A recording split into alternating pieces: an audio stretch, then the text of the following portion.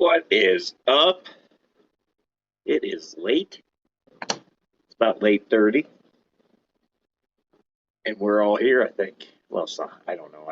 I'm lost in something land here. Crap. Oh, there we go. What's going on? How's everybody doing? Hopefully I got good audio, good video. Hopefully that would be great. It worked on my end. I don't know about everybody else's. This hat is really starting to get painful. Kind of ran out of time. So we're going with last week's hat because why not? So how's everybody's Saturday going? Ours isn't going that great, but we're going to make it fun. Woke up today feeling like crap, but not like totally ran over crap, just like a Ford Ranger hit me, not a full-size pickup, just a small pickup. Let's see. What do we got here? We got Levi here. What's up, Levi? How you doing? Mystery Snail Guardians made it in. What's up? Bex Fisherman is here. How's it going, Bex? Lady Metalhead, of course. Somehow she's awake. Misfits here. What's going on? Lefty made it in. How's it going, Lefty? Stephen P. is here. Facebook user. Hi, Facebook user. Scuba Steve's made it. How's it going, Scuba Steve? Dennis Christensen. How's it going? Joe Walkwell. How's it going, Joe? Sorry, I have to scroll up and my camera's right there. I guess I could have done it on the other side. Yeah, well, you know. Try and set this sump up. My first time I ever give, I'm good to sleep on it. Sumps can be tricky. Sumps can be very tricky. But once you got it dialed in, it's good. But it's just the getting it dialed in part. Jenna P made it in. How's it going? Misfit says, not a whole lot, man. Just working on some overlays for my stream tonight, hanging out with you beautiful people. Well, thanks for stopping by. Joe says, okay, you said my name, LOL. I'm going to bed. Yeah, this is kind of the late stream, but we're going to try and reduce it. We're going to try and reduce it from 6 hours to 3 this time. So, or, at most 3. Probably only like 1 or 2, honestly. But Matt says, say my name, Josh. 3G made it in. We got somebody here. Who's this? Let's see who this is. Let's bring him on in. Uh-oh, what'd I do?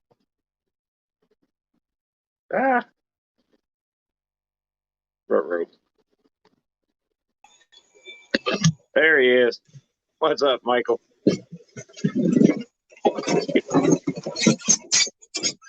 Matt says I was hoping for 8 hours. Yeah, that ain't happening.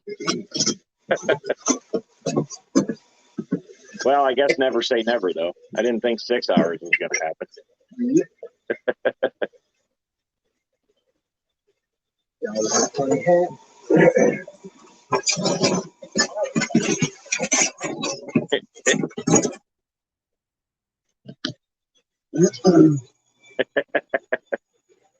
There we go. Nice hat. That would be the one and only Michigan Tropicals. Michael from Michigan Tropicals.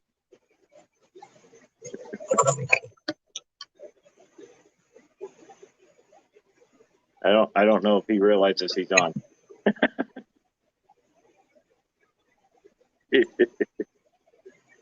We'll give him a second to get set up here.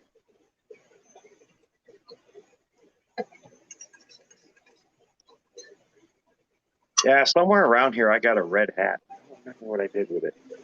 I bought it at a race just because I was drunk. Happens quite often with me, especially at races. I can't hear you. Can't hear me? These out. Especially at races. You don't have a TV on in there, do you? Can you hear me? Can you hear me now?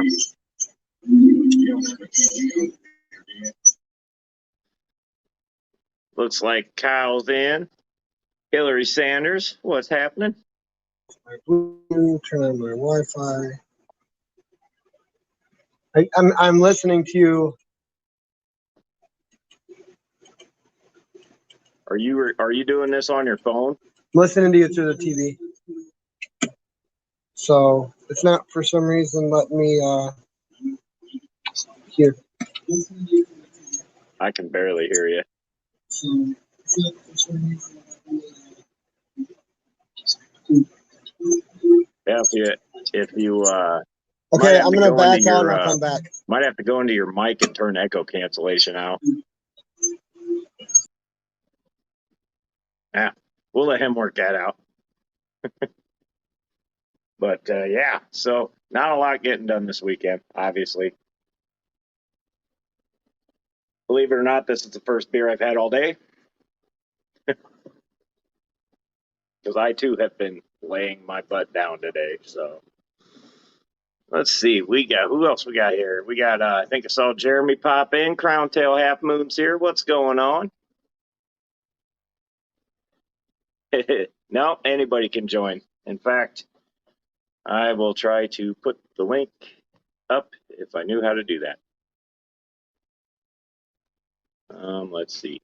Oh, that didn't work. Okay. Outdoors with Big Matt's here. What's happening, Big Matt? I can't remember how to put the link up. Oh, maybe I can just do this. Copy to clipboard. And then I got to figure out how to make a comment. Bam, there we go. Oh, look at that. I think I did it. There is the link. So anybody, as long as I can see your face, feel free to pop in. We'll just have ourselves a good old time.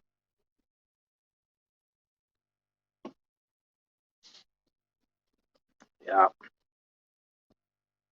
Yeah, it's not the C word that we're not all supposed to say or something. The ghost that just went swooping behind me is my youngest.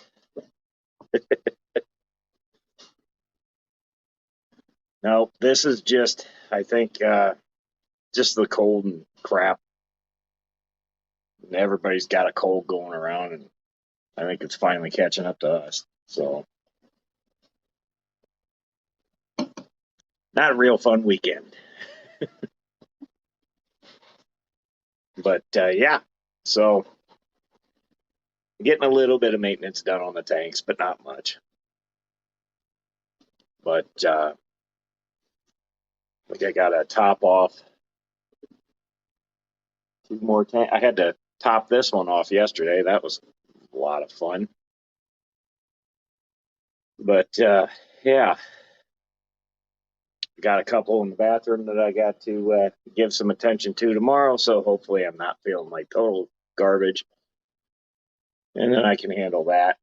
I got 1 or 2 out here I'm going to have to top off. But yeah. So looks like we got somebody back in here. Let's see who. Uh-oh. It's that Von Yenzer guy. What's up, Von Yenzer? Not much. How you doing tonight? I am doing good. Where'd Kyle go? Do what? Where did Kyle go? I don't know. He might be playing a game. I can hardly hear you again. I have no idea what's up with my mic. Oh, that's right. You can't turn that up. It's a garbage system. Man, either that or I got this thing going behind me too. That doesn't help. Let's see. You're on StreamYard, right? Yes, sir. If you click on the let me find the button here. If you click on settings and you go to audio, you can turn your mic up. I'm working on it. I don't know how it is. I don't know if it's on a computer or what, but I know on the phone you just click the little 3-dot button thing. That's about the extent of my knowledge for computers. Jeremy says every audio's fine. He's got headphones. I don't even have a spot on this phone to plug headphones in. I could do it off the TV, but this would interact with that poorly. So yeah, we're not gonna do that. Oh, he's got the puppy up there. Which one's that? Which one? Hold on, let me see if I can turn it up on my end. Maybe that's my problem. I'm just going deaf. Mic volume, no. No. Hmm.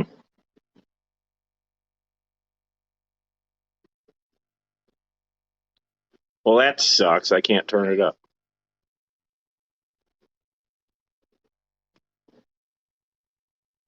Who else we got in here? Oh, looks like we got Michael back. Timothy Sanders made it in. How's it going, Timothy? Now we're seeing Vaughn, you have no sound now. Let's see if I can turn him. It says I can turn you up, but I don't know how to do that. We'll try it here. I don't understand this stuff.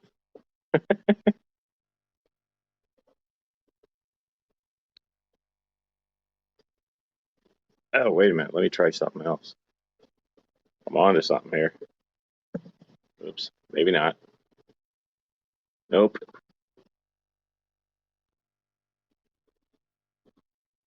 Maybe there. Sounds. Volume. Media. How about now?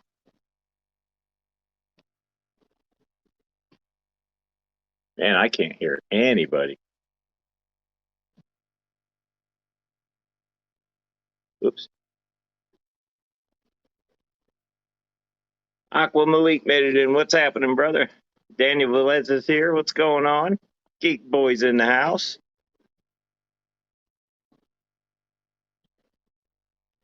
And this thing is just crashing for some reason. I can't hear nothing.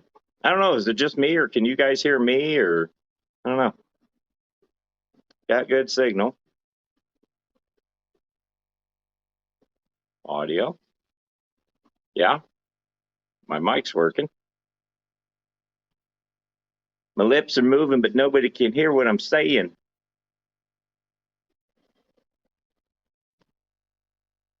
Uh-oh. We're losing everybody. What the world? There we go. There we go. Now it's working. Now It took I me a can minute. This is the first time I've ever done it. Yeah. I can hear you, but So is this we fit lost- as we a funny lost hat Vaughn. for the day? Hey, that works. All right. It's the old cleater hat. We lost Von Yenzer. I don't know where he ran off to, but he went muted there for a second, so I don't know what he's got going on. Gotcha. But yeah. Anything new So and exciting going on over there on your end? Oh, just working every day. This camera does not give me a fitting look. They never do. It's either that or I'm really letting myself go. Yeah, I invited some people in. We got Aqua Malik. I've seen it pop in. Yep, Tim and Hillary should be in here. Got some other friends and maybe some customers popping in, so that's cool. Well, heck yeah. We'll just have ourselves a good old time. Like That's we the got way we do it. Rantone made it in, and Scott's Aquatics here. What's happening?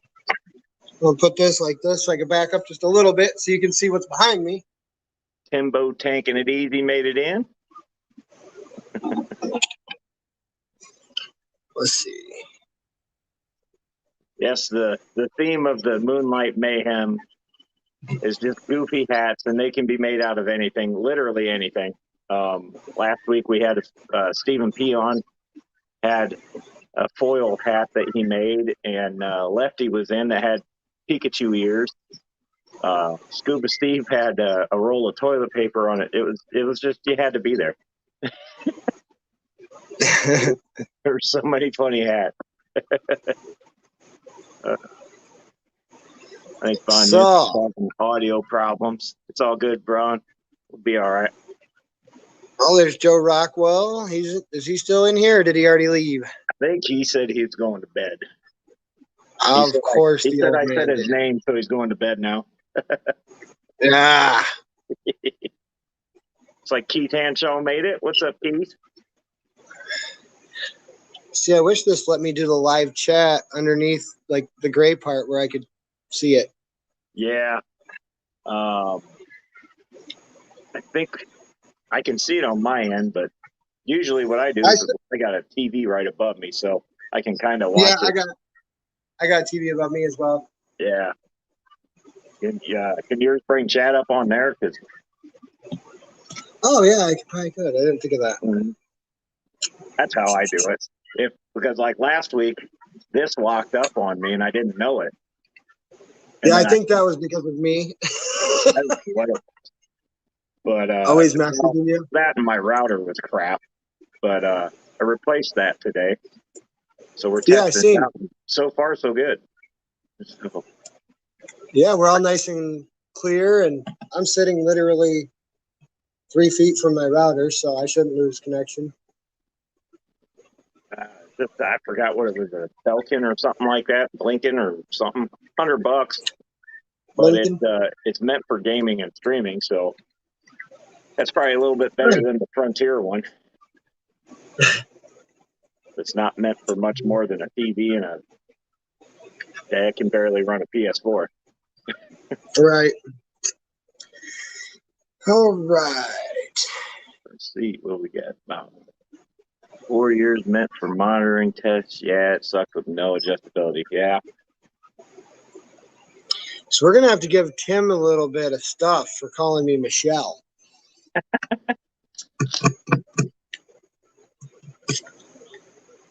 Seen old Ronnie on earlier. What was that? I don't remember what it was now. Oh, He likes to go Facebook Live. Yeah. I don't think he was live, though. Maybe. He might have been. I don't remember. Oh, man. What all you got behind you? You got planted. What those look planted? Are they planted? Well, one of the main reasons why I wanted to come in tonight was because I have some water changes to do. So I can take you around to a few that don't look too bad. Actually, I can show you some new guys that we just got in. Let me see if I can flip this. I don't know if I can flip the camera around or not, but I'll just turn it. Why not? And we got a Stephen P. in the house.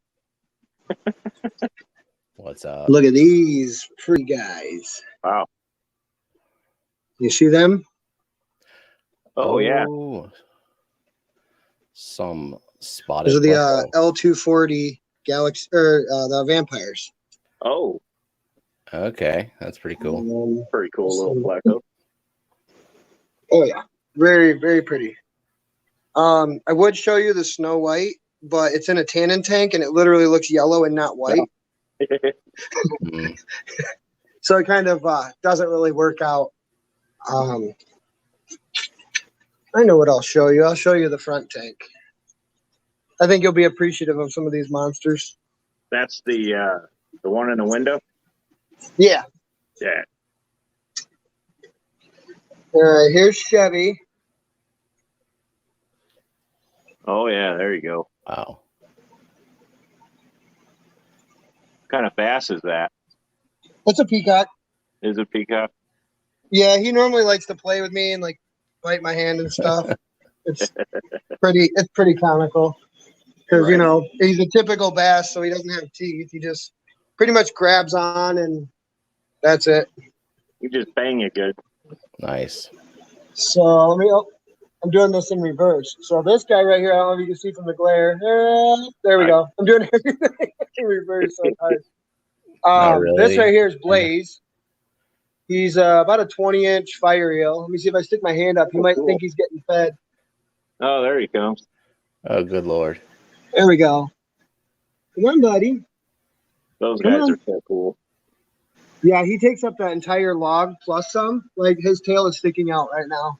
Huh. So he's my boy. He likes to be hand fed.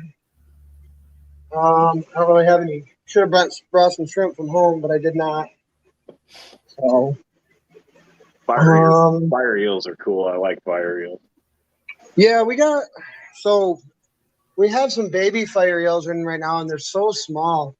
They're on hold right now because for some reason they just popped up with ick randomly, and I don't understand why. But look how small these little guys are. They're like little worms. Oh wow. Wrong way. That one up there? Oh yeah. Yeah, they're tiny. They're maybe 3-4 inches. They're just little guys. You know what? It'd probably help if I did this. How about that? Oh, just Kind give of. me the spotlight. We just went away, really. This is normally where we keep our rays. This is a 180-gallon. Oh, figures. The lights just shut off too. This is a 180-gallon lowboy or a frag tank. Oh, cool. Originally for salt water.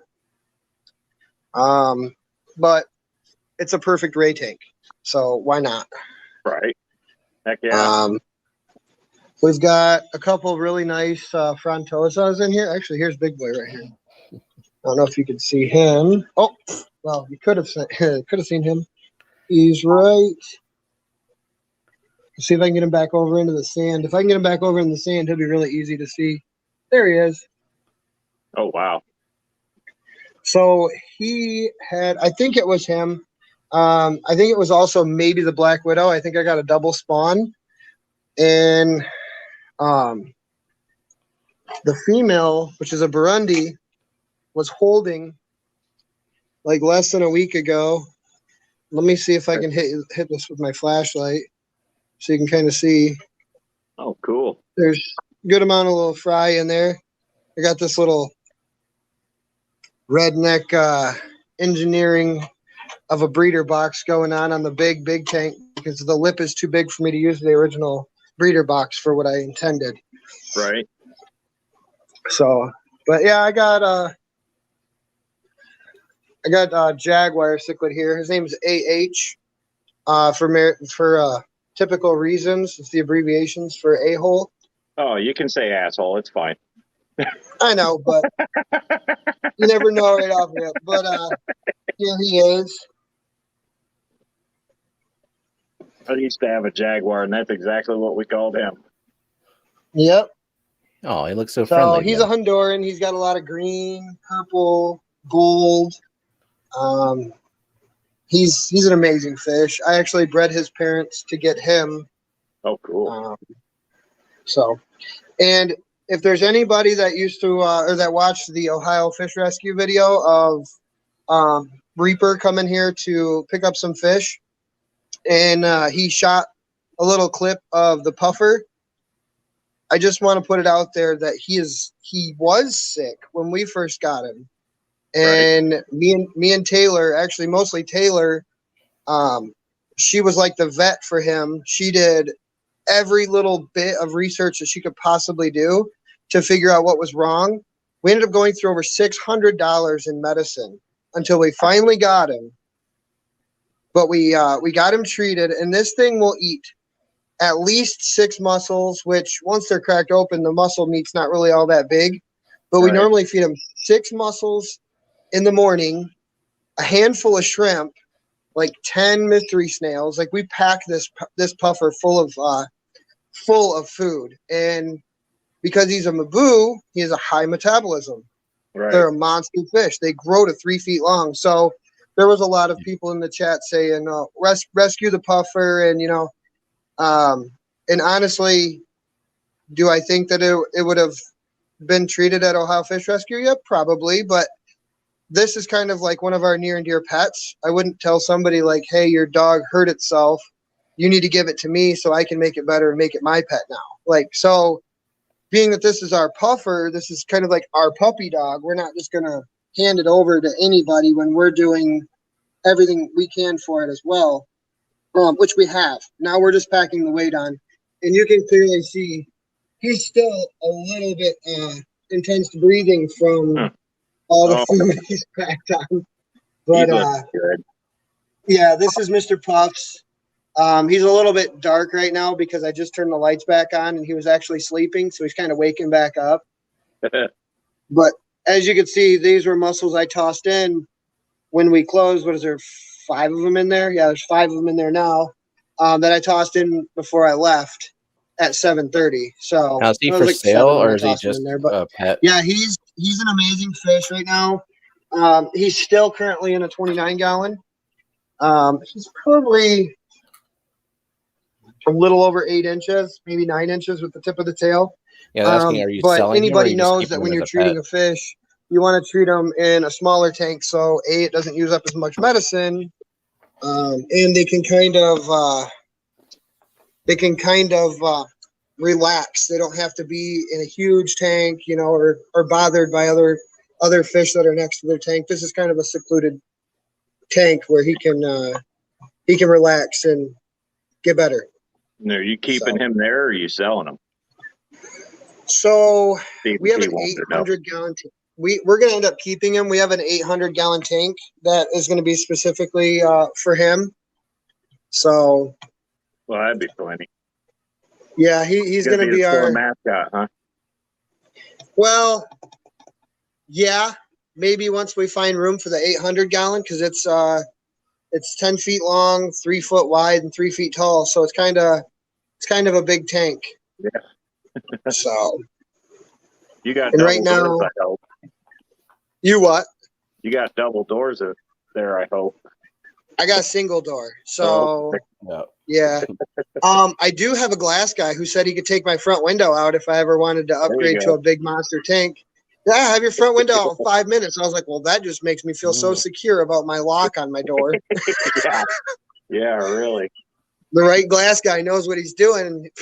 It doesn't matter what you got. He's got your window out and he's leaving with your TV.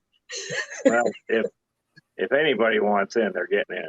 I mean, it's the front of the store is all glass. So yeah. Yeah. Locks are for honest people. if they want in, they can get in. Yeah. Yep. Let's see. Go back to chat. What kind of puffer were you looking for, Steven? I know you said earlier you were looking for a specific puffer. Shouted in spotted Congo. Right. Yep. Something I don't have to keep in groups. Something that's not a complete jerk and not saltwater. I can't hear him at all. Am I silent? Hello? No, I can hear you. Okay. Yeah, I just can't hear him. I can hear all 3 of you. Okay. Weird. I can hear all 2 of you. You can hear yourself too. There's why he didn't answer your question, Steven. He couldn't hear you. Oh yeah, I can't hear anything that he's saying. Let me back out of here. Yeah, for some reason on my screen on my phone he's still loading. Really? Yeah. I don't know. What was his question? Well, he was asking if that Mabu is for sale. That's why I heard it. Yeah. So when we're able to get Mabus, when they're imported in, and I can't hear you. So if you start talking, I'm gonna have to keep looking up at the TV to see if you're talking because I can't hear you. Let me if try I start out. talking over to you, it's not back. on purpose. Okay. When we import them in, generally they only allow us like maybe 2 or 3 at a time. I don't know why, but that's just their stipulations. When you order them, you can only have a couple in. So they're usually already claimed by that point. Can you hear me now? Yes and no. I do have a lot of people who always want them, but I can hear you, Steven. Yeah. Yeah, that's so odd. No, I can't hear him, and he's still loading. I can't even see him on my phone. Huh. How weird. And yeah, 'cause I can. You both are in real time for me. Yeah. Yeah, I think everybody I can. love it. Yeah, that's so odd. Weird. Huh. I was gonna try using my earbuds, but Well, if you can't even see me, they well, weren't he linking can't up see me, so that's yeah. for I some don't reason. get Yeah, because I've got both of you on screen. Hmm. I don't know. Are you Wi-Fi in there? Or? Yeah, I'm connected to high-speed Wi-Fi. Oh, okay. I see John. Yeah, Who was that sneaking behind Buddy you? Is that your Johnson. daughter? yeah. No, that was my dad. No, it's not AT&T, Malik. Metal hip. What did he call himself? Steel leg. That's what he called himself. Yeah. No, he about a year ago, he fell in my parking lot at work and broke his hip when they had to put steel pins in it. So now he calls himself Steel Leg. Now, Steve, Malik says he can hear all three of us. Well, everybody's saying they can hear all three of us. Yeah, I think it's my phone. I don't know why it's still. Steven is can- still loading. I can hear and see both of you guys loud and clear. Dave Farrell says he can't hear me, but he's texting and not talking. I'm scared to back out and come back because I might mess this up. Nah, you're good. It's so strange. I can hear him and see him fine. Like John says, shrimp daddy. Because I get him all of his feeder shrimp. Oh, cool. Yeah, I don't know. It's the curse, man. It's like all of my streams are cursed one way or another. Yeah, that is weird though. Very strange. Yeah. Well, I wasn't asking if he could get a shot at NI though, because I'm gonna get my shot at NI from Dan if he still has them. Oh, because if he does, he's had them for a while. I couldn't remember what it was you said you wanted. Yeah, that's the one I want. Because I don't want one that just like sits in hiding all day as like an ambush predator. Right. And I don't want one where I have to get like 6 of them or 3 of them or whatever, like the Amazon puffers. Right. And I wouldn't mind having P puffers as well, but it'd be either those or the shot at NI. He popped back here. Yeah, I've had figure 8s, and they were really cool, but I don't know what happened there. Oh yeah, the figure 8s, and the figure 8s are pretty aggressive, aren't they? No, horribly. They're pretty mild mannered. How big do they get? Not very. It's only, I think, maybe like 4 to 6 inches. I think. Okay. They don't get very big, but you do have to convert them to brackish. And I think my problem was I didn't convert them in time or something like that. There's a time frame where you have to get them out of fresh to. Yeah, I dropped the ball. That's probably why I haven't looked into them, because I want one that's purely. Oh no, Dan's out of spotted Congos. Boo. I think when we were in Ohio, Kyle Jada was looking for spot, and they didn't have them. They had one that was close, but I don't remember what that was. But it wasn't. Was it, Kyle? If you're in here, was that a spotted that they had? That wasn't. What kind of pepper was that? I don't know if it was a Fahaka or not. Yeah, Bahakas get too big. I don't have a tank. I don't have the space for a tank like to support it. I think you need at least like 120 or something like that. Yeah. Well, and see, we're wanting to do a Mabu puffer with the thought in the back of my mind that I'm going to have to go bigger than a 150. At some point, I'm going to have to go bigger. For a Mabu puffer? Yeah. I think you have to go like really, really, really big. Yeah, it'd have to be at least like 300 or 400. But to get them started at 150 will be okay. Yeah. So Timbo, every time I hear or read about Amazon puffers, it always says best kept in groups. I don't know if that means that like they'll be super sad and depressed and lethargic if they don't have a friend, but I'm looking at it on Dan's. We got those figure eights and we bought a pair of them, and they were doing great for weeks, and then whoopsie. That really sucked too, because they were both little characters, man. You had the one that was kind of like shy, and the other one was like, "Here I am." Yeah, I do like the individualized personalities in some of those fish. No two are the same, you know. And then a lot of that can be said about a lot of fish. I mean, none of them act the same. Yeah. Like I've got 2 red devils in my other 150, and one's always out. Groot, he's always out looking at you like, what you doing? And Rocket likes to hide in the rocks, unless it's feeding time, and then he's out. Oh, is that why his name is Rocket? Because of the rocks?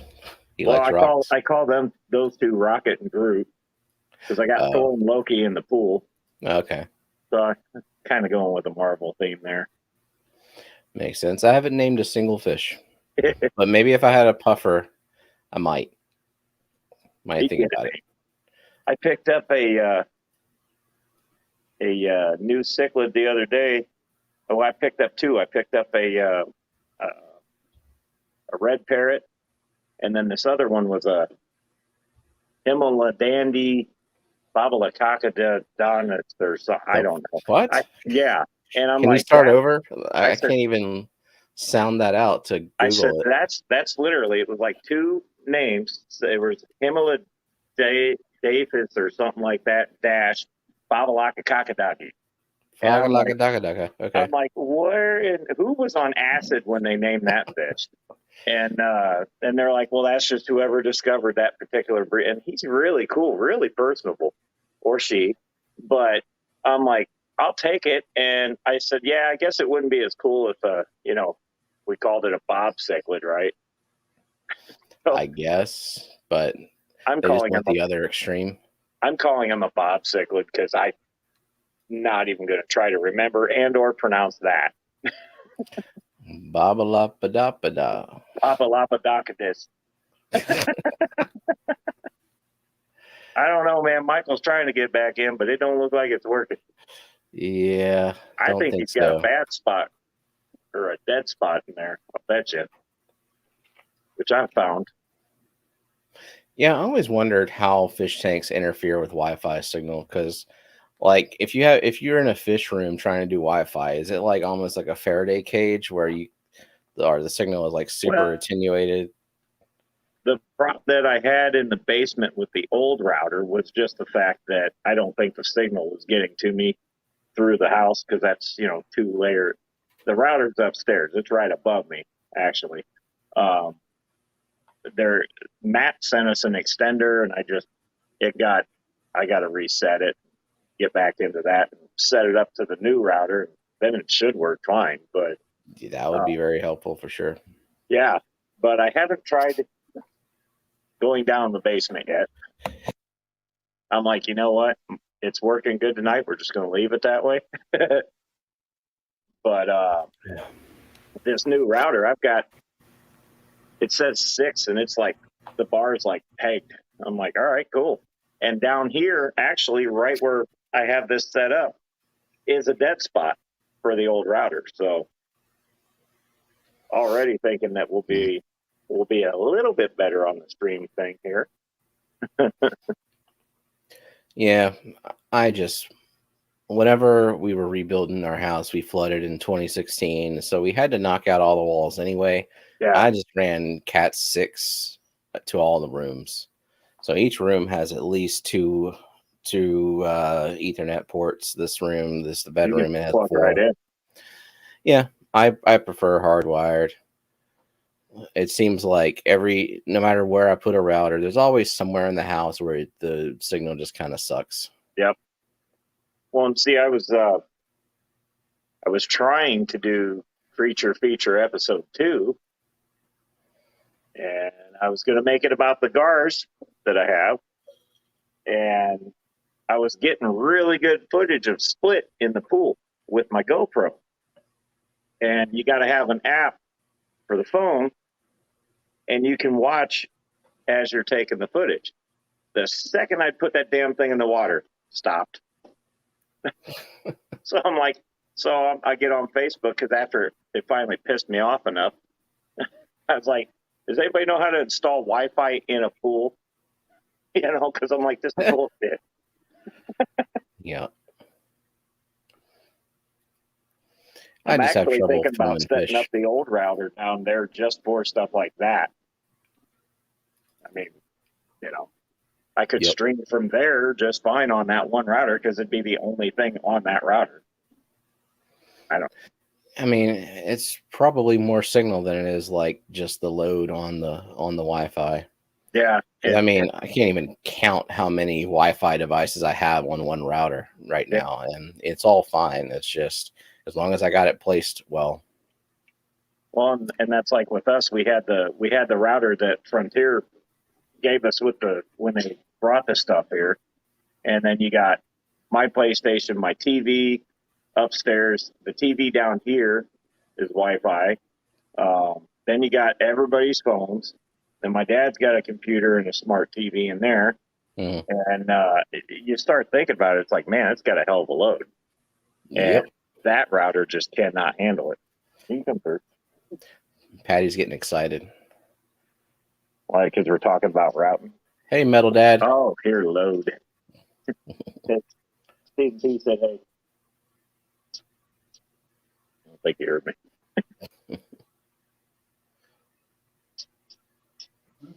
Steve B said, hey, metal leg.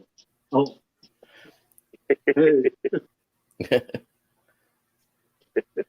Hey, Metal Leg. I said Metal Dad. Oh, metal dad. Either one. Either one. But yeah, DD. I think we're improving on the internet trees at least. Dee Dee made it in. What's up, Dee Dee? Yeah, where is everybody? Who else is going to come up on panel now? I don't know.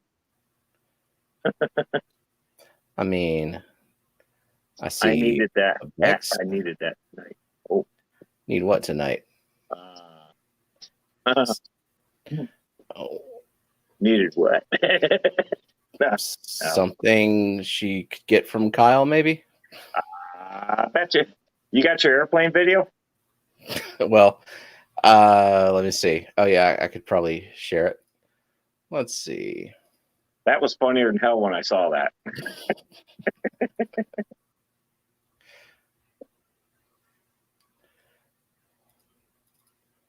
Where? Man, I am so unorganized with videos. Like I have folders with the best intentions, but then the folders get cluttered themselves. It's all good, Vaughn. All right. Trust me, I know how internet computer troubles are. I totally get it.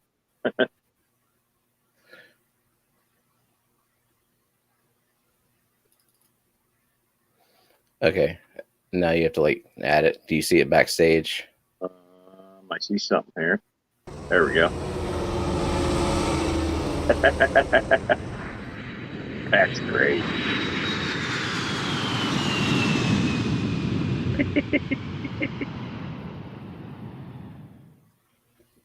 Oh, I do. And I know how to do that. Well, sounds like you need to do it. I think so. Let's see. We'll take this one off, I think. If I can remember how to do it. I found it earlier.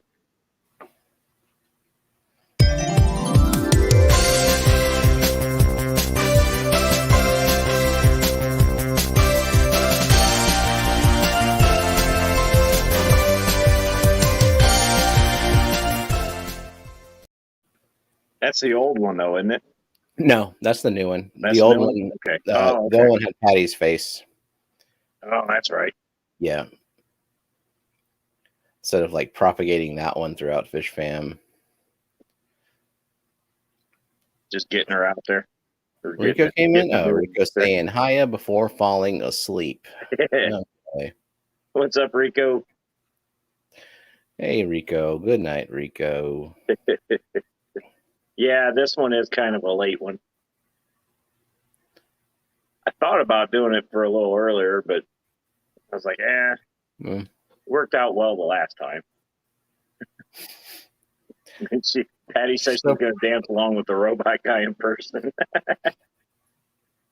That's funny. I want you to do the purple guy moves. Yeah. The fuzzy one? Yeah. Yeah. The breakdancing fuzzy thing. I can be the horse. Horse is easy. Yeah. Yeah. I can just be the cat. This is the wobbly neck. Yeah. Weird look on its face. All right. Michael's trying again. Let's see if this works. Well, that's a different layout. I don't think it's working. I feel bad because he wanted to jump in, but having some troubles there.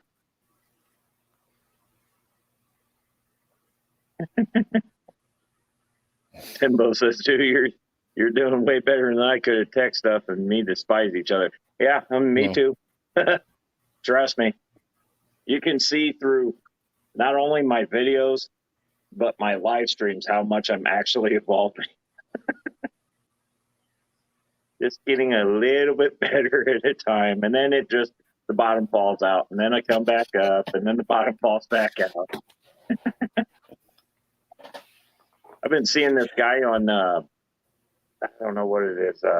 I'll get in like a video tunnel on Facebook or a rabbit hole, and this guy pops up about making your Androids faster. So I'm like, oh man, that's cool. Did that. Dude, my phone went a little bit quicker, and I'm like, this guy's onto something. Oh man, there's you clear some sort of like hidden fat cache, and it speeds up your phone. Okay. You got to hit *9900#. Oh, I think those are like complete bullshit. It worked on this one. Mine was getting kind of laggy.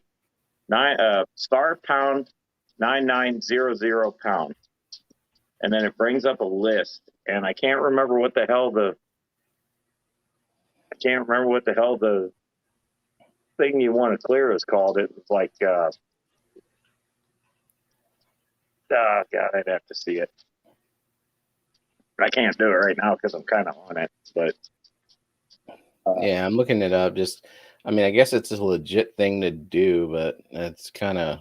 I guess it just clears like back the hidden dark storage somewhere. Yeah, Something. It's not developer mode, Lefty. It's some magical command. Let's see, Android Central is what they're talking about. Hang on, I gotta let the dog out. Hang on. Okay. It's a bit like trying to improve your body's performance by removing parts of your anatomy that you're unfamiliar with. Generally not recommended. Okay. Secret dialer code menu. I wouldn't mess with that stuff. Well, it's not giving me information. That's just saying I don't know what it does, so don't do it. I did it, and it didn't screw anything up. That's good. I might have been the lucky one, though. There's a bot. Do you have mods? Yeah. Get him. This one? Everyone go to vom.red. I bet it's a great site. Yeah. Not anymore.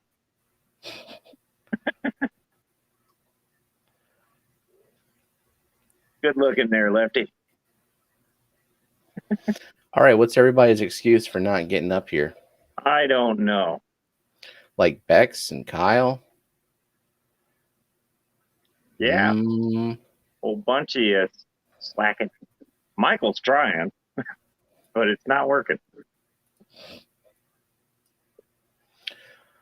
Bomb.red. Give it all your information. Mhm. I don't know about y'all, but when I'm looking to discover new content, I rely on the bots that come into chat rooms and spam their little link. Yeah. It's always something interesting there. There's been a couple interesting ones pop up on the streams and my videos. I'll be like, oh wow, this person liked my stream, and then all of a sudden, oh, hell. Rico Stan says, I'm 100% naked. All right. There's an image I didn't want. Is that his like warning before coming up on panel? Oh, let me be right back. Kyle had a long work day. Is getting up early. All right. Give me a few and I'll come up. Damn right. Spoiled Patty's appetite. This isn't like you got to be on here or no or anything like that. Nah, if you want to pop up, feel free. If not, don't worry about it. Pics or it didn't happen. Yeah, post those pics.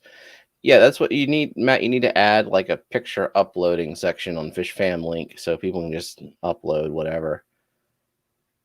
There's no way that could go horribly wrong. TikTok Bandit. He'll have his own page. No way at all that could go horribly wrong. No.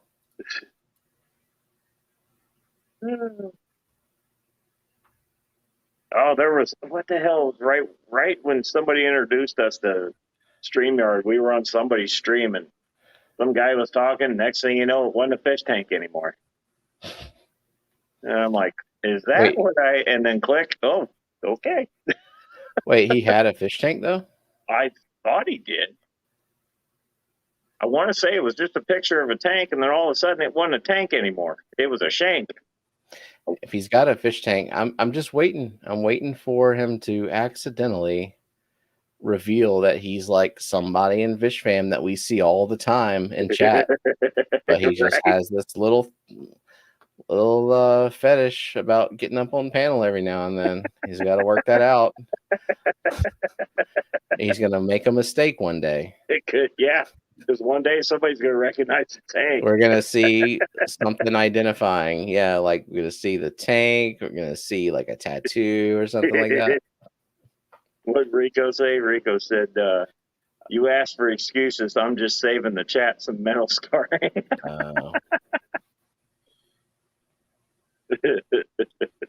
That's funny. Yeah, I'll bet you're right, though. I'll bet it is somebody that has a burner account that doesn't give a shit. Has like one fish tank. All right, let's think about who in FishFam have we not seen on camera ever. It's quite a bit. Yeah. Anyone ever seen Mystery Snail Guardians? I have, actually.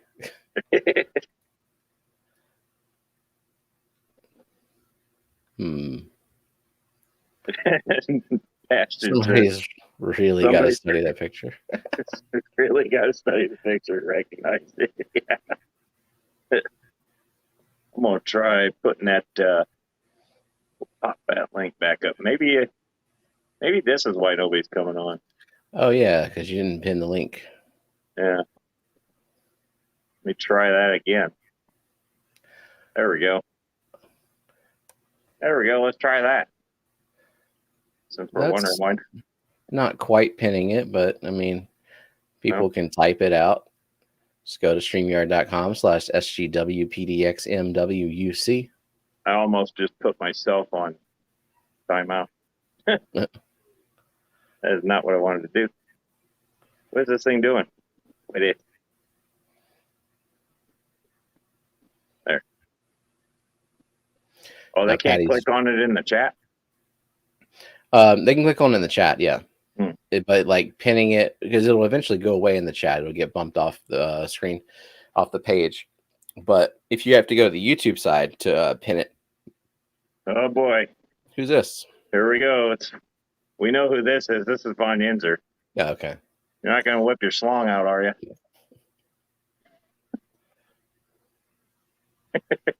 This is how that started. Okay, he says in he private said chat, give up on the audio. audio. Oh Yeah. well. I know how that goes. We'll run your tank for a little bit. Let's check it out. Let's see what's in there. Ooh, look at that. I'm getting fancy with the solo pick. Man, my TV is really behind. Oh, wow. There it just popped up. So some Tetras. Those hatchets? I thought they were Tetras. Yeah. Jenna's better at identifying fish. What are they? I also saw some Tetras, maybe a platy. I don't know.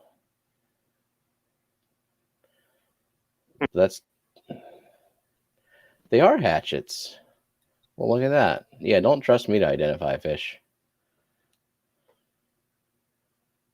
Ember Tetras. Okay, well, at least I did see a Tetra. Yeah. It almost looks like hatchet from this angle. He said in chat hatchets. So there's yeah. You mean I was right? And you were. Holy crap. That's a little bitty discus or something. Okay, there's the hatchets up there. Oh, yeah. That's a good looking tank. It is. Ember Tetras.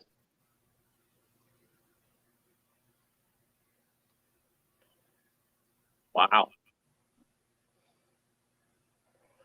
Is it a tall tank? It almost looks like a hex almost. Yeah. Hey, Vaughn, type in what gallon tank that is.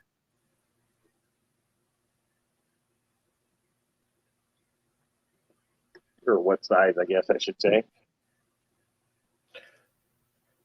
Yep. Gallonage. Dimensions. Gallon. It's a 30-gallon tall. Cool. Nice. Good setup. Yeah, it did look tall. Hatchet fish are cool. Jenna doesn't like them, though. I think if you get them in schools, they're a little bit more fun to watch.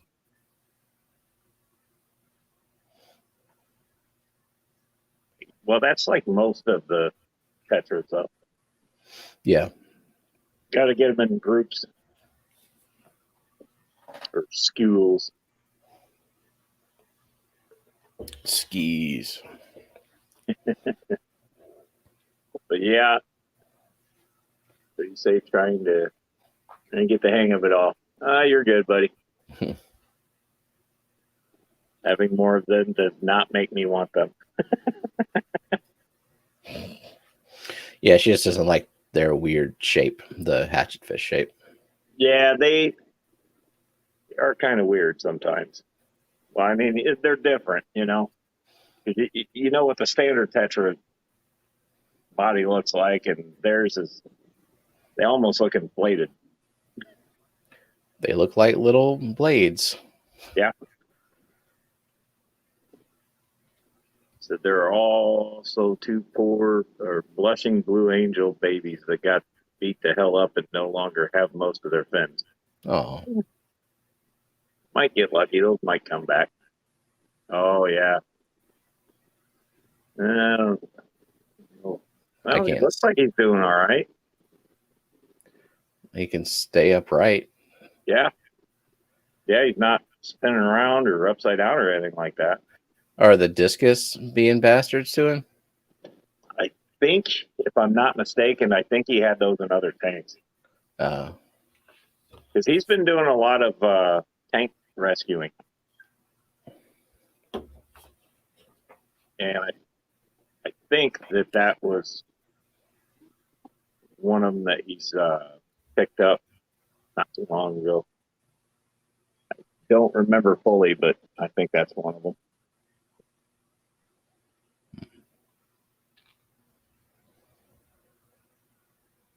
Let's see. Malik says, yeah, and jumpers. What, the hatchet fish? Uh-oh. I got to keep playing with my. I know that. But if I. Us as a robot, and I just hit echo cancellation, and it come back out just fine. Oh, okay. You cut out for a second. You just said, I need to keep playing with my, and it cut out at that time. Yeah. And that's when I went, uh-oh. Because I'm like, sure that's going to be recorded somewhere. eBay angelfish. Interesting. eBay angelfish? Yeah, the baby discus from an LFS. The angels came from eBay. Uh-oh. Uh-oh, we're in trouble now. Uh-oh. Hey. It's the foiled tiara. I said I was going to make one. Yeah, that's what we were waiting for. Is you had to make the tiara. Yeah, I was like throwing it together. I'm like, Kyle, go get me the foil, quick. And then I'm like, shit, it won't stay. I gotta pin it up. Even Nice. wore a breathable hat tonight. Oh yeah, like it has got a big hole in the top of it. This came out of like some kind of mystery box for Jake and the Neverland Pirates my son got years ago. I started rooting through his toy box for hats. I know he had a few in there. Whatever's clever. Crown. I'm just wearing last week's hat because I waited around until about 15 minutes till, and then I went, shit. It's okay. I was on the fence. I was like, man, I'm tired tonight. Do I want to go up? Do I want to just kind of hang and chat?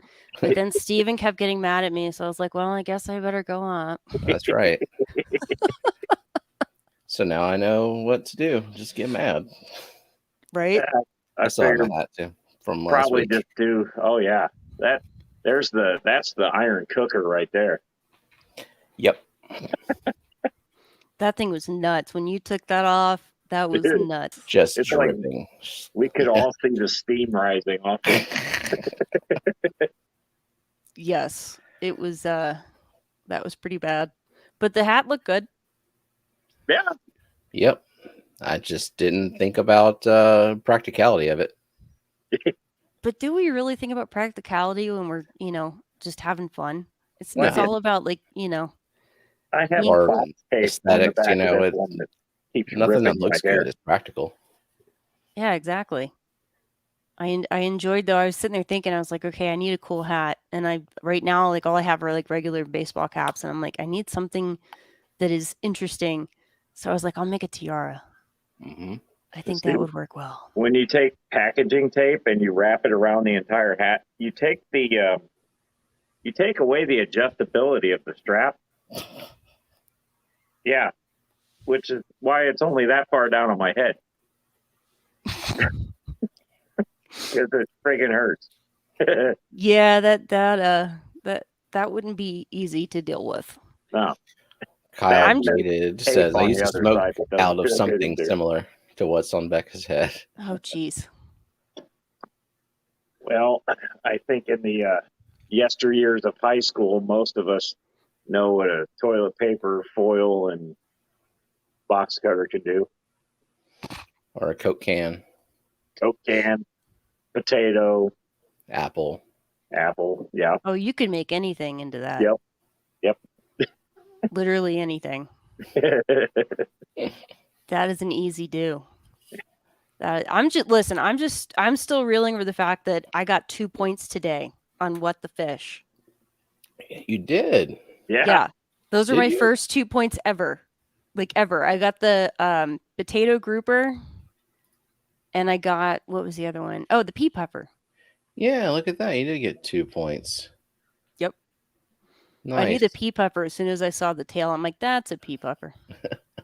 I was kind of watching. She was watching the live, and I was up there playing Destiny. And I was kind of looking over, and I'm like, looking at it. I'm like, I don't know what the hell. I'm like, the first fish kind of started to look like a, what do they call it, Bismani? But they don't have the streamer off the top. Well, I fucked up at first, and I used one from several weeks ago. And it just so happened, like, I thought it looked like the Daisy rice fish. And so I was like, no, this has to be the current one. But yeah, I got screwed up by the fact that it said 22, but it was 2022. Like, I date them Right. for each stream. And I just wasn't paying attention.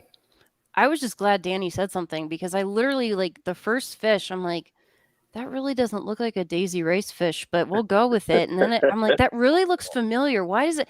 And then the second one, I'm like, oh, we've been here before. We have totally been Yeah. here before. So I didn't want to sound like an idiot. So I started to go back through the old streams. I'm like, am I just like losing it or something? And that's when Danny piped up. I was like, thank God. I thought I was going crazy. Yeah. Well, the second one, I was like, what is this? This is not one of the food fish.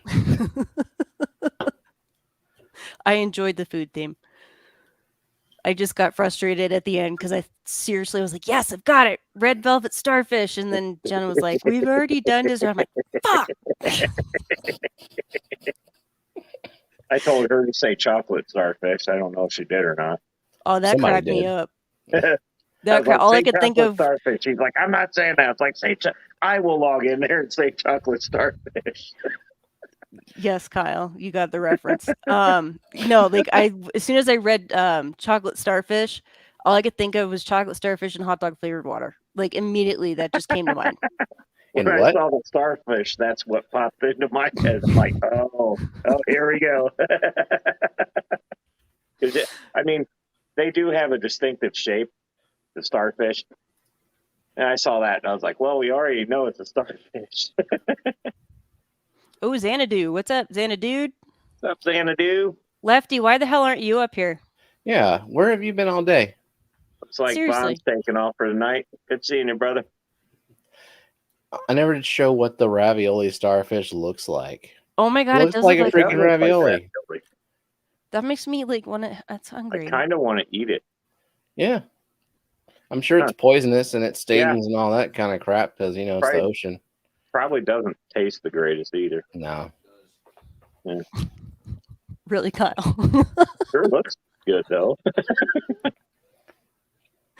It really does look like a little ravioli. I would totally throw some spaghetti sauce over that.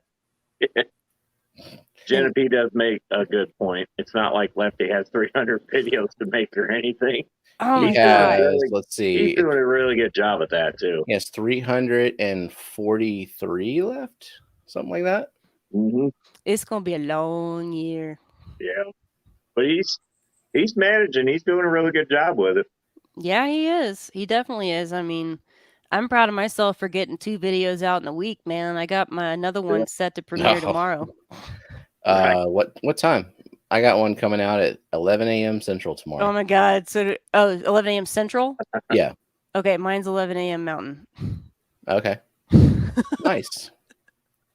I have Yeah. Maybe an hour after mine. this week. Well, Oh, you know what? The YouTube analytics said to release it at 11 a.m. and so I listen. Shit, man, I can't follow up, Steven. That's Well, not fair. I think we got him back. All right. Are you there? Good working. Can you hear me? Yeah. Yeah. Yeah. Can you hear me? Am Yeah, I can like a hear- I loading can hear screen? all y'all. All right. You can hear Yay. all of it? All right. Jeez. I had to use you guys on the iPad, but something funny is that. I'll put it right here. Hey, whatever Oh. works. Who are those guys? I don't know. One of them's wearing a goofy hat. Which one? Oh yeah, that's true. Mine's not a premiere. It's just Mm-mm. scheduled upload. I don't ever Is do yours premieres. Oh, Mm-mm. I've done a couple of Um, premieres. I learned the hard way. Don't hit the premiere button unless you want to. I premiered the rap video, and I think that was probably the right move. But normally, don't really want to. And I also premiered the fish keeping done for your life thing. One of my, I can't remember which videos it was. It was one of them in the last few weeks. I was like, I wonder what this premiere button does. So I did it, and then I set it for the time to come out. It was like 8 or something, and everybody was in chat with other people. Where's Metalhead? Next thing I know, I'm like, I get a notification, so-and-so commented on your, I'm like, well, damn, that was quick. And then I looked at it, I was like, oh, this is a live chat. Oh, Oops. shit. Whoops. I got it. Wasn't even that great of a video. Making Yeah, everybody- I had no idea what Premiere meant at first because I'm still noob when it comes to some of the YouTube Mhm. functions. But like as soon as I saw that with yours, Steven, I was like, oh, that's what a Premiere means. No, we're not doing that. Why I wish not? I would have seen that. What? No. Seen what? The go live when I'm in bed? Yeah, I wish I would have seen the premiere of that because I'm like, wait a minute. No. So the thing about that is whenever I've done a couple of streams where I didn't go through StreamYard, I went through OBS. OBS makes it dangerously easy to go live. Like you click one button and you're live. Oh, And wow. if you don't unclick that button after you end the stream on the YouTube side, it just goes live again. Like, I don't know, at some random time, it just went live. I'm just on my laptop in bed. I'm not doing anything bad or, like anything embarrassing, but I'm live. That could have been bad, though. Yeah. And it's happened twice. That is So, yeah. Yeah. I mean, it happened to Dan electrical too. tape over So. the camera stuff there. It happened to Dan. Oh yeah, like there was I want to say it was a couple weeks ago. He had no idea that he was live, and he was like messing with all kinds of stuff, and everybody's like, "You're live, Dan. You're live." And then finally he sits down, and is like, "Oh crap." I think the Ferals also went live accidentally. They were trying to set up Premiere for a video, and they ended up going live just for like a minute. But they were there, and then they left. Nope. I'm glad. This is why I don't live stream yet on my own anyway.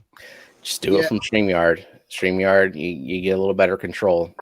I'm not gonna go seriously live until I get Metalhead's ass over here to help me set up. Be like, all right, you've dealt with all the bugs. What do I not do? Oh, there's always something. You're gonna get that guy up above to help you with tech stuff. I mean, hey, we're both mechanics, so we speak each other's languages. There's no way this could go wrong. Yeah, I mean, no. if you grab a hammer, then you know shit's about to hit the fan. Like, you're like, all right, listen, if you go into a garage of a mechanics and you see like screwdrivers and wrenches and hammers and crowbars and stuff like either stuck in the walls or you could tell that they were stuck in the walls, you know he's a really good mechanic. You just don't want to be there while he's working. You just got to count their fingers. Yeah, or count their fingers. I got all mine. They're just... I still got mine. I've been doing this for 20-some, 30-some years. I still got mine. Now, I don't have all of them. responsible I've with lost your them, tools. You but- got to take them out of the wall and put them away properly. You do that at the end of the day. It's like, where did I put that screwdriver? And you start looking around the walls. And you're like, oh, there it is. The other tech that we had at work, we had just bought 2 new magnetic flashlights. These things were great. You could maneuver them and all sorts of stuff. We had just bought 2. And I put mine back on the charger, and he's going around the whole shop like, what the hell? I can't find it. And 3 months later, the car came back for something else. Because there's always, we're in the Rust Belt, so it's always going to come back for something. And he goes, hey, you remember how I couldn't find, or no, I take it back. We took that truck over to get it realigned 3 months later we had to do tie rods or something on it. And I go to pick the truck up when it was done getting realigned. And my buddy at the shop goes, hey, I found a flashlight on the rear end of this thing. And I'm looking, I'm like, that's the one we've been looking for 3 months. It stayed on that truck for 3 months. And it was just a little $30 AutoZone light. I'm like, wow, that says a lot about that light. And it still works. Cool. Oops. I don't know how the hell it stayed on there for 3 months, but. All right. Well, I can't be on for too late because my kids are at home playing. And I'm going to play with them for a little bit before they do go to bed. But I will hang out for a little bit longer. I was just curious if any of y'all had any questions. I know that me and Lefty are going to go live, I believe, on Monday. I don't know if it's this coming Monday or next Monday. It's the 7th. I stream with him, so I'll be there too. Yep. So on Monday I'll be going live to answer some questions there. But if anybody has some like off the wall random questions, maybe I don't know if I would do pertaining the store because I think that's primarily what it's going to be about. I mean, it can be about anything, honestly. That's totally up to you guys. Snickers or Reese's? Well, see, I got bad teeth, so I don't even like candy anymore. I thought you was going in for that. Yeah, they got to do it in stages. Oh, They're doing stuff in stages, so. they did all mine at once. Yeah. Well, see, the thing is if they were to do all mine at once, I'm going to be out for about 6 weeks, maybe a little bit longer, because they have to replace a lot of my teeth. And they want my mouth to heal before they give me my partial. So they want me to wait. Oh, you're getting partials. Okay. Oh, yeah. Yeah. Okay. I've got like me and my dad both have issues with amoxicillin or any of the cillins. So if we take it, it makes like our teeth just start getting really brittle and stuff. So it's kind of like an allergic reaction. Interesting. I got that periodontal disease. It's just really, really bad plaque, I guess. Yeah. But the whole top end. Here you go. Here it is. The secret of Metalhead. Applesauce. This is all fake. This is real. That's fake. Applesauce or pudding. I don't know. I kind of like them both. It just depends on the mood. Okay, since we're on this one, pie or cake? Pie. Pie. Always pie. Yeah. Cake. What about cake Incorrect. on pie? No. Just pie. Not even ice cream and pie. Just pie. I'm with you on the no ice cream. If it was cake, if it had to be cake, it would have to be like German chocolate with coconut. Yeah. Yeah, I can see that. If it was like mandatory, you have to have cake. That's what I'm going for. Good choice. But cake all the time. And Rex, what always is your problem with pie? I love pie too, but cake is my jam, man, and I want chocolate cake. What kind of pie? For me, apple or cherry would be the top go-tos. I also like pecan, and pumpkin pie is all right too. Yeah, pumpkin pies. Yeah. I got burned on pumpkin pie. Yeah, I'm burned. the dickhead that cuts it square out of the center. Pumpkin pie can be really bad. Like, you better know how to cook pumpkin pie, or you can really ruin it. If I'm forced to go to some sort of an event or a family event, and I don't want to be there, I'm going to be that dick that just screws the pie up. I don't care what pie it is. I'm going to cut a square out of this, like offset out of the center of it. As long as you don't American pie it, I mean, I guess. No. Yeah, no, that wouldn't be good. That wouldn't be Well, good. you could strategically cut like that size of a circle out of it, though. And Von Yenzer, yes, and yes. And having spent 13 years in Florida, I'm telling you, the key lime pie I'm picky about. Like, you better have juiced those fucking key limes yourself. And not, because when I make mine, man, so I make a key lime pie, no freaking shit, that is about this tall. Okay. And half of it, like a good half to 3/4 of it, is key lime, and then the top of it is like legit homemade meringue. See, I'm weird about meringue. I just like look at it and like, man, that's egg whites that they've like whipped up into this weird fluffy shit. But it's sugar. good. Yeah. Sugar and eggs.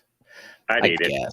Yeah, I do. I kind of have to convince myself I'm not eating like whipped up egg whites right now. You're eating sugary fluff. Yeah. Okay. Yeah. Been pulverized by a mixer. Yes, and hopefully it's not gritty. If it's gritty, that's a bad meringue. Okay. It needs I to be haven't come fluffy. across a gritty one yet. For a cake person, you seem to know your pies. Because I make a lot of them. I make a lot of key lime. I make a lot of pecan. Kyle is a pie guy, so. Damn Come on, right. Yinzer, you're right, man. Like, a lot of people, they look at me because I'm younger and I've got bad teeth, so a lot of people will immediately like strike for drugs. And Yeah. I'll be dead honest with you. I've never touched any sort of like I might have smoked pot like maybe a handful of times in my entire life. I'm 34 years old almost in February, and I've never touched anything than pop, Monster. But like I said, being that I have that little bit of a deficiency when I take antibiotics, certain antibiotics, and dental work sucks. Like I had surgery on these 2 teeth back here. I think there's 2, yeah. And when they were messing with the 2, they moved the 3rd one, and so like they were moving it like, is it loose? And I'm like, if you keep doing that, it's going to be loose. And so it kind of like took a little while for it to settle back in and stop hurting. But dental issues are like, they're the worst to heal. Like I'm still healing on this. It's been like, oh God, 5 weeks now since I've had it, 4 or 5 weeks now. And I feel like it's still healing. Like it's still not even fully closed. And like he said, that they're tough ones, and dealing with them it's a pain in the butt. And then you get people who look at you funny and they're like, well, that dude's got, teeth that are falling out of his head. He must have done drugs or something. And that's not even remotely the case. And people, they're too quick to judge, man. They just It's genetic. Teeth Yeah. issues are genetic. It's a lot of it's genetics, hereditary, whatever you want. Yeah. My mom is like obsessed with dental hygiene and brushing her teeth and flossing and all that, but like she has had the most dental work out of anyone I know. And she's had to have some serious shit done, like bone grafts, $20,000 worth of dental work at once. That scares the shit out of me. I hate the dentist so much. They told me they can still save my bottom teeth, and I'm like, at this point, I'm like, no, pull them. But they're like, yeah, you got to come through 2 extensive cleanings, and I'm like, you're gonna put me under, right? Because I'm not doing that awake. Yeah, I hate it. No, dental nerve pain. God, I'm not doing it again. No, dentist sucks. I stay far. I mean, I take very good care of my teeth. I go, twice a year, whatever, every 6 months. But I freaking hate it. That is the most dreaded time of the year ever. See, that's the thing when you have some sort of hereditary thing or genetic. You can go as many times as everybody says, and it doesn't matter. It doesn't stop.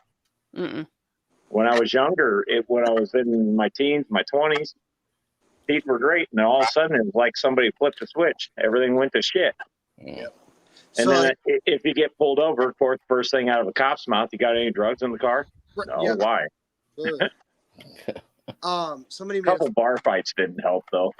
Okay, so Cage said, and this is where I'll agree with Cage. Cage said warm cake out of the oven. Now, if it's like straight fresh out of the oven, then that's my go-to cake. But I mean, if it was a pie versus a cold cake, I'm going with the pie. Yeah. To get back to that. That's just cheating if you're talking about a warm cake out of the oven. Yeah, like any cookie is good straight out of the oven too. Exactly. Right. Exactly. Okay, Steven, what is this that I'm reading about cream cheese and cheesecake? I fucking hate cream cheese. What is wrong with you? Fight me. What? So you've never had the homemade, like, what is that, the Oreo cake where you put like the cream cheese and the crushed Oreos and then cream cheese and crushed Oreos? Okay, so here's the thing. Flavored cheesecake, chocolate cheesecake, something where the cream cheese is not like the fucking star of the show, I can tolerate that, but we're talking about just like straight up cream cheese. I can't do it. I don't know anybody who like takes a chunk out of the cream cheese, but I won't say no. And like the cream cakes at the grocery store, like the other grocery stores down here, they do cream cheese stuffed king cake, and like they just fucking cream cheese and just spread it across the king cake. It overpowers it because it ruins it. Yeah. Yeah, no. Like here, there's a bakery in Denver called Bulmer's Bakery. They make the best cheesecake I've ever had in my life. And my grandmother made a damn good cheesecake, and it's better than hers. I can appreciate the texture of cream cheese and cheesecake. I kind of wish I did like it, but it's pretty gross. Yeah, there's a quacking sound. It's whenever I talk. I think I'm trying getting to get rid feedback of from somebody. Maybe I can turn down my volume, my mic volume. I was trying to get rid of that. Let's see. My trick isn't working anymore. I can't remember. I was on Aqua Malik's live last night, and I can't remember who was on there with us. It was like 2:30, 3 o'clock in the morning. I couldn't sleep, and I just happened to pop my phone up, and I noticed that Malik was live, so I joined in there. And there were some funny conversations going in there, and I want to say it was, man, I don't think it was Liquid Zoo, but there was somebody on there, and I thought I seen their name on here, and they were just being hilarious and trolling, and the moderators kept blocking him, and he's like, come on, man, like, just let me get out what I want to say. And they're like, no, like, that's not appropriate for this session that we're doing right now. And what brought me that is Liquid Zoo said, would you stop removing the porn sites before I can get them open? And that immediately made me think of that. So,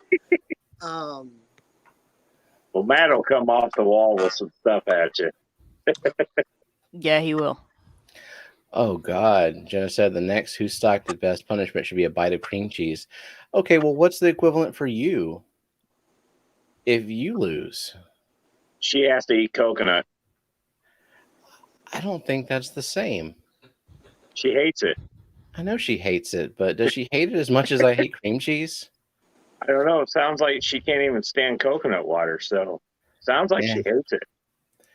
Yeah, maybe some like dried coconut. Yeah. All right, can y'all hear me okay? I turned down my volume a lot. Yeah. Yeah, are you good? All right. you're good.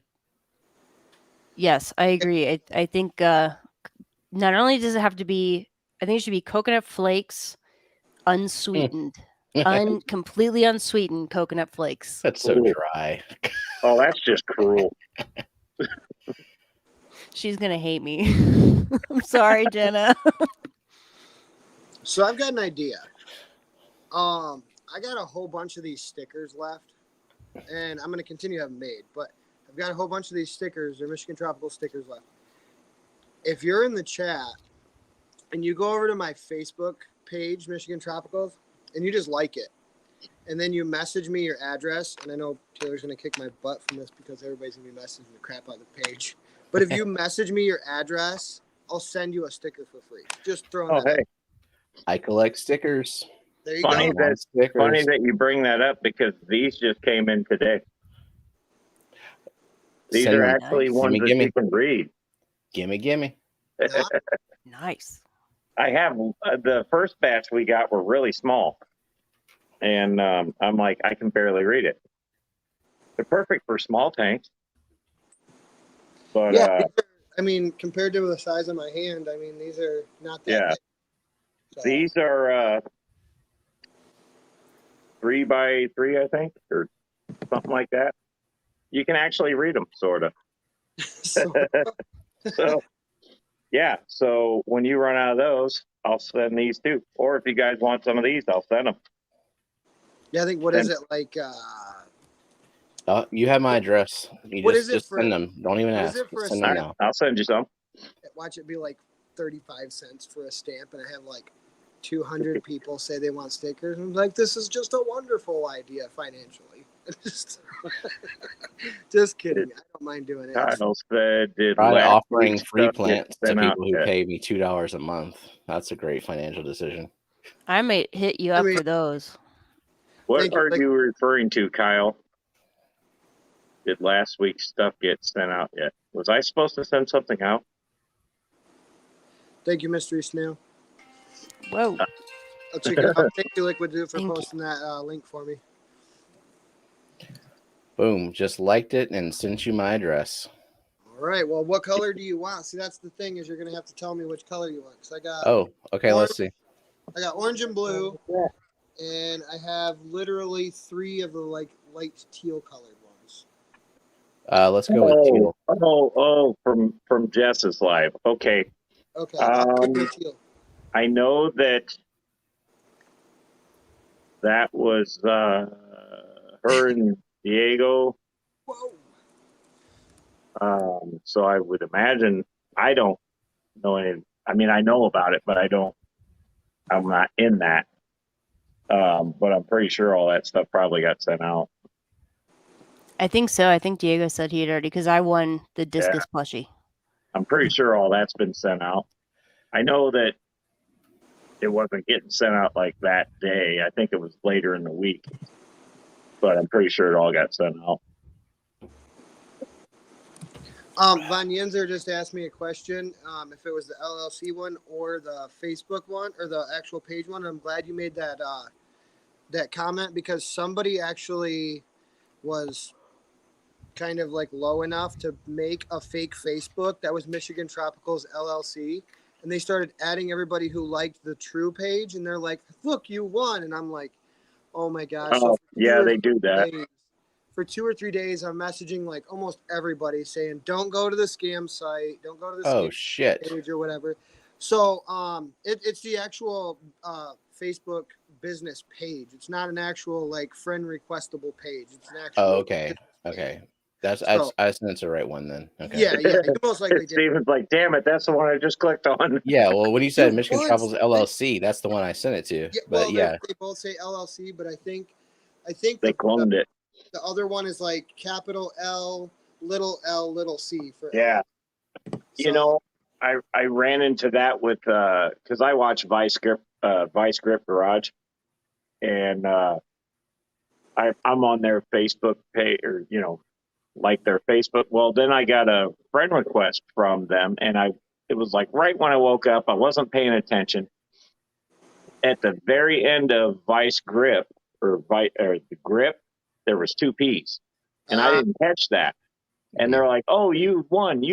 Well, immediately they caught on to that on the actual page, and they put out. Derek put this whole video out. He's like, "Hey, if you're getting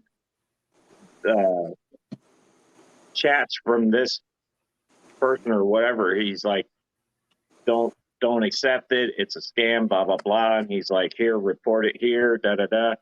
And I'm like, oh, shit. Because I was like, oh, man, I won something. And I'm like, because I never win anything. And I'm like, this is bullshit. And then I saw 2 P's at the end of it. And I'm like, So, but yeah. Scumbags. Yeah, there's people out there that'll do it, man. Once you've got something that starts rolling, they're quick to clone it. Okay, I got Mystery Snail. But yeah, I will definitely start sending some of those stickers out. I'll probably send the small ones too, but I'll probably just send them with the big ones. Because I'm like, those weren't the first batch I got weren't the size I wanted originally. They're perfect for like the rim of the tank. And that's it. Because you can barely read them. Send me some, Josh. I'll send you some. Jess has my address. Mm-hmm. We'll send you some. Cool. Do it. I put them on my fishy medicine box. Heck yeah, there you go. I sent Josh, I sent you stickers, right? I sent y'all some stuff at one point. I think I included stickers. I think those might have been intercepted by the wife. Okay. But I do need bigger stickers for one side of this tank. And right now, literally the only things I got is Danny Weshy sticker and that 20 by 30 of Bobby, the one that I kept, that I printed up for Chattanooga. Which, and by Bex, the way, you got stickers from me, right? Mm-hmm. I did. Okay. After, like, I don't know, 2 months. All right. Well, you got them. Okay. I did. That is one thing I've yet to do. I have yet to make stickers or anything else like that for my channel. Matt, well, you know settled damn on well the you don't logo? have to request them. I'll send them. You got it. You know it. What'd you say, Steven? These literally just came in today, Matt.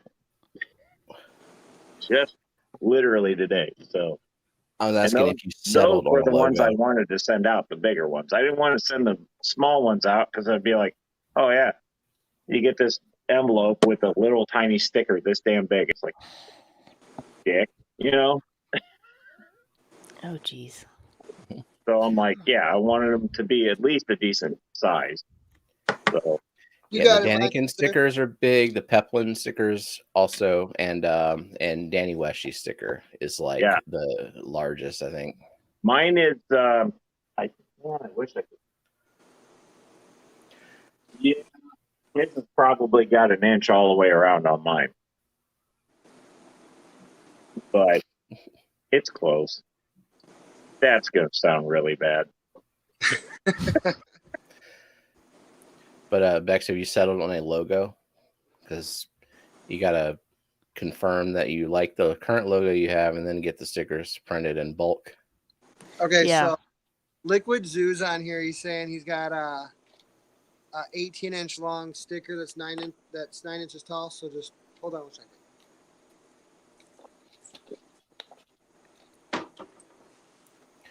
What did you say?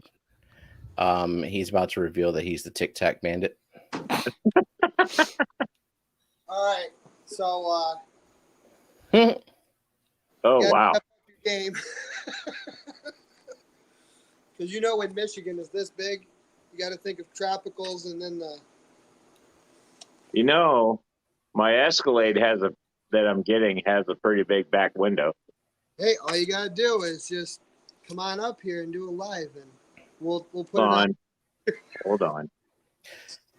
All right, Annette, you gotta send me an email with your address, and I'll give you my address, and you need to send me stickers as well. It's a two-way street, sticker exchange. Yeah, sticker exchange. Yeah.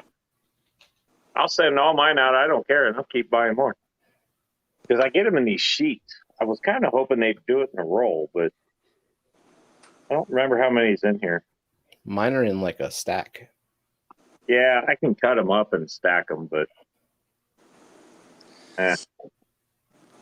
no, they're pretty cool. Ooh, And then Ginger just it's the new logo. It's not the old logo. It is the old logo, but it's been modified because it's been graffitied, basically. The logo you see at the top right is the logo on the sticker. It's cool.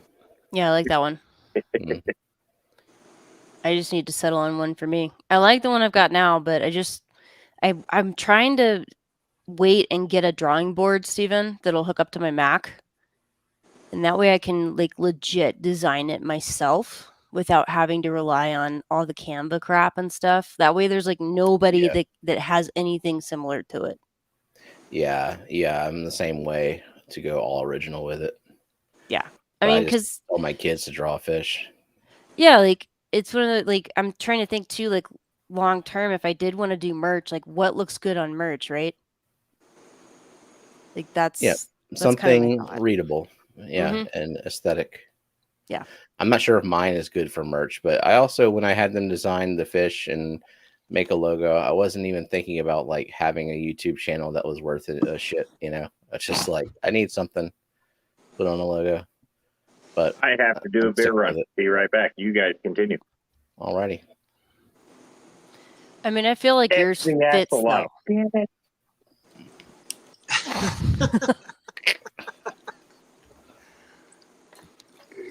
Now he's just showing off them editing skills he knows how to do. Here, look at this. Yeah, no, I think your logo fits your channel, Steven. It fits the fun and like, you know what I mean, by like just slightly offbeat in a fun way. It just fits it perfectly. Yeah, I'm not changing it for sure. Yeah, I like it a lot.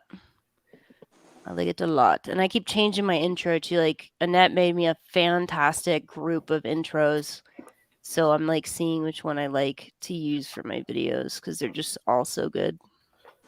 And now that I'm learning how to like do animations and stuff, I am still drawing them in paint just because it's got that like kind of crappy feel to it, like intentionally crappy, I guess. Yes, I get what you mean. I'm trying to go for that kind of like sleek glam look, I guess is what I'm thinking. Polished. Yeah, and like like I said, like, you know, runway glam type, because I always say fabulous fishy content. So I feel like I just want it to be kind of like a, not like girly, but like sleek, modern glam, Yeah. if that makes sense. Like I got the originals still of the fish they drew. The That's green awesome, screen though. is making holes in it though. These will be worth something one day. Mm-hmm. Are you ever going to get back to painting? I'm sure I will eventually. Yeah. It's all the paint stuff is in a box. Man, right? Like I was painting pretty consistently before our house flooded, and like that just uprooted every single hobby that I had going on at the time, which was like playing music, doing oil paintings, turned into now I'm a construction worker for several months nonstop. Yeah. And then Yikes. of course when we move in, and like the work doesn't stop. It's just now it's livable, and now we still got to keep making repairs. And then, you know, years go by. I had to put all the paint stuff away at the time, and now I just haven't brought it back out. I have several blank canvases stored somewhere back in the back room. Yeah. It gets in the way sometimes. Life gets in the way. Yep. It sucks, but it happens. I mean, I haven't picked up a pencil in like 2 years now. Oh, I can't draw worth the shit. I can't paint worth a shit. See, My kid plays my guitar. I have to grid out my drawings before I paint. I used to be able to draw really, really well as a younger lad.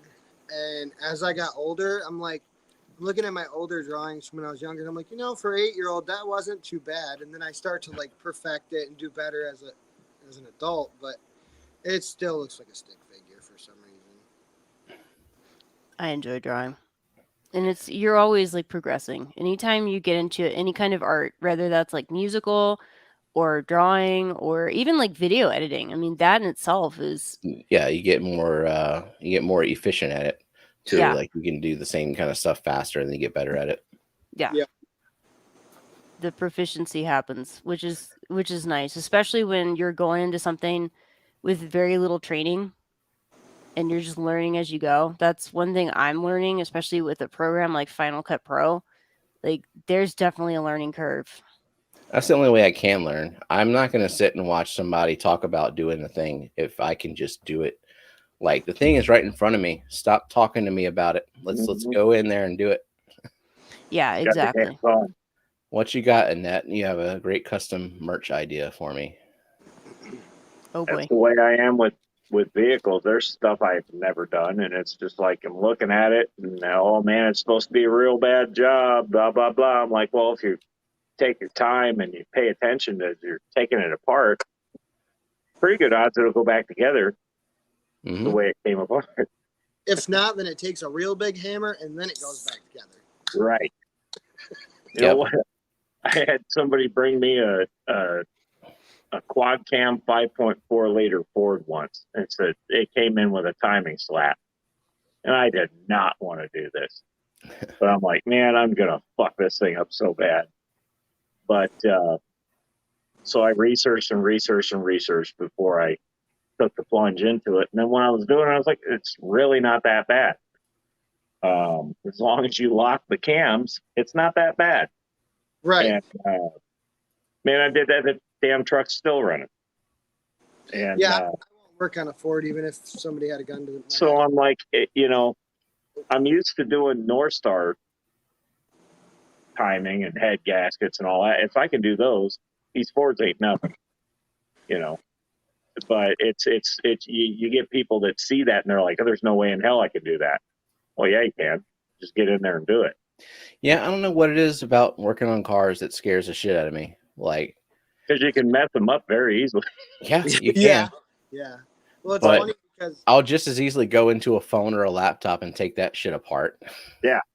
During like those the things summer, See that right there, I'd open it up and I'd be like, Yeah, during the summer when it's warm out, it's really funny because, because normally when it's warm, we're not super busy, but we'll have a decent steady flow of customers coming in, and so like in between customers, I'll go out and have like a smoke break or just hang out or whatever. And a lot of times my friends will come in, And we'll be sitting out there and he'll be like, man, I backed into a pole the other day and I got this big old huge dent and I'm gonna have to take it to the body shop. And I'm like, well, let me see it. And I walk over there and I'm like, that'll pop right out. And they're like, no, it's gonna need to be fixed. And I reach my hand into there, punk, and I pop it out. And they're like, oh, you fixed it. Like, I don't even need to take it in to have it fixed or anything now. Like the scratches come off and everything. They're like, You man. know, a plunger will take a dent out. And then you tell them that'll be $400. Yep, Yeah, right. Not this dent though. This dent, he pushed it in pretty hard. Like I had to get back in there and like really like give it a couple good racks. But he's like, man, how can you be my fish dealer and my like auto mechanic? I don't understand this. It's so funny. I'll tell you a funny story. Back in my younger days, when Lady Metalhead and I first got married, you know, we were, not that we're rich now, but we were really, really, really poor back then. Just starting out, all that good crap. Well, we had a car. I didn't have a license or insurance. I don't even know if the plate matched the car. And I was coming home from work one day, and I got slammed at like 40 miles an hour. And this thing was a 96 Mercury Sable. And I got hit, and it popped my bumper out and everything. The girl that hit me was in a Honda Accord or something, and she's leaking coolant. The hood's crinkled up. The headlights are dangling. There was an off-duty cop at the motorcycle shop that saw the whole thing happen. And I had my arm across the street because I'm just, you know, cruising and relaxing. I just got off work, whatever. I'm almost home. And she hit me, and I'm standing there. I'm like, son of a bitch. My shoulder's hurt. But the whole time in the back of my head was like, uh-oh. Mm-hmm. So we pulled off, and this cop comes running out, and he's like, you want me to make a report? You want me to make a report? No. It was her fault. I saw the whole thing. And I'm like, no, man, I'm good. Well, she damaged her car. And I'm like, oh, this? And I just kicked it, and the bumper went back into place. And I'm like, it's fine. And he goes, are you sure? And I'm like, it's fine. I'm positive. And he's like, well, I can make a report. I'm like, no. At that point, does he ask, can I see your proof of insurance? Yeah. And she came out of the car, and she's like, oh, my God, do you want my insurance information? I said, no, this thing's a beater. No. and the whole time the cop's like, why are you holding your shoulder? And I was like, oh, I messed it up at work today. And he's like, yeah, I'm quick on my feet. He's like, are you sure you don't want me to do a report? I said, no, I just want to go home and drink a beer. Shit, man. He let me go. And that was, after that, got my license, got insurance. We were good after that. But man, her car was fucked. That thing had to be towed.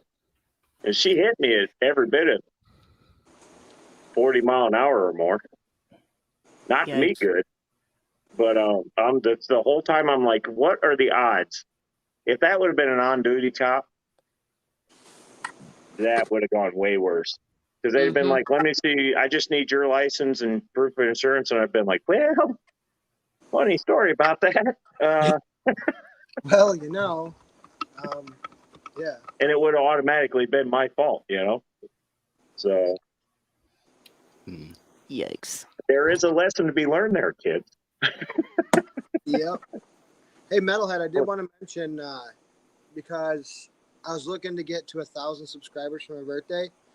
And it was really funny because when I started this, like when I started like being more active on YouTube, and I know it's been like over a month now since I've had my last YouTube video out, but my editor, because I actually use a guy, he was just in here a little bit earlier. His name was John. He does all my editing for me. He does an amazing job. He's actually coming to shoot a video for me tomorrow, so we can actually get that edited and uploaded onto my channel. But when I started, I was like 280 subs or something like that. I don't think it was any more than 280. Now we're at 351. So I think if I keep going, I think I'll hit my 1,000. But I got to make more videos for sure. Yeah. More edited content. Do it consistently. Do proper SEO, and people will find it. Yeah, see the SEO and all that stuff I'm not familiar with. I'm not quite sure how to do. I know tagging, the correct tags and stuff like that. which will help get traffic. But I'll have to get with you, Stephen, and you can teach me some of the YouTube tricks that'll help me get a little bit more out there, because there's some stuff that I do that not a lot of other people do. Like the video I'm shooting tomorrow will consist of like how to ship fish, because a lot of people are like, yeah, I'm not even going to bother with that. And really, it's not hard. It's really simple. Yeah. It's really simple knowledge. You just have to have somebody show you how to do it the simple way, so that way you're not discouraged and like, no, I'm not going to do it because I'm too scared I'm going to mess it up. Like, this is so simple. You literally can't mess it up. I mean, and there's a bunch of different methods for shipping fish, but it all boils down to insulation and oxygen is really the two big factors in shipping fish. Well, the big thing in with shipping fish is, like, for me, I don't use oxygen. I know. Well, no, when I mean oxygen, I mean enough air. Yeah, enough. But you will have people that use oxygen, and to me, I don't, because first of all, the fish are only going to be in the bag for under 12 hours. So if you give them an adequate amount, they're going to be just fine. But you'll get people who still ship overnight, and they'll use pure oxygen. Well, pure oxygen, when they're sloshed around, some fish can't handle that, and it'll burn their gills. It'll, it really messes them up. People don't think about it. Can we breathe pure oxygen at the rate that they would be given? They're pretty much trapped in a room with pure oxygen and water. If you come up for a breath of air, guess what? You're getting pure oxygen. It's not, Does Dan use oxygen when he ships his? Because, I mean, the bags he ships are so small, and it seems like there's not very much air in the bags. But again, he ships overnight. They're only in the bag for 12 to 24 hours.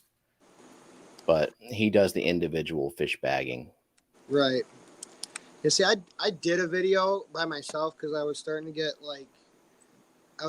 anxious, and I just sold a group of 5 L174 plecos, which are actually, like, everybody loves the 46s because they're zebra pleco.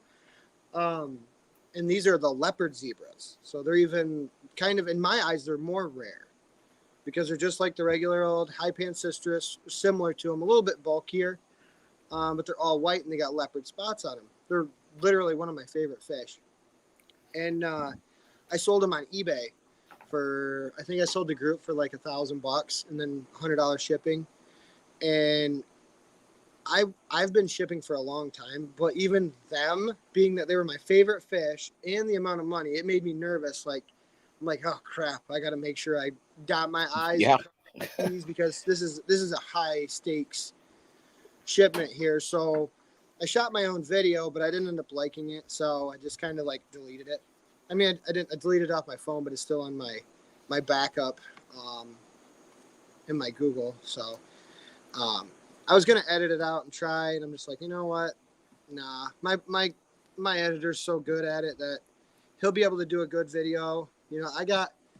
There's so many little tips and tricks that I do. Like I made a stencil with my fiance's cricket out of cardboard, and it's just my logo, and it's got arrows on it. I put it up against the cardboard box. I spray paint some red spray paint on it, and it saves the hassle of a sticker peeling off and paying for the sticker and running out of stickers. This is super easy to just put your stencil on there, spray it, it's done. Like, it's going on cardboard, so it literally dries in 5 minutes. Yeah, that's pretty cool. I've actually got a video uploaded of me getting fish from you. Oh, and there you can, I think that was from a year ago, and it's not a very long video. It's only like 2 or 3 minutes, but shows how good the fish are packed. Yeah, we pack them nice and good. But granted, they're only coming from Michigan to northern Indiana, but still, the same rules apply when you're fishing or when you're sending fish, elsewhere, especially in cooler temperatures. Well, the thing is too, is like I pack all my bags the same exact way because you have to expect the worst. So even knowing you're only one state away, who's to say there's not a huge snowstorm out? And well, shit happens. The mail truck gets into an accident and it has to sit there for 12 hours before somebody finally gets the packages, and then they got to go to a sorting facility for whatever reason, or delayed a day or even 2. So it's like I have to, even knowing I pay for that overnight, like I want it to their door by 10:30 or 11, whatever it is a.m., even knowing I pay for that, that's not always 100% guaranteed. So I have to protect my investment of selling the fish and the buyer's investment of buying the fish. Because the last thing I want is to have a fish harmed, and the last thing I want is to have to, you know, pay out more funds that would come out of the, you know, the operations of the business. So as a business owner, you can't, you know, the less money that you give out and the more you put into the business, the more you get back and the more I can give. So like I do a lot of giveaways. I'll give away free tanks. I'll do during the holidays. I think this holiday season we gave away 3 tanks. I think we did a little drawing or something on Facebook, and I can't remember exactly how it was. I think it was just like the page and comment that you liked it with proof, you know, just screenshot with the thumbs up or whatever it was. It was something like that. And we'll put your name in a drawing. And we did that, gave away 3 of the Higer aquariums, which were pretty cool. Nice. And, So you're going to do a free tank giveaway when I come up there? Yeah, 3 gallon for you. No, we do stuff like that all the time. We'll do we'll do gift cards and stuff like that. And you know, the primary reason why I started the store, and everybody's like, "Oh, you know, your fish are so cheap. Why are your fish so cheap?" And it's because I used to go to the store all the time, and I used to see a silver arowana 6 inches for like $160, and I'm like, "There's no way that fish is $160." And I mean, each store is different priced. Some are, you know, they've got more employees with more overhead. Some have less employees with less overhead, and you'll kind of get that price variance between different stores, but generally not that much. Thank you, Vaughn. And so for me, I wanted to do a base percentage of what I get the fish for, and I bump it up that base percentage, and it doesn't matter if I get the fish for $100 and say I bump it up 30%, and I get people that come in, they're like, "How can you sell it that cheap? Because everywhere else is $500." And it's like, well, I'm not looking to get rich. You know, I'm not looking to put anybody out of business, but I'm also here to help people like, you know, the average person, you know, like for stingrays. If you can show me that you have an adequate like place for stingrays, I sell stingrays for as little as like $350 for pairs. And people are like, "Well, how can you sell them that cheap?" Well, I have ways of getting fish that are cheaper, which gives you the accessibility to get cheaper. And you know, what was it, like 5 years ago? You couldn't get one stingray for $350. You know, and that's just, you know, this is one fish.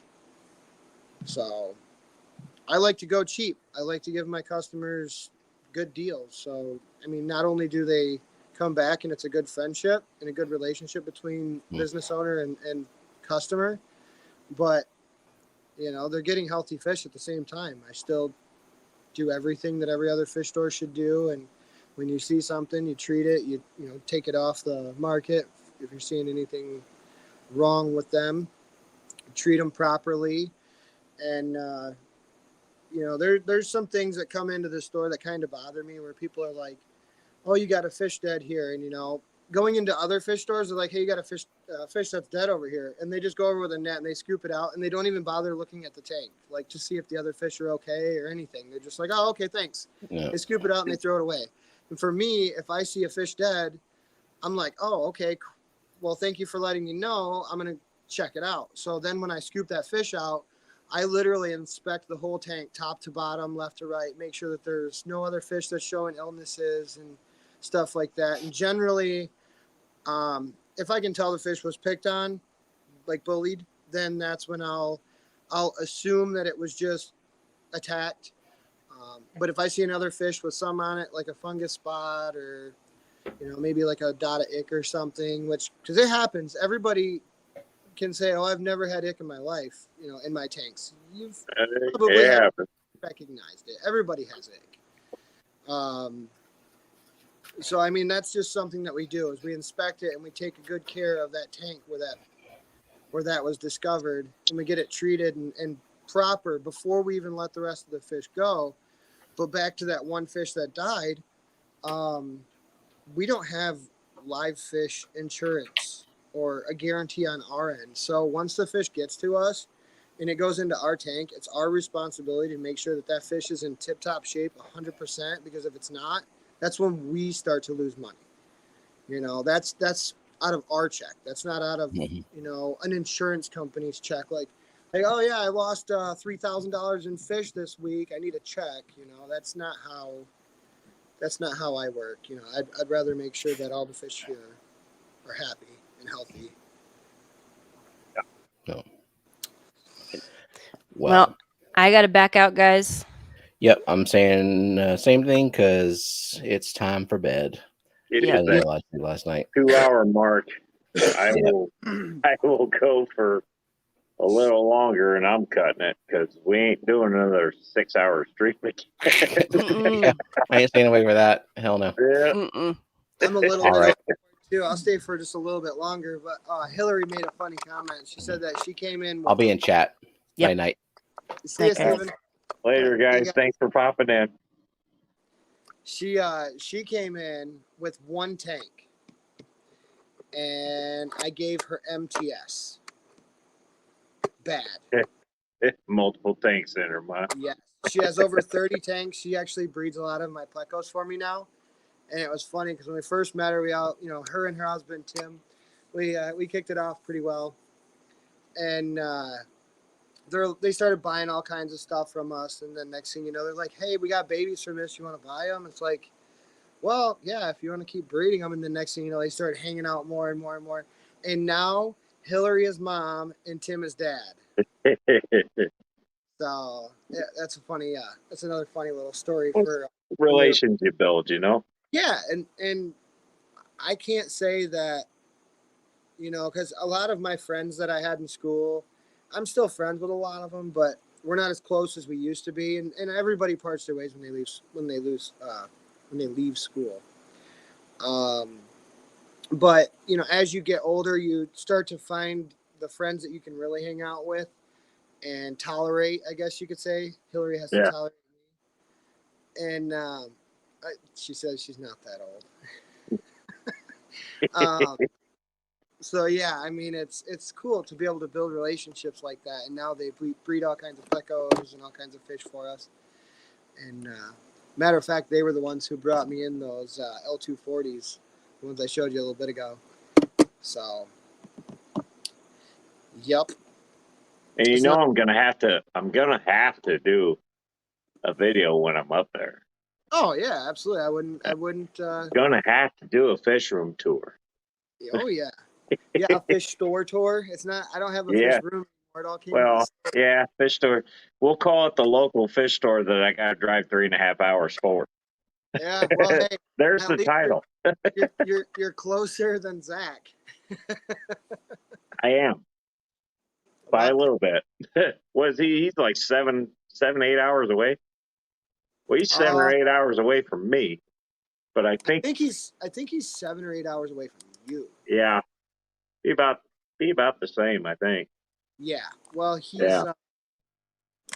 How long did they say in their video? Because they shot a YouTube video here, picking up that platinum red or the platinum alligator gar. Yeah. I think it was 13 hours, 13 or 14 hours. Well, because they stopped at you, and then they had to drive another 4 hours. 4 hours to get to OFR. So yeah, it was that was a hell of a journey for them. Hillary, you better get your fish room clean. Sounds like Josh might be stopping by to do a fish room tour. What part of Indiana? Fort Wayne, north, I guess, eastern Indiana. We're like right on the freaking Ohio line.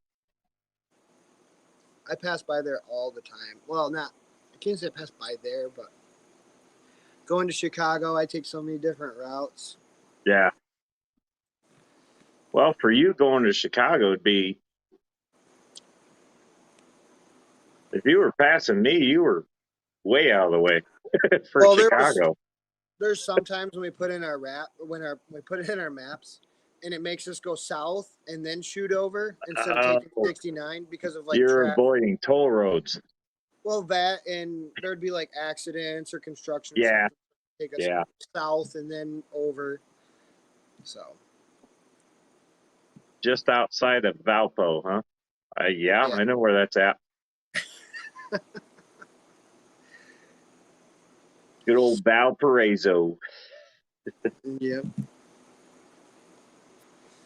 Yeah, there's you know, and I'm finding the more and more I do this, and I'm hearing it. Hang on a second. Got the buzzing in your ear. Every time I do that, it works better. We'll see. But no, it's back. We'll run with it. It'll quit. But the more and more I do this, there's actually quite a bit of people here in Indiana that some of them even in the same town that I wasn't even aware of. Right. And I'm like, man, that's messed up. You know, well, I'm glad I get to meet them now, but right. Better late like than Coldwater Aquatics, Brandon or Maple Street, whatever you know them as. They're literally 45 minutes away from me, and Kelly Foreman is here in town, probably, I don't know, 10, 15 minutes from me. I mean, it's awesome getting the connections. And, you know, there's a bunch of them down south, like Ed and Rico and Tennessee Aqua, and then a bunch of them, they call them Tennessee Mafia. I said, we need to make our own name. Because there's a bunch of us too. We're all just kind of coming in together now. So yeah, Tri-State Fish Mafia. You know, we're not going to put horse heads in people's beds or anything, but well, no, we're not. This fish kind of looks a little bit like this side. This fish, everything's back. This does look like a little bit of a skeleton now that you look at it. Now, what I am gonna try to do is I'm gonna try to get some shirts made before we go up there. Yeah. You was saying something about you wanted to have some of my stuff up there, and I ain't got a lot of stuff, but yeah, matter of fact, try to bring you some. I'll show you what I got left. I sold a lot of stuff. I gotta pop you out of the stand here. So, for instance, we have this right now. It's just kind of like a YouTuber's shirt rack. So it's got like Primetime Aquatics. It has a lot of our flower horn competition stuff, like shirts that you can find when you go to Aquashella. Right. There's which way? There we go. Am I gonna leave my wife up there? No.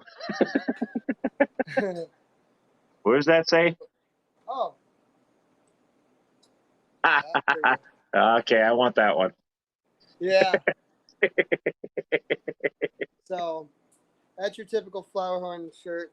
We do some funny stuff like that from time to time. And I'm going to give you a very, very quick glimpse because he's supposed to be going to competition. So sneak peek, huh? Well, there's only 14 people watching now, so we're good. His lights are off, so he might not be as aggressive as he's been. Let me see. I'll give you a little bit better shot here. There he is. Ooh. Yeah, you can see him hiding up there. He's gonna look stunning. Give me another couple weeks of working with him, and he's already came a long way. What breed is he? He's ZZ.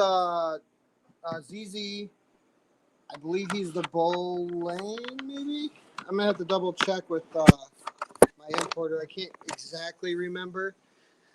I seriously deal with so many different types of flower horns that it's crazy. He kind of looks like Bobby. A little bit. So that one came from Thailand. That was bred from the LA farms. Oh, okay. So that's why I wanted to do a little bit of a video with Chattanooga Ed too when we get into Florida, because there's a lot of information out there, and there's a lot of people who follow a lot of people on YouTube, and the last thing you want is to, not purposely, but misinform, like by you not knowing and then saying, and then them getting attacked and stuff. Like, I would like to prevent that. I would rather, help people learn than be like, oh, you're ignorant, you don't know what you're talking about. Like, I'm not the type of person to judge. Like, if you don't know something, that's why I'm here, man. I like to help people out. There's no confrontation. There's no making fun of anybody. It's all about help. This is like a family thing.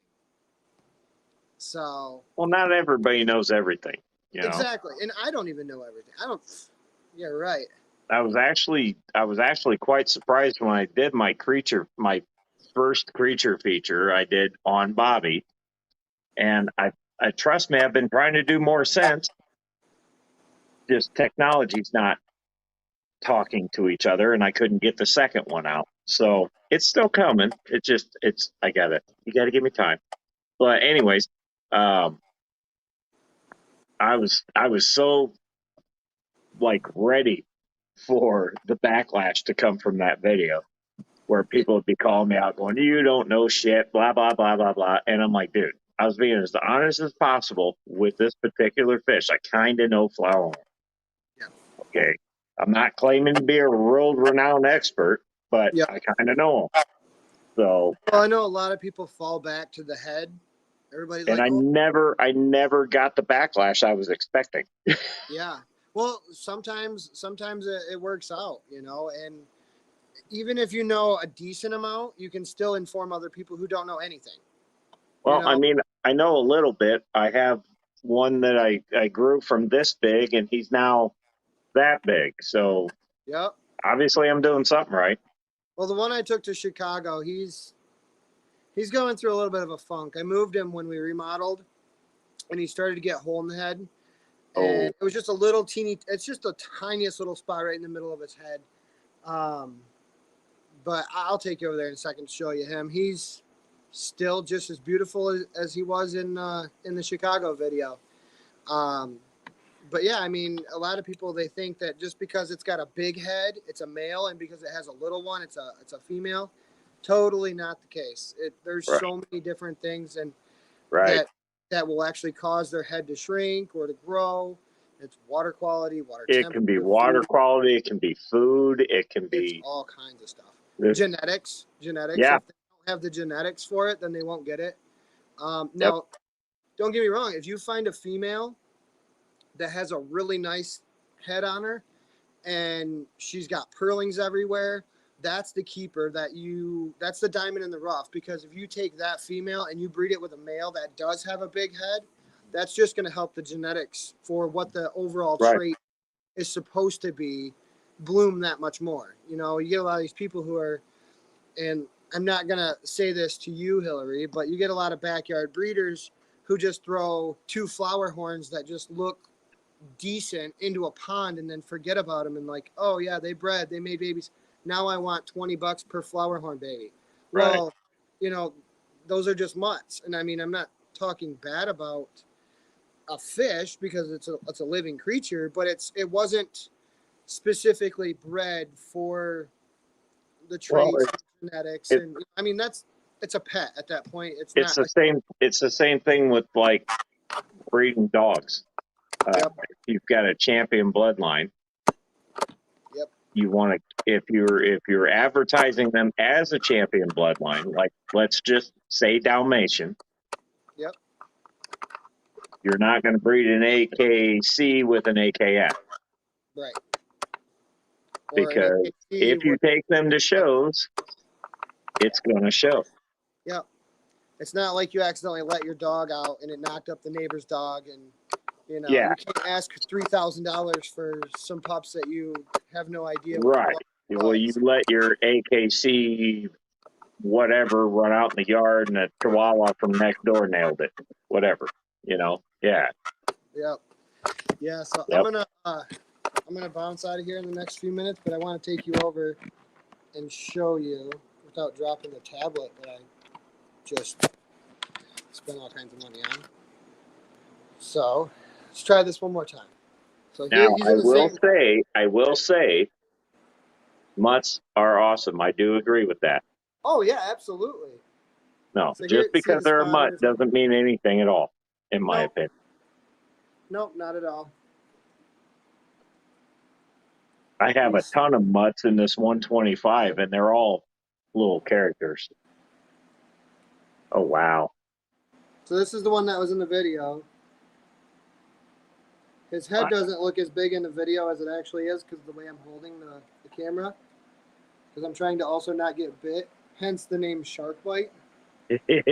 Yeah. So you Bobby's see that got me little a few dot in his head? times. Yeah, we'll get that treated up. That little spot's no big deal. I don't know if it'll show up on camera, but just so you know about flower horns, you see that little divot in my palm? Yeah, Like, right? I can't. they can do that. Yeah. Oh, yeah. That was him about a year ago. He took a Yeah. big chunk, but it was my fault. I was in there playing Ring Around the Rosie with him, and he didn't appreciate it, and he showed me that he didn't appreciate it. Well, see, Bobby will swim up to me and want me to pet him or act like he wants it, and I'll pet him, and I'm just being as gentle as possible. And then, like 2 minutes later, he's like, "Okay, fuck you, Dad." But he's like a little kid. You can just put your hand out like that and hold it against his head, and he can't bite you. Yeah, I But had it. Oh. if you're not quick, he will. Yeah, you got to And be that prepared. When you're exiting, you better exit quick because the exit, it's almost like they're mad you're leaving them. Sometimes they're mad when you go in there and you're messing with them. Yeah, But it's the exit you need to be pretty abrupt with because if they see your hand leaving, they're like, okay. They will go for it. Oh, yeah. Yep. In a heartbeat. Yep. Yep. Yeah, shark bite got me pretty good. I bled for a while. Yeah, you know what? Another one that you wouldn't expect, another fish that can draw blood that you would not expect. Well, or maybe you would, because their name is blood parrot. Oh, yeah. They'll Well, tear your ass up.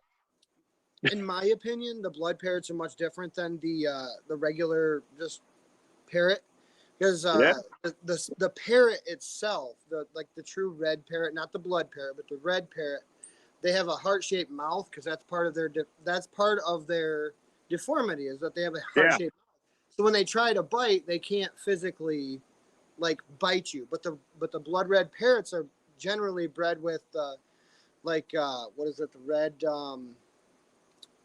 brain fart. I think they're red devil, aren't they? Red devils. Yeah, red devil. And so a lot of those, they're still the parrot shape, but they have more of the red devil mouth and structure, so they can actually bite down. Being they're bred with a red devil, they've got some pretty gnarly teeth. I have a couple of red devils next to some parrots that we have for sale here in the store, and they do nothing but show off for each other. I know if I was to put them together, I could guarantee you I could get babies from them, but the store can't breed, man. We can't breed them here. It takes too long, and it's not. I do breed here. Don't get me wrong. When I'm wanting to breed and when I'm trying to do special. But you got to control it to a certain point too, Well, it takes too long too. As a business aspect, you have to be able to grow those fish up at a speed that'll get them out the door, and that's not just get them out, But you have to get them to a certain size before you can sell them. Yeah. To make it profitable, you might have fry in a tank for 6 months. How many times do you think I could have flipped that tank over and over and over with stuff that I brought in from the wholesalers, So that's kind of with stuff that you don't have to grow up. Exactly. Yeah, you get it in at the right size. You paid, okay. So if you would have bred them and took 6 months to raise these fry, you might have made $1 a piece profit on them from growing them out yourself. But you spend that extra $1 on already raised ones that are bigger that you can ask twice as much for, and now you just took that $1 profit and you kicked it to the side and you made say a $6 profit if it's a $12 fish. Well, and see that's where the breeding part is more for the hobby, not the business. Right. You know. Now, Yeah. if it's if it's like stingrays and you're trying to breed them, or something else, well, yeah, that takes time, but it pays off in the end. But small, Yeah. it I just think depends. the only way you could personally make really good money breeding stingrays is to just drop the hat and do a stingray farm and go all in and do just stingrays. Yeah, And the reason why I say that is because, I mean, yeah, if you breed a pair of stingrays, you're going to have a couple pups. It's going to take 6 months or more, depending on the size, the type, etc., whatever. yeah. But it could take you 6-8 months just to get one batch of pups.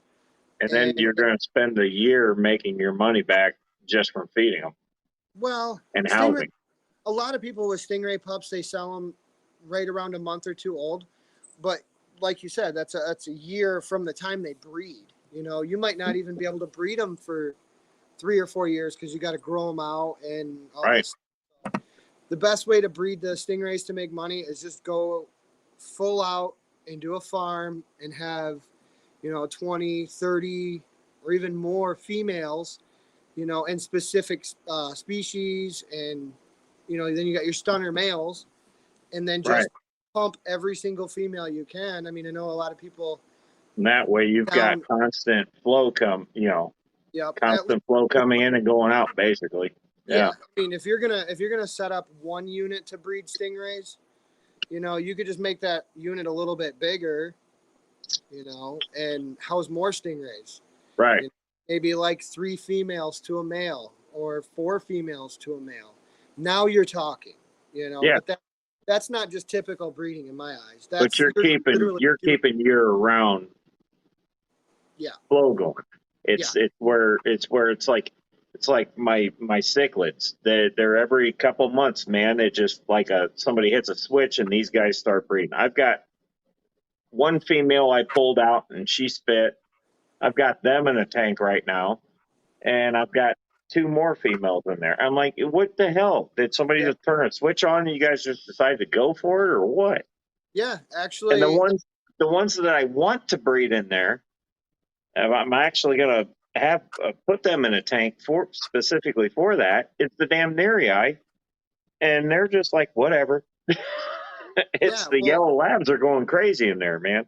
So when you said, did somebody flick a switch? Yeah, absolutely. That's exactly what happened.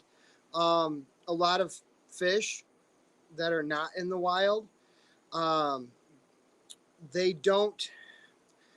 I mean, I guess I can't really say that, but a lot of it has to do with barometric pressure. Generally, when they're in the wild, they're getting constant fresh water. They're getting a good food source 24/7.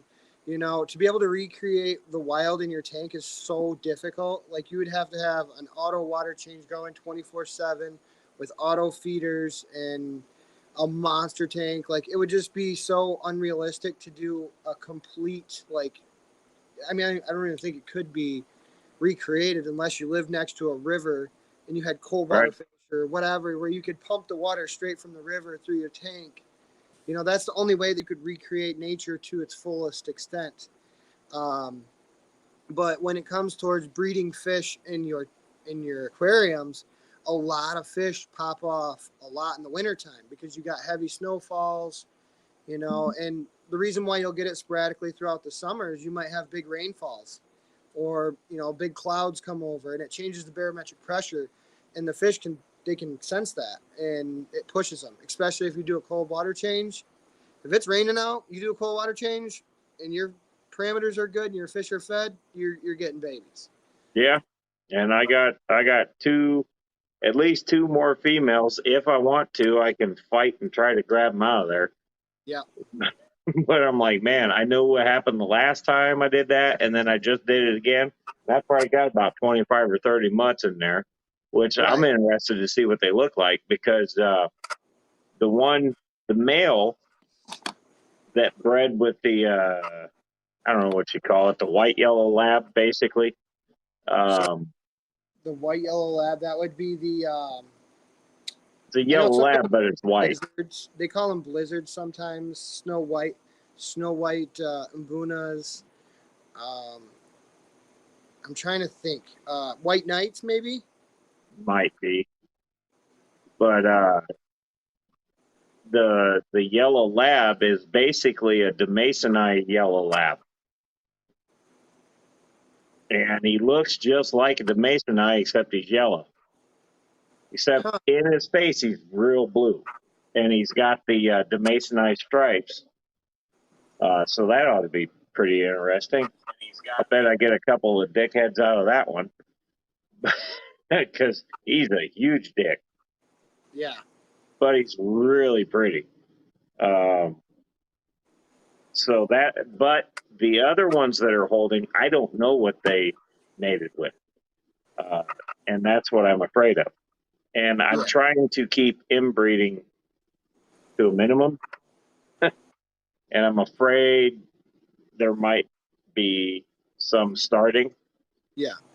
But which Well, is why inbreeding I'm not pulling them all out. You know. Yeah, inbreeding happens a lot in the wild, more than what people like to admit.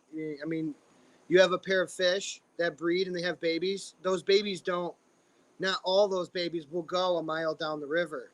A lot of them will claim their own habitats in that Right. same area. And then what happens? They grow up and then Right. either breed together or breed back to the parents. And then they have babies and then they all stay in that area. You know, there's so much inbreeding that's untraced. I mean, where do you think the fish came from? But there is a catfish in this tank, Free and you food? know where this catfish came from because you sent him to me. Dude, That lace Adonis is in there. Oh yeah. So what's funny about that goonch though is when he came here, he's like, I'm getting it for a friend of mine. And I'm like, okay. That son of a bitch pre-planned it. He gave up. I'm getting it for a friend of mine. That's what his, because he says, how He much for goonch? He must have pre-planned it because I did not go up there expecting to come back with a goonch. Yeah, no, he messaged me. He says, you still got the goonch. And this was like, what, a year ago now? Oh yeah, at least. Yeah, he says, you still got the goonch. I said, yeah. He said, all right, hold it. I want it. And I'm like, okay. I know he loves catfish, so I was like, all right, maybe Zach wants it, you know, because I know he likes catfish, and I know Zach was coming up here, so I figured Joe was talking to Zach, and Zach said, hang on to it or whatever. But he was up here. He's like, yeah, I'm getting this for a friend of mine, and then he kind of looked at me, and it never clicked. Like after he said it, and then looked at me the way he did, it never clicked until I was like, oh, you weren't supposed to say that you were getting it for a friend. I got you. Old Sneaky Joe. Well, that son of a bitch. I didn't plan on coming back with a goonch. Well, you got a goonch. I'm glad to know. But I got a goonch. How big is he now?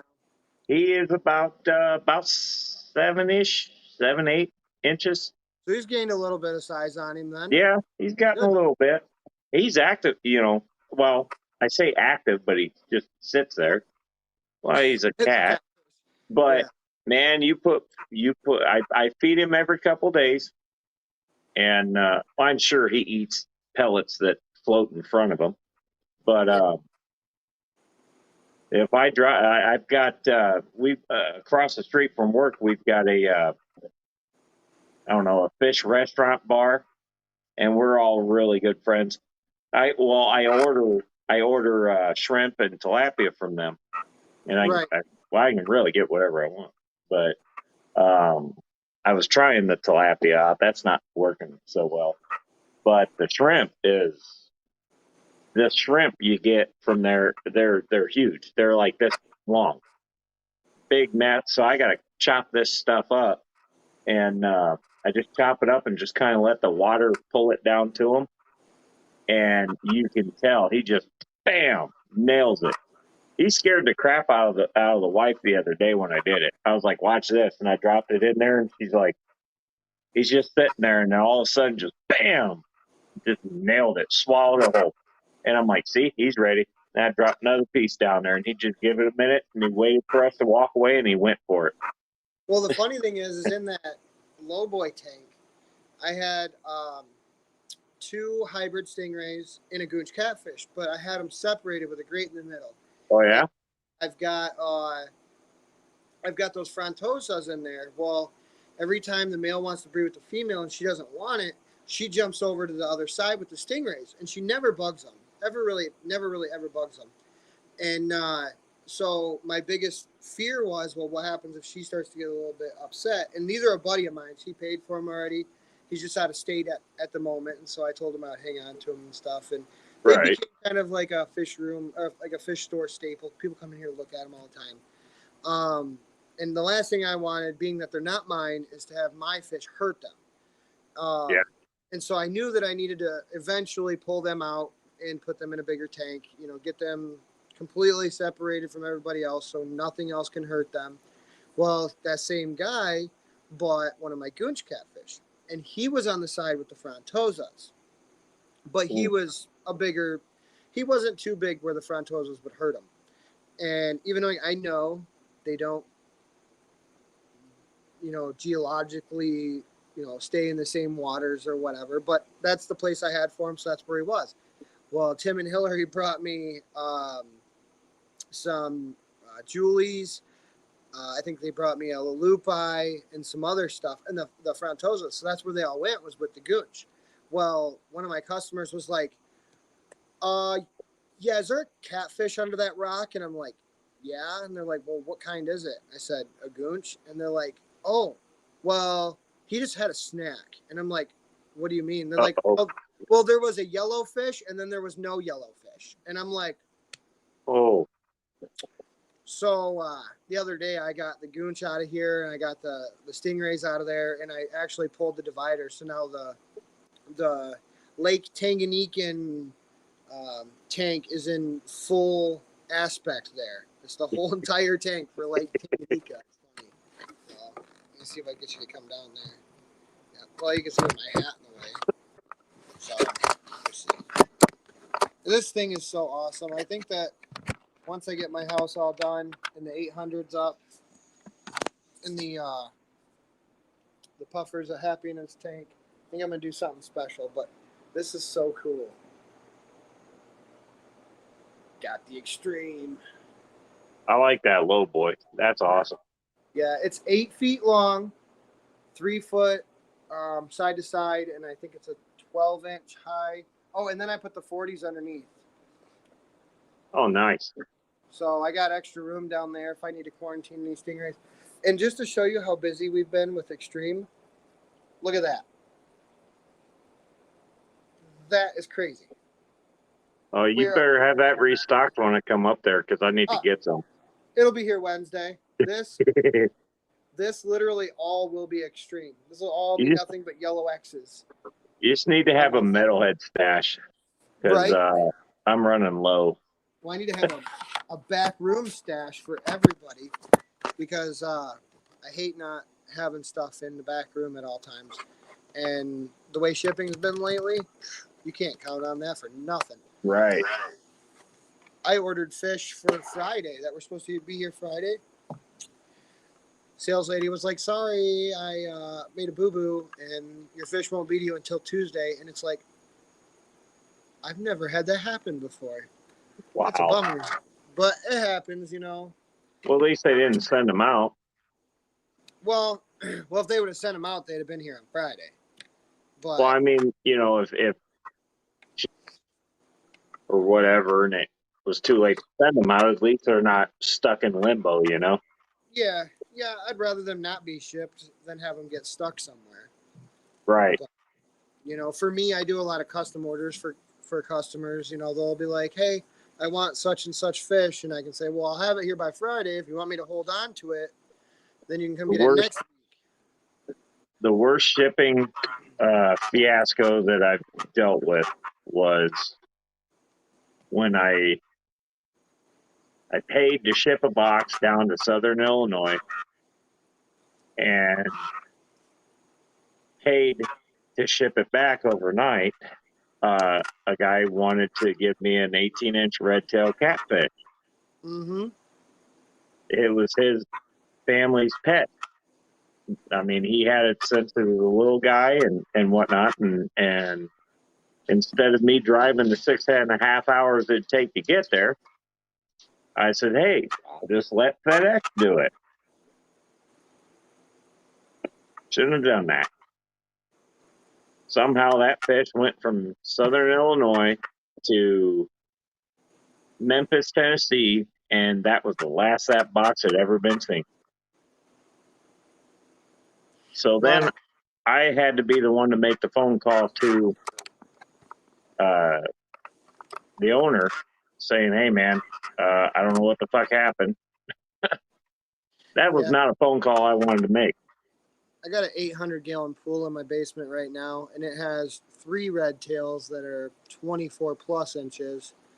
I've got a tiger shovel nose.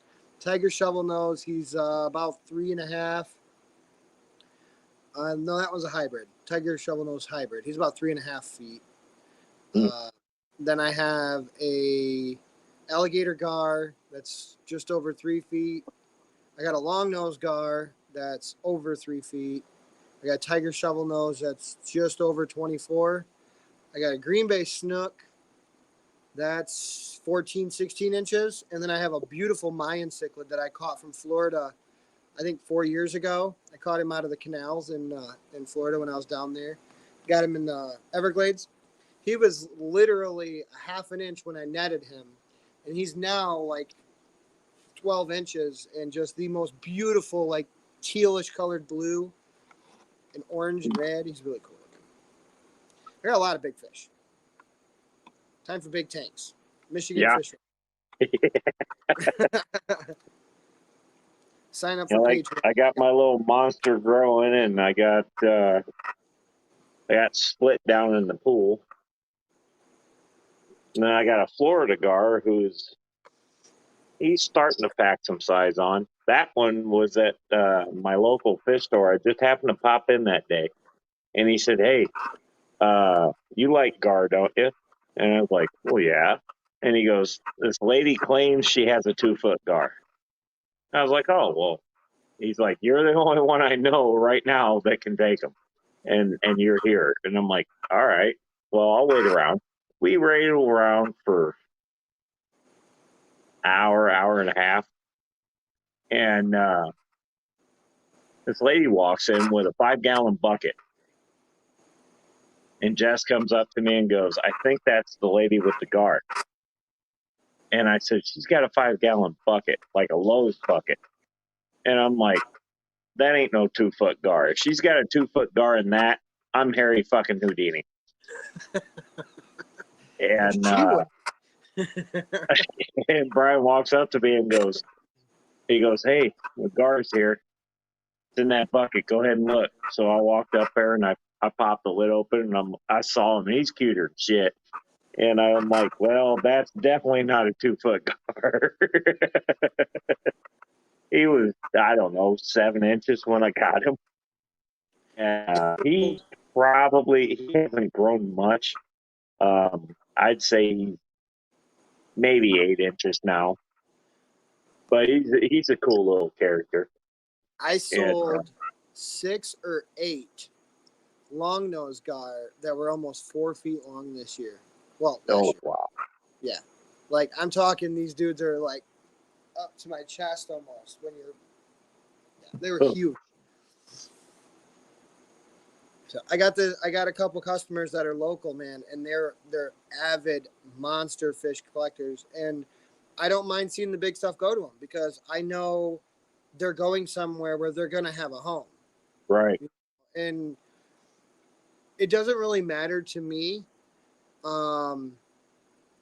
as long as the fish is being taken care of and there's an end game. It doesn't matter to me if you come in and you buy a red tail. I'm going to give you all the information you need to know about it. Like, hey, this catfish can get up to 4 feet long, right? Right. And they're like, oh, yeah, I want that. And it's like, okay, well, what are your plans? Because he can't live. You better have a pool.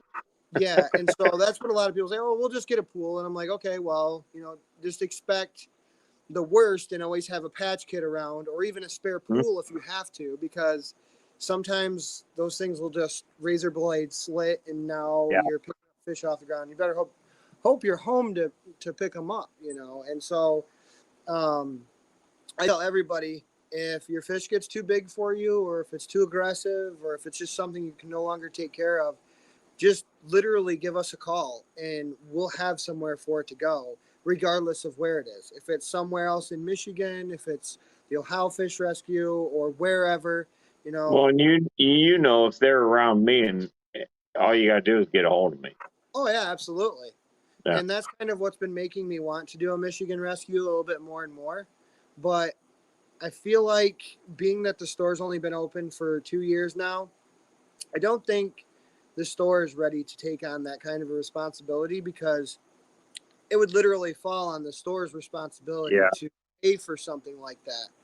And we're not into a position where, like if I did a YouTube channel like Ohio Fish Rescue, and, I started getting revenue from them, like them from YouTube, people paying in Patreons or donating, that would be a completely different story.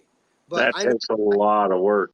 yeah, I can't do it myself, but even knowing I want to, it would be awesome to have, big tanks. And the thing is with me is, I could actually do to my area an aquarium, like an actual aquarium, and it would Yeah. be free to visit. It'd be free to visit. You open up the door and you're, don't be slamming on the tanks, and treat my place with respect, but you're more than welcome to come in and check out the fish, and we'd have a donation, jar. If you want to donate, then donate. It just helps Right. feed the fish, so I've thought of that, but I've been going over that with the wife, doing something like that, yeah. And because we don't have that around here, where it's just like we got fish stores, but we Right. don't have I don't know what you want to call it. They don't do a rescue for fish. Very few. Yep. You got Florida, you got Ohio, and I'm sure there's a few others, but we don't have one here. Right. And I'm quickly becoming that, non-intentionally, I guess you could say. I've Well, you had got a the bunch of people last year. I've gotten so much fish last year just from people like, I can't take them anymore. I can't, blah blah blah, whatever. My tank Yep. busted, whatever. And now I have them, and it's like, well, I gotta do something. I mean, Right. Yeah. No. I can't keep taking them in if I don't have any. Yeah, and that's a daily thing here with the store too. It's like I told you, I tell people all the time, if you can't take care of them anymore, or if you're moving, or if a tank breaks. See, that's the coolest thing about me here, is that I have a kind of like a catch-all tank, to where if your Yeah. tank breaks, you already know that you can come to me with a 5-gallon bucket with all your fish, and I'm going to put them in the appropriate tanks, and I'm Right. going to hold on to them until either your tank gets resealed, which I can do. If you need a replaced pane, I can do that too. Yeah. There's a lot of things. If you're moving out and you just don't want, say you're moving out and you don't want to get rid of your fish, but you have to. If you bring me the fish and you're like, hey, listen, these fish are near and dear to me. This is breaking my heart that I have to do. I'm like, don't let it break your heart, because they're going to go in this tank right here. And whenever you feel like coming and visiting them, you can come and visit them. Like, Yep. is that something I'm going to be able to completely take over and do all the time for everybody? No, probably not, because that's going to eventually be a lot of fish that I have to house for other people, kind of like rescuing them. But at least right now I have a couple of nice sized rescue tanks. And Yeah. and if they get moved into their new house, they got their tank set back up, and they come in and they're like, hey, everything's all set and ready to go. I'm ready for my fish back. Okay, I'll net them out and I'll put them back in a bucket, and they're yours. That's free of charge too. Like I feed your fish, I do the water changes, I make sure everything's all good to go, and it's just a service. I mean, I feel like that's part of my responsibility. If I'm going to supply the fish, then I feel like I should at least help with the care of the fish throughout its life. Right. You get a lot of fish stores who are just like, oh, that fish has got a broken tail and ick all over it and fungus. Sure, it's $3.99. I'll give you a discount for it. Like, for me, that's not, like, for me, I would get that fish back to health, and if it's still not adequate to what it should be, then it's going to go into a tank where it'll live the rest of its life in the display. I'm Well, not and that's like the local fish store I go to all the time here. If you walk in there, and I did a video on it, and the video, the tanks don't look that great or whatever. You got to understand those are old setups. Yeah. They've been there forever. But if you noticed in that video, there was a few X's, like black X's. They will not sell any fish out of those tanks because there's something wrong. Yep. So Two of you them can right go to the big chain stores. You probably won't see the X. You know, Those I'm sorry, but those signs that they put on those systems, they crack me up every time I go in there. I literally go in there half the time to just be like, oh, those poor fish, because they'll have all the lights on in the whole entire display. Yeah. And then they'll have one light off with one little like paper on one tank that says, sorry, we're feeling sick in this one tank. And yeah. I'm like, but isn't that draining down into that one and that Isn't that one? running through all of them? Kind of going through like this whole unit right here. So if that tank's not feeling good, most of the other fish are probably going to be sick soon too. So But I these think guys, that kind of cracks me up. when I see the little black X and they've got one tank singled out, that at least tells me that they are paying attention. Yep. As opposed to, you can walk into, not to call PetSmart out or whoever, but you can, let's just say you walk into PetSmart and you got a little tank of goldfish and there's like 5 dead ones laying down there, ick all over the place, and they're not doing a damn thing about it. You know, that's, and it, I say to the last time I went and got a fish from PetSmart, the girl asked me questions off of a card. She goes, what kind of tank are you putting this in?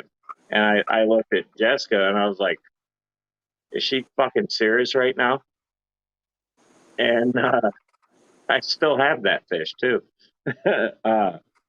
But she's like, well, you know, these fish can get so big. And I'm like, uh-huh. And I'm like, you gonna catch the one I want, or are you gonna interrogate me? Yep.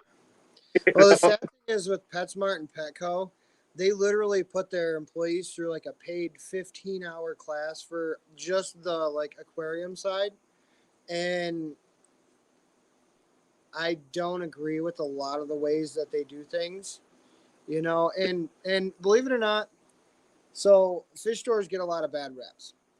Yeah. I can inform, like, even me, I get bad reps from stuff too. And the thing is I have to defend myself because you have to look at it in my eyes. So if somebody comes in here and they've got a tank full of Africans and they're like, hey, I really want this jaguar cichlid.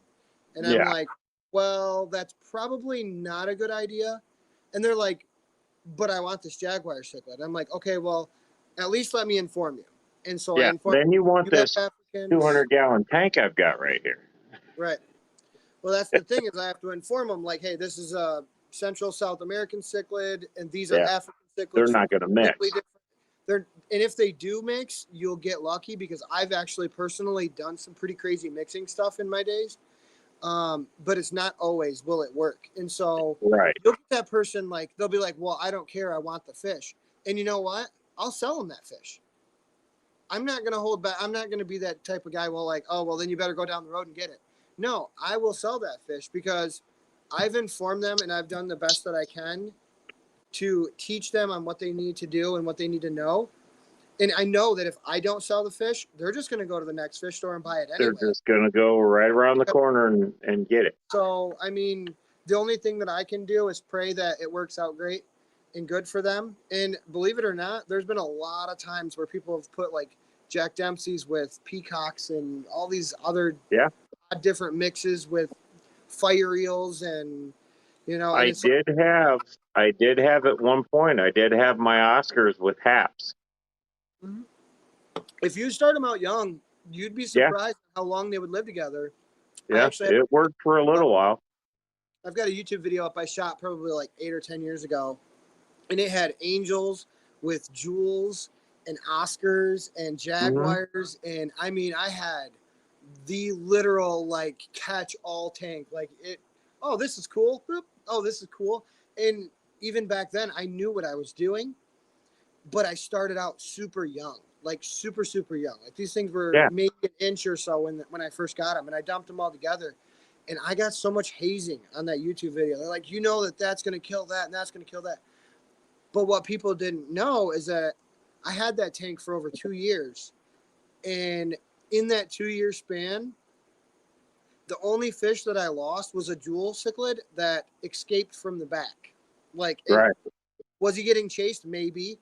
But still 2 years, living for 2 years in that tank and nothing getting like ripped fins. And everybody lived just fine together, but I also had a lot of hides. I had very good filtration. You know, I kept my parameters at a good spot. So as long as you're paying attention to your tank, you can see the signs. Like I would have, if my Jaguar cichlid was ripping my angelfish apart, I would have taken the angelfish out. Like I wouldn't let a fish like that get hurt. I did it as an experiment because I wanted to show people like, hey, I did it. You know what I'm saying? You can do it too. It's just you have to start them off small. Right. It's not something that's impossible. It's just that's just like my 54 gallon, which is pretty much kind of a cooler water tank because it's got tetras and goldfish in it, and you name it. I had my silver dollars in there too. And everybody's like, oh, you can't do that. You can't do that. Well, they've been in there for over a year. You know, now granted, I took the silver dollars back out and put them in the 150 because they're outgrowing it. So that's the only reason I took them out. If not, they'd still be in there. Yeah. Yep. And everybody got along. Crazy. So it works out. Yeah. It's the I kind of wish Stephen P was still here because he made a song about fuck the fish police, and that's exactly it. He's goddamn fish police. Well, you know what's freaking hilarious is I wish Lucas Bretz would have popped in here because he made Mr. Pleco, and that dude, literally YouTubers that make songs are so hilarious. Like, because you know them, you've been watching them for a long time, so when they come up with a song, you're like, I gotta support my guy. Like, this song is hilarious. If you haven't heard Mr. Pleco, you gotta hear Mr. Pleco. It's you make the song because you've been through it. Yep.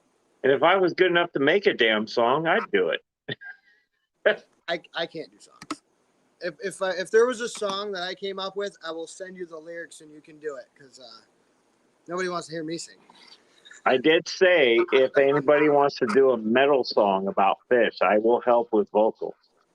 Well, my graphics designer, he's actually in a band, so I definitely could throw you it's a metal band too. So there's always that at our expense there. So, but yeah, it's just that's the biggest thing about the hobby is everybody hears one thing and they're like, "Oh God, I can't do this." But yeah, you can. I'm glad to see you still here. You just here. gotta find the happy medium. Yeah, absolutely. And I put all kinds of stuff with like hill stream loaches and stuff.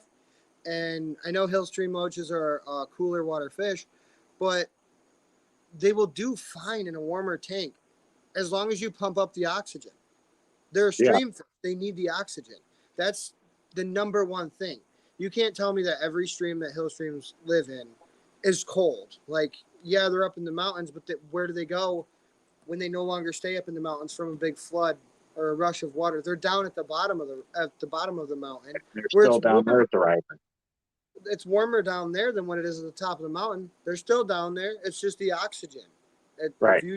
I don't mean you don't want to put them in a discus tank or anything where it's 84 or 86, but if you're at 78 to 82, a hill stream mulch is going to do just fine. Just throw in an extra bubbler. Well, that 54 gallon, I had that set at 75, and everybody was happy. Yeah. Taylor Wow. said she can hear you. Oh, there you go. You were frozen for a minute, but you bounced back. Your lips smooth, but I can't hear what you're saying. We need to get Taylor on. Okay, that's a bad joke. This was a phone call I got at 11 o'clock last night when my boss was drunk off his ass. We started singing Pink Floyd songs because the phone was echoing. Oh, boy, here we go. What's going on? What is up? Left to the T. Not much. It's been an elbow. Lefty, my fiance Taylor's in the chat. She's probably checking up on me, making sure I'm still alive because I was supposed to be home like 2 hours ago. He's fine. He's fine. I've been sucking up all of his time. He's supposed to be working, but he's been on here with me the whole time. This is the first one I did, so I wanted to learn out the little kinks and stuff. And come to find out, I did figure out what that stupid issue was.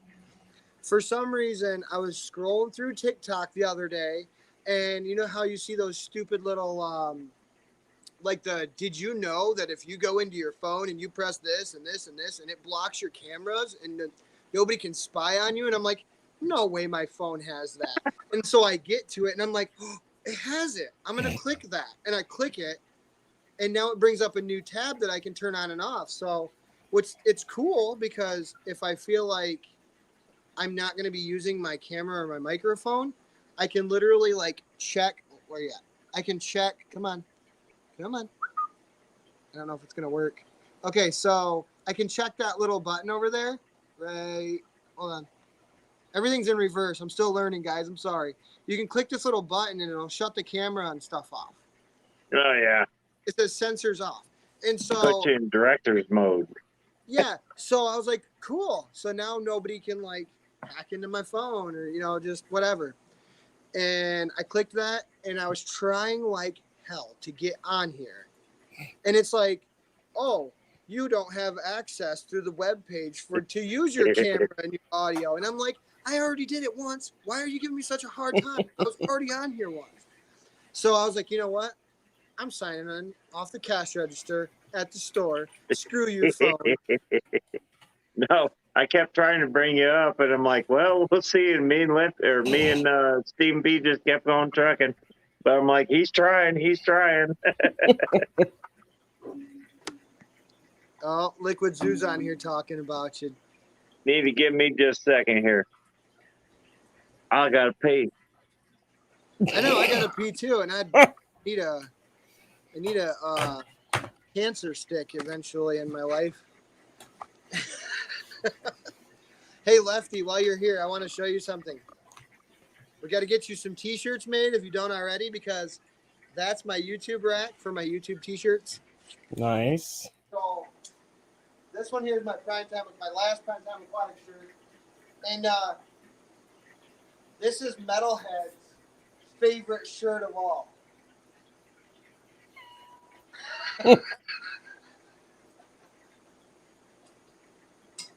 He says, when I come up there, I'm getting that shirt.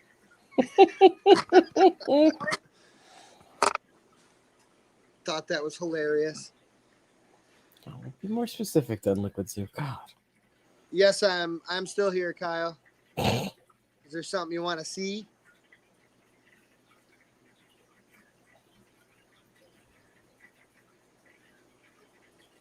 Let's see. Really? No. Okay. Now it's scrolling. Good to see you back here, Master Aquatics. Eduardo.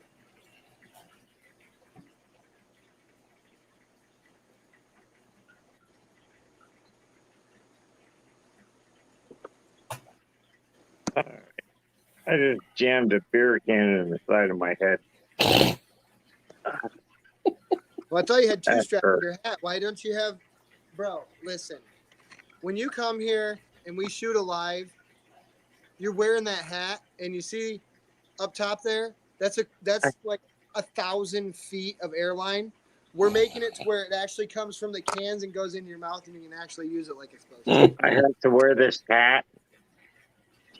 Well, you don't have to. I mean, I got another one of these. You could put like cans all the way around it. That's an interesting name that a mod should probably ban.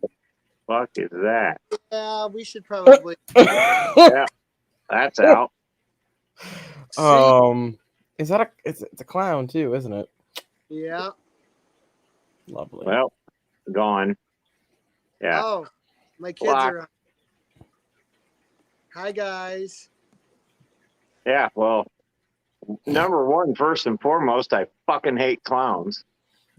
And this guy can go fuck himself. I know Taylor's going to be in the chat warning you right now that you never, ever, ever tell me what your fears are, especially when you have plans on visiting. I'm that type of friend. I will Well, test just your know heart. I'm armed and I have no humor. I will test your heart. That's basically what I told my friends when that stupid thing was going around here where people dressed up as them. I was like, y'all know I carry constantly. So if I see one of them, I'm just going to shoot them when they come near me. So No, if you're planning on... run up to your car trying to be funny. Too and bad. It's like, yeah, you're going to regret that decision, dumbass.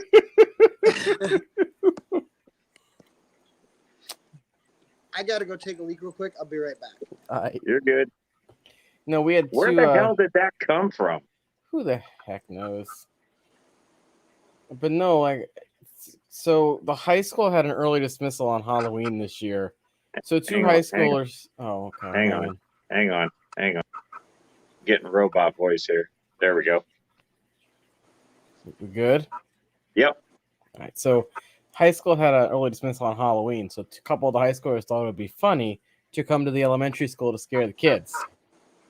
We saw them up on the hill. We just called the cops. Right. We made an announcement. We're like, no outside activities until further notice. And then the cops showed up and chased the kids through the woods. They got I didn't even see Eduardo pop in here. What's up, Eduardo? Hey, Eduardo. Two robot moves and you're all set. Was probably Big Rich's other too. Oh, I probably should have said that. Whoops.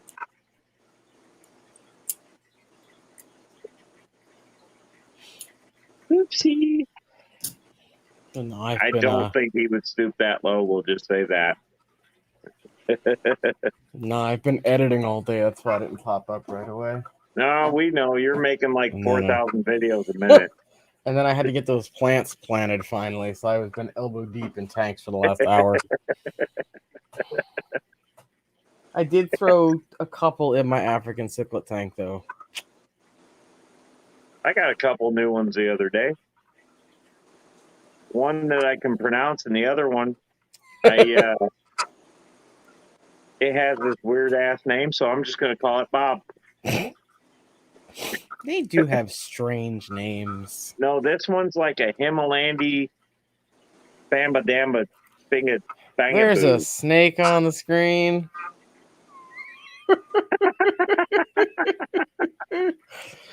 I knew it. He's the TikTok bandit. Or the StreamYard bandit. That's He's a good taking looking over snake. for me. Never thought I'd say that. Yeah, so this is one of our pets. His name is Marvin. He's one of our store pets. We actually work with the police, believe it or not, which is one of like the coolest things. To whereas if there's like an animal abuse case or like a rescue case, and it's generally a reptile or a fish, we get called. And oh, that's cool. This dude's original daddy should have never tried running from the police because home dude was in the car when he was trying to run from the police, and I got a phone. Oh, wow. Hey, we need you to take an animal. And I'm like, what kind of animal? And they're like, a snake. And I'm like, what kind of snake? Is it a cobra? Is it a python? Is it a, you got to be a little bit more, we don't know. And I'm like, they're like, we're not touching it. And I'm like, you could have you could have a Jay and Silent Bob moment Yeah. and be like, "Is it a trouser snake?"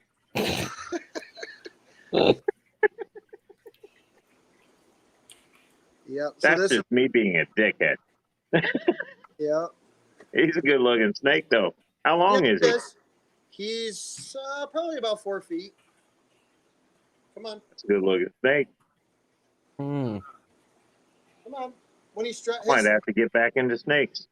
he's when he has his sheds, they're about 4 feet long. He's got it still, wrapped up around my finger. And he looks like he's only 3, but he's pushing 4 with his sheds. Right. But yeah, I called him Marvin because the iconic snakes or the iconic aliens down the side of him, Marvin the Martian. Yeah. But I think here's something you'll appreciate is being that we're both mechanics, he is now Marvin the Martian, the mechanic, because on the back of his neck there, he's got a wrench. Let me see if I can get it for you. Oh, wrong way. Oh, see, he comes with a built-in wrench. Oh, there it is. I see it. Got a wrench on his forehead. You should have called him Leatherman. Leatherman, yeah. So Marvin the Martian, the mechanic. Wrong He's a kind of good-looking snake, Liquid Zoo. Wrong kind of snake. Well, liquid. I do have 3 kids, so I think that.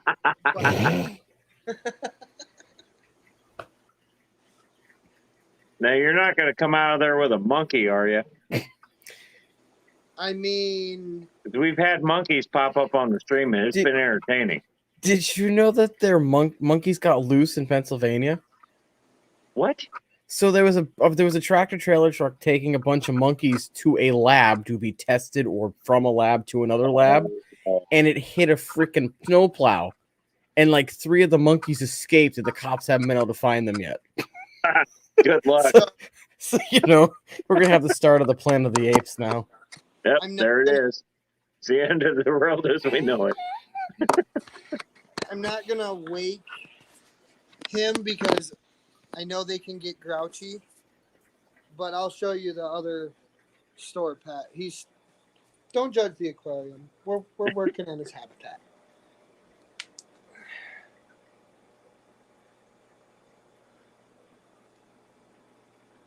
All right, hold on. Let me. Oh, wow. See, now that I can get behind. The snake, not so much. Yeah, that's Groot. We did have the alligator in there. We did have an American alligator, but and I wasn't even gonna sell it, but I had a guy come in and he's like, "I want that alligator." I'm like, "It's not for sale." And he's like, "Why not?" And I said, "Well, because I plan on keeping it as a pet." And he's like, "Everything has a price, and I was selling them for like $180 or something like that, almost $200. And he's like, "Everything has a price." And I'm like, "No, it does." And he's like, "So what do you want for it?" I'm like, "Not for sale, dude." And he's like, "I'll give you $350. I said, "Where's the tote at?" I went and got the tote. I'm like, "Okay, $350. I'll get another one." You got any nurse sharks for sale? Only 2. We had 3, but Oh, I was only kidding. no, I don't. I'm just kidding too. Okay, because when I was looking at local stores, we have one here that is selling a nurse shark. I don't even know what the. And I'm like, what? I don't even know what the. I mean, is the nurse shark?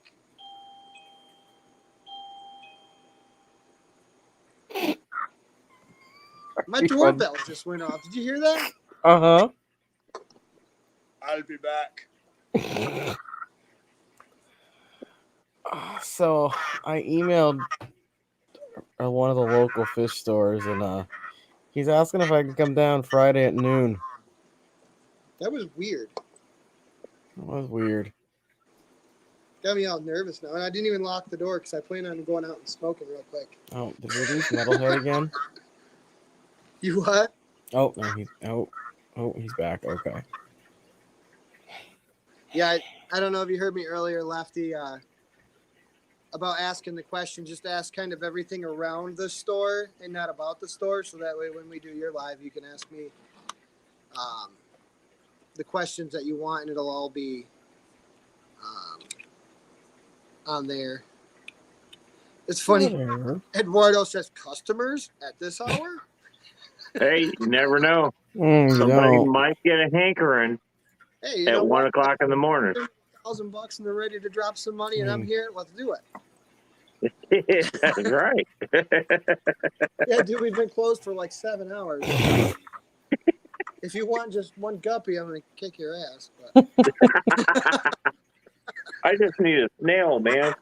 yeah, Like you right still got now. one of those- you still got one of those free stickers. It's like, what the hell? Did you Yeah. drive all the way from Ohio to get it? Speaking, Lefty, you never liked the Michigan Tropicals page for your free sticker, buddy. I thought I did. I didn't get a message. Let me look. I never even informed Taylor about that. So if you're still watching, babe, I'm sorry.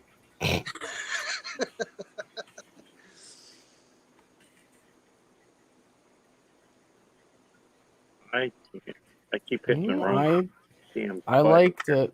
Did you? Okay. Unless As long there's more as you- than one, but Steven liked this one, so I'm assuming this is the right one. Yeah, there's one of them that for some reason we reported it like, I don't know, probably over 100 times between me and all my customers and Taylor and everybody, because somebody made a fake Facebook and they're like, you won. And I'm like, oh God, here we go. So we reported it, and every time it's like, oh, they're claiming to be, or you're claiming that they're trying to be you. And I'm like, yeah, they're trying to be me. Well, we don't think that they're trying to be you. And I'm like, what the hell? So there's another Michigan Tropicals out there? Like, what the hell? That's me. You know, either give me access to that Facebook so I can delete it, or delete it because it's not me. Yeah, Facebook is so retarded sometimes with stuff like that. that it is. Oh, here it is. You know, if I put my arm up just right, it blends in with this little background I got. Not for us. You just But look yeah, silly. it's only a small $3,000 for this nurse shark. Hey man, listen, if there's money to be made in it, I'll get it in. I mean, Well, this is one of those like high-end, overly expensive, for no apparent reason, just because we're on the border of New York and Connecticut line. So yeah, you did like it a few days ago, Lefty. She figured it out when all the messages came through about the free stickers. So just message us what your address is, and I'll in the color that you want. there's colors. Yeah, I got to give my customers the best. There's like this teal one. There's an orange one, and like this purpley looking one. Okay. See, I made my stickers easy. You can have whatever color you want as long as it's the one they come in. Yeah. Exactly. You can have any color a car you want as long as it's black. Who are you, Henry Ford? That's Henry Ford. Yep. There's only one teal left because Mystery Snail got a teal and Steven got a teal. Wow. But if you want a teal, I got one left. I just need to know. Saving the back window sticker for me, right? Oh, yeah. Did you see that, Lefty? That's like a Did you see that? 3-piece. Somebody said something about, oh, I'm going to send you a big sticker. And it was like, I think it was Liquid Zoo talking about his 18-inch stickers. And I went and pulled out my 4-foot sticker. Like, my palm tree is like, the palm itself is as big as my head. And then there's the stem. Big stickers. Actually, I got one on my window. Oh my God. What happened? Sorry. No, I just looked. I didn't know this place started selling plants. What do you sell Anubias for? What do I sell Anubias for? Yeah, just one little pot of Anubias. Hey babe, what do we sell Anubias for? I'm in the damn store. What am I doing? Hold on a second.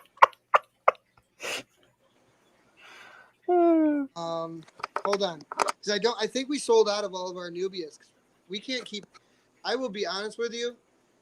Our prices are so low with stuff that when people finally come in, like at the end of the week and the weekends, gone, dude. Plants do not last very long. I want to say they're like $4.99 or something like that, or $5.99 at the most. That's the normal. They're good sizes. This store sells one pot for $15. Again, they're on the border of New York and Connecticut, so they charge New York prices. Or I should say Manhattan prices, because they're closer to that. For Does the small company one? start with a P? For a regular size Anubias, yeah. Does the company name start with a P? It does not. Okay. Does it start with a G? Nope. That's the only two I know on that side. P and G now. Well, P just moved there, but G's been there for a minute. Matter of fact, you know what's funny is that Global Fish Co. When I first started the store, it was because of Global Fish Co., Ryan, and Corey from Aquarium Co-op.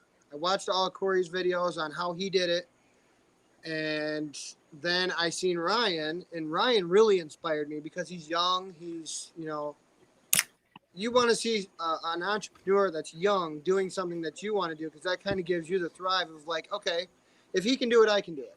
And that should be with anybody, but with me, it was just like, okay, he's younger than me. He's got this rolling for him. I know I can do it now. So I used to reach out to him a lot when he was shooting his YouTube videos.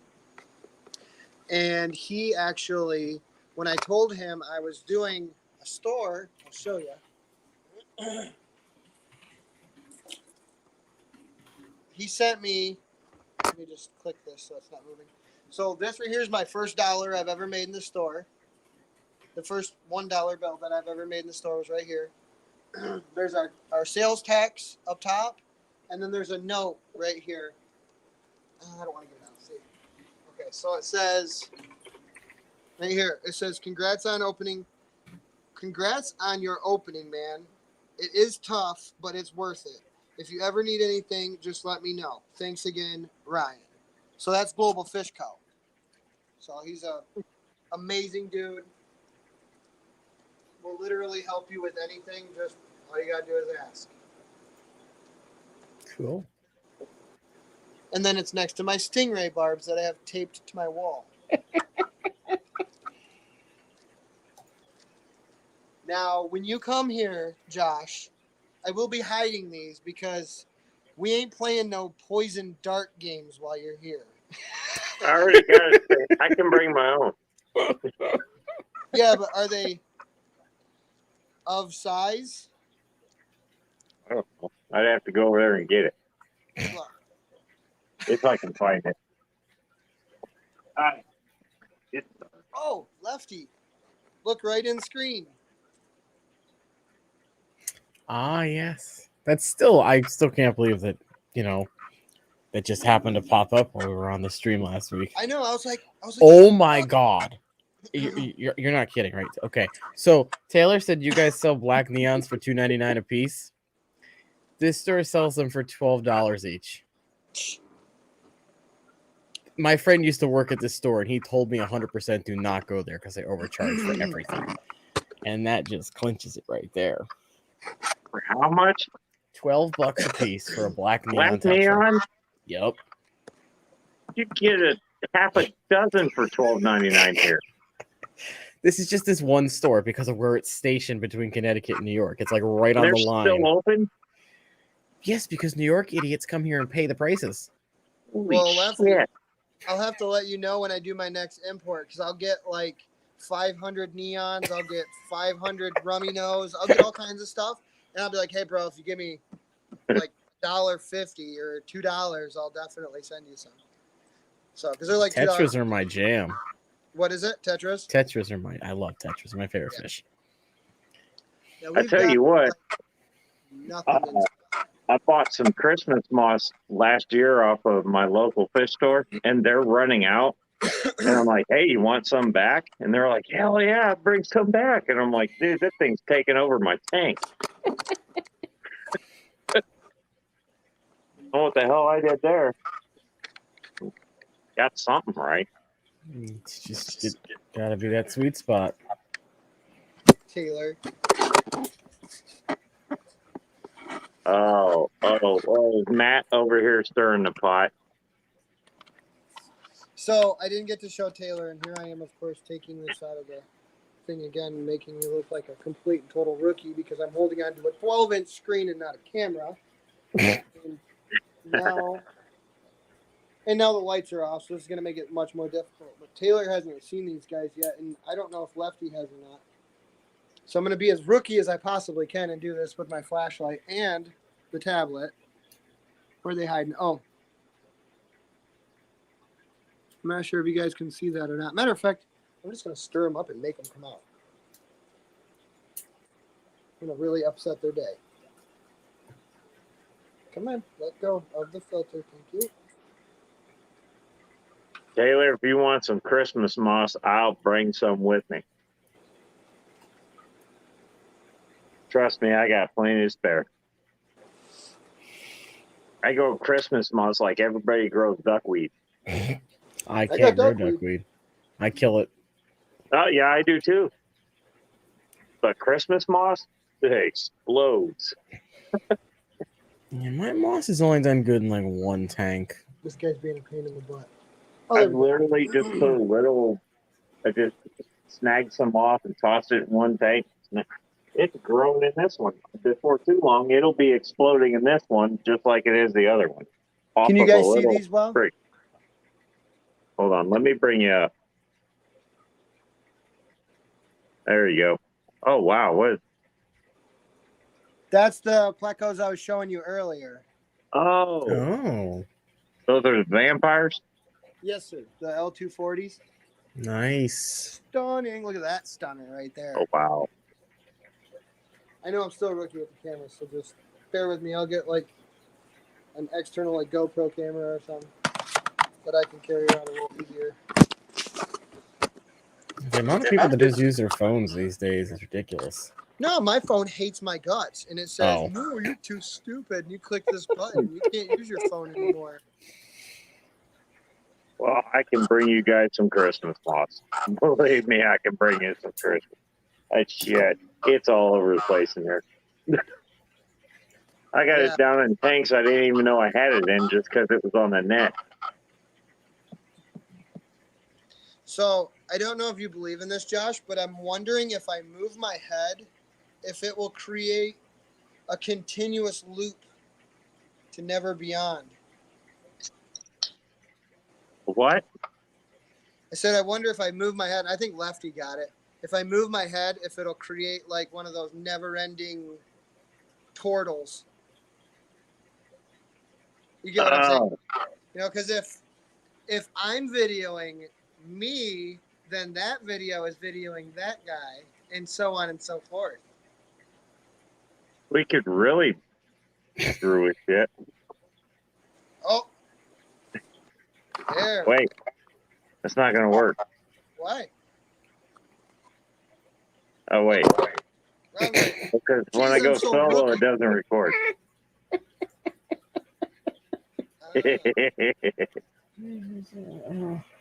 Uh-oh. You're getting yelled at, Michael. I am? Yeah, you're getting yelled at.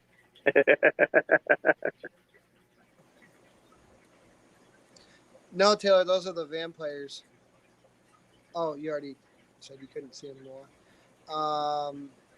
The kids will not listen to me. Tell them to clean. I think it's 1:30 in the morning. It is.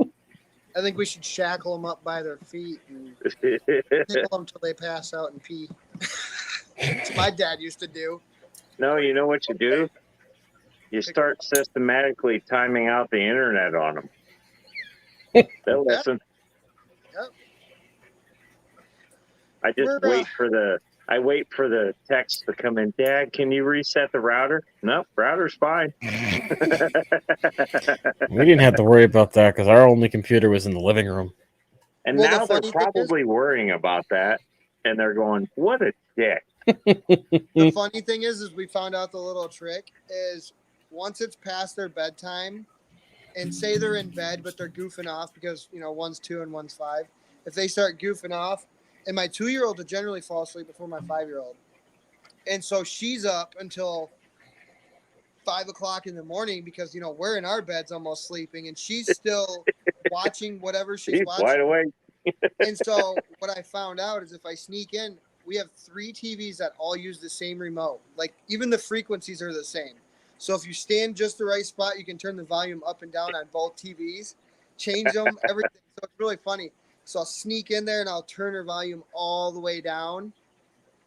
And then you'll watch it go back up and you turn it all the way back down again. And you'll see her raise it back up again. And she generally is like, Dad. And so when she's not paying attention, I'll sneak her remote from her. Like I'll sneak her remote from her, then turn it all the way down. And then you can hear her tossing around looking for it. And it's like, go to bed. It's past your bedtime. Hey. That was a pretty Griffin's fish room came day. in. Hey, Griffin. How you doing? I'm sorry I haven't been acknowledged in the chat at all tonight. I am really sorry, guys. If I missed you, I'm sorry. This is kind of a oddball open forum chat. It's an all for all. Yeah, it's a free for all. Don't be a clown and don't be Yeah. saying different things in the title. If you're a clown, with a really screwed up name, I probably we're next to that one. They're still there. I can still report it. Thanks, Kyle. Oh darn, which one do I go with? There's 2 options it could be. We're just gonna go this one. I deleted it or blocked them. It's still there, so you can still report it if you. Oh, it's still there. Well, it's gone, but the name is like the thing is there if you want to click on the dots. Well, I mean that's still who the fuck does that, really? So no, I clicked on it and just reported it because I forgot to. So yeah, this local fish guy is like, "Can you come to the store Friday at noon so I can meet you?" And I'm like, "Well, I work till 3, so unless I leave work early." All right, I'm gonna watch you guys on here real quick. I'm gonna smoke, and then I'll do like an ending statement to get home. So I haven't smoked in like how long have we been on here? 3 hours. I'm jonesing. Well, I'm gonna be honest with you. I ain't planning on staying on much longer. Griffin, what kind of fish you getting? We're approaching that 4-hour mark. Well, only at 3.5. Well, yeah. So yeah, you go do what you gotta do. I'll be back in a couple minutes. I'm thinking when we hit 4 hours, I'm gonna call it. That sounds like a plan. Go ahead, you're good. But no, I emailed one of the local fish stores. Well, it's not local; it's 15 minutes away. And I was like, "Hey, you looking for an employee? I've got all this. I do, you know." We need you, Lefty. Come on. So and then he emails me back. He's like, I was like, yeah, I did this, blah blah blah. And I'm like, he's like, can you come down at noon? And I'm like, I don't know. Well, I could, because I'd have to leave at 11, and I could tell work I have an appointment and they won't question it. But I don't think 3 hours counts as enough time to actually get paid for the day. Well, so I'd have to talk to the boss and be like, hey, do I even bother coming in or do I just take the day? Yeah, I see that. But like, he was like, what do you want for a salary and all this? And I was like, well, I get paid this. Was he trying to hire you? Well, I asked him if he needed an employee. So I asked if he wanted to hire me, basically. Maybe hire you for the time you spend going over there? Well, I would rather that be my full-time job than a school. Oh, well, hell yeah. So I was like, well, this is the rate I get paid now. This is what it would come out to annually if I worked the same hours at your store. And then he was like, I'd love to meet you. What's your YouTube channel? And I'm like, here you go. Tell them about your friends. I almost put in there, I'm, we'll friends with KG Tropicals, but I was like, I don't know how much he knows about like the YouTube people, so I wasn't sure if he'd know. Side of the fish fam. Wasn't sure if he'd know who KG Tropicals was, since they're the biggest name I can drop. Well, yeah. They're big. But like, I don't know a lot of people would know who they are outside of YouTube.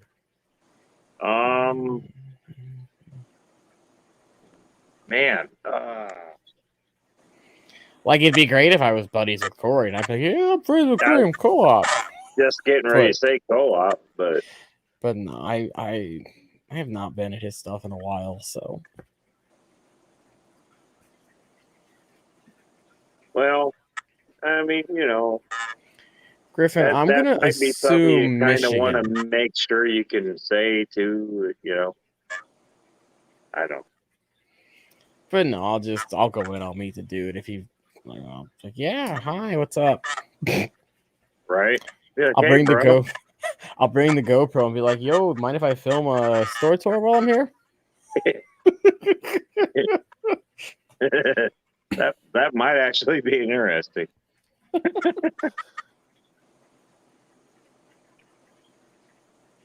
I don't know. I've heard things, and again, I've heard things. It doesn't mean they're true, but I've heard things about Corey. I don't have anything against him, but I've heard things. I've never dealt with him outside of his streams or I've ordering also heard stuff. things about the people that were saying those things. So I'm just like, you know what? I'm like, I ain't in it. Yeah, I try and avoid that. Here's me. I'm over here.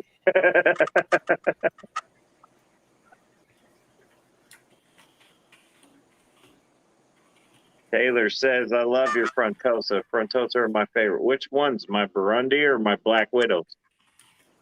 My babies? Those Black Widows are growing fast, too. They're growing faster than the other ones did.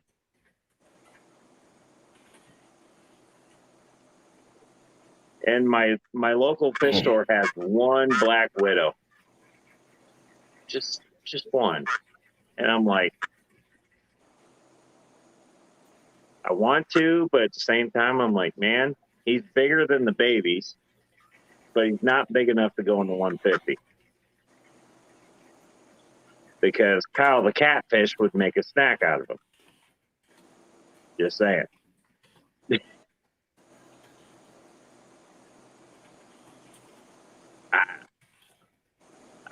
I've been waiting for that one. Read the Hoyles, what's up?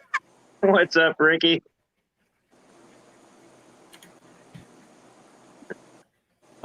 Define cold. I mean, you're Michigan, so you probably know what cold is, but a lot of people don't know what cold means. Well, it is. Well, shit. I'm recording on my phone. Okay, so today's top temperature here in northern Indiana was like 20. It was 9 at 9 o'clock this morning. So we get a degree an hour.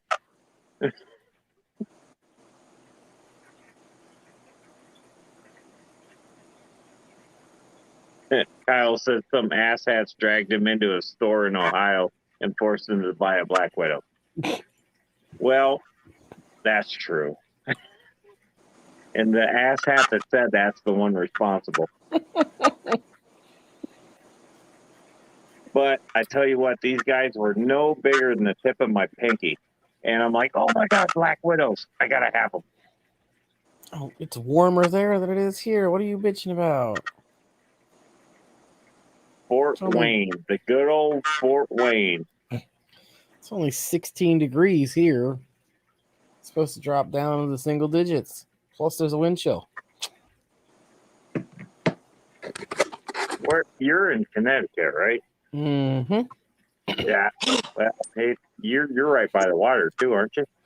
I'm on that borderline of being considered shoreline and not shoreline. We have Long Island Sound, but you got the cold air coming off the water, plus you got the northern air coming in. Yeah, the two of them were fighting right now. We were supposed to get a big storm today, but the northern air wore out. The benefit of it being so cold is you can leave your pops in the truck. Yeah. And they freeze. Yeah. Then they go Real kaboom. 12 right now, by the way. I had one boil one time in the summer. It was like 90 degrees out. The car got so hot it boiled and exploded the can. This is my favorite time of the year when I can leave the case of beer in the back of the truck. Oh. So my car got worked on one time at the garage up in Maine. Came back, they left a whole 6-pack in the back seat from working on it. All Freebie. full. I Freebie. was like, oh, great. Customer benefit? Was it good beer? I think it was Bush. Well, let me rephrase that. There's only 3 kinds of beer. We had this talk last week. Free, cheap, and cold. That's it. Well, it was free and cold, so Well, it wasn't free for you. There's 4 types. There's the kind that you drink and they make you go. Like you're gonna have a seizure after you take your first swig. It's not until like the 5th one. After you drink 3 of those, you're fine. Yeah, but they're still considered a 4th because it's still, we'll call it the jiggles. The jiggle beer. You're like, oh, that's horrible to drink, but it's beer. This is going to be interesting when we come up there. Left a lot of warm beer out in our day, haven't we, Taylor? I'm gonna bring my buddy from work. He actually the one that I'm buying the truck off of. He's got cerebral palsy, but he's smarter than a whip, or what do you call that? Quicker than a whip. Yep. The kid, he's badass. He's funny as fuck. You'll love him. But I'm gonna bring him with us because we're gonna have to make a couple stops on the way since it's in Michigan. I don't need to go into detail there. Yep. But so make sure you don't forget. Oh yeah. Yep. I got a Nope. range. Nope, we'll bring them too. I got a range. And Michigan's open carry. So you guys are lucky. Michigan's open carry, and if you have your CPL or CCW, whatever they call it now, they changed it. So well, and in the Indiana permit, you don't have to. Well, here in Indiana, you don't have to conceal. No, we don't have to. And it's recognized by like half the country. So yeah, or almost half the country. I'm in Connecticut, so all my bordering states, you have to check in with the local state troopers. No yeah, offense. he's surrounded. I am. Yep, I am surrounded by blue. Yep. Yeah, no offense, Lefty, but I hate Connecticut. I had a very bad experience. It's okay. I hate it too. My buddy, we just graduated, and it's freaking hilarious. So we had just graduated high school. We were like a year or 2 out. We were like, I think he was like 19 and I was 20. And he's like, hey, I'm going to buy a car off eBay. And I'm like, how does that even work? You know, like you put a $500 deposit down and then you drive to whatever state it's in and you pay the person in cash. So he found a 2003 or a 4 Escalade, a Cadillac Escalade that was in a Funkmaster Flex car show that took first place. And I'm talking, this Escalade it had everything. It had 4 15-inch subs in the back. It had 22-inch wheels, Brembo brakes. Like, it was all decked out. Lowered, aftermarket brakes, and engine mods, all kinds of stuff. Well, he put it on eBay for $22,000. He talked the guy down to 20, but it was in Connecticut. And so we got the good idea of let's drive from Michigan with an ass load of people in this car to Connecticut to go get this truck. So we jam-packed 6 people in a Trailblazer, and we're having a blast. Like, we leave Michigan, we're having the best time of our lives. We're jamming. We figured just drive straight there, pick up the truck, drive it straight back. That's why we brought 6 people. Like, if you want to sleep, sleep. If you don't want to sleep, what? And so we drive straight through. I think it took us like 14 hours or something like that to get there. Sounds about right. And we literally get there. We meet this dude right at his front door. And the sketchiest thing about this is my friend, has $20K in hundreds, 50s, and 20s in a freaking grocery bag. So if it doesn't look any more like a drug deal, I don't know what to tell you. We got it literally shoved underneath the passenger seat to where it's like not even visible. I don't even know how, because $20K is like it's it's a brick at that point. It's not even a wad. It's a brick. And so we get there, we go inside this guy's house, and he's rich as hell. He's like, oh yeah, I just need the money because I'm getting a new ZR1 Corvette and I want this money as a down payment. And we're like, okay. So we count out whatever it was, like 22 or 20K or whatever it was out on this thing. He hands us the keys, the title, all that good stuff. And we're like, all right, man. He's like, can I take my plate off the back? And we were like, well, can we borrow the plate and we'll mail it back to you? He's like, no, sorry, man, I can't do that. And we're like, oh, well, Just needs because a title. in Michigan, all you need is the title. and you literally get the title in your hands and you go buy this vehicle and you have a certain amount of time to get it home or at least legalized. But if they pull you over, you got the same day on the title. Not in Connecticut. Oh. Not in Connecticut, huh, Lefty? We get there, we get the damn title, we make it 2 blocks down the road to the gas station. We're putting gas in the truck, and a police officer pulls up behind us at the pump behind us. And we're like, I wonder how this is going to go. So we all go into the gas station. We all get our stuff. Cops being cool. We end up kind of going a little bit quickly to the car, which was kind of probably suspicious to him, being that we had no plate. And so we get to the car. We get in the truck.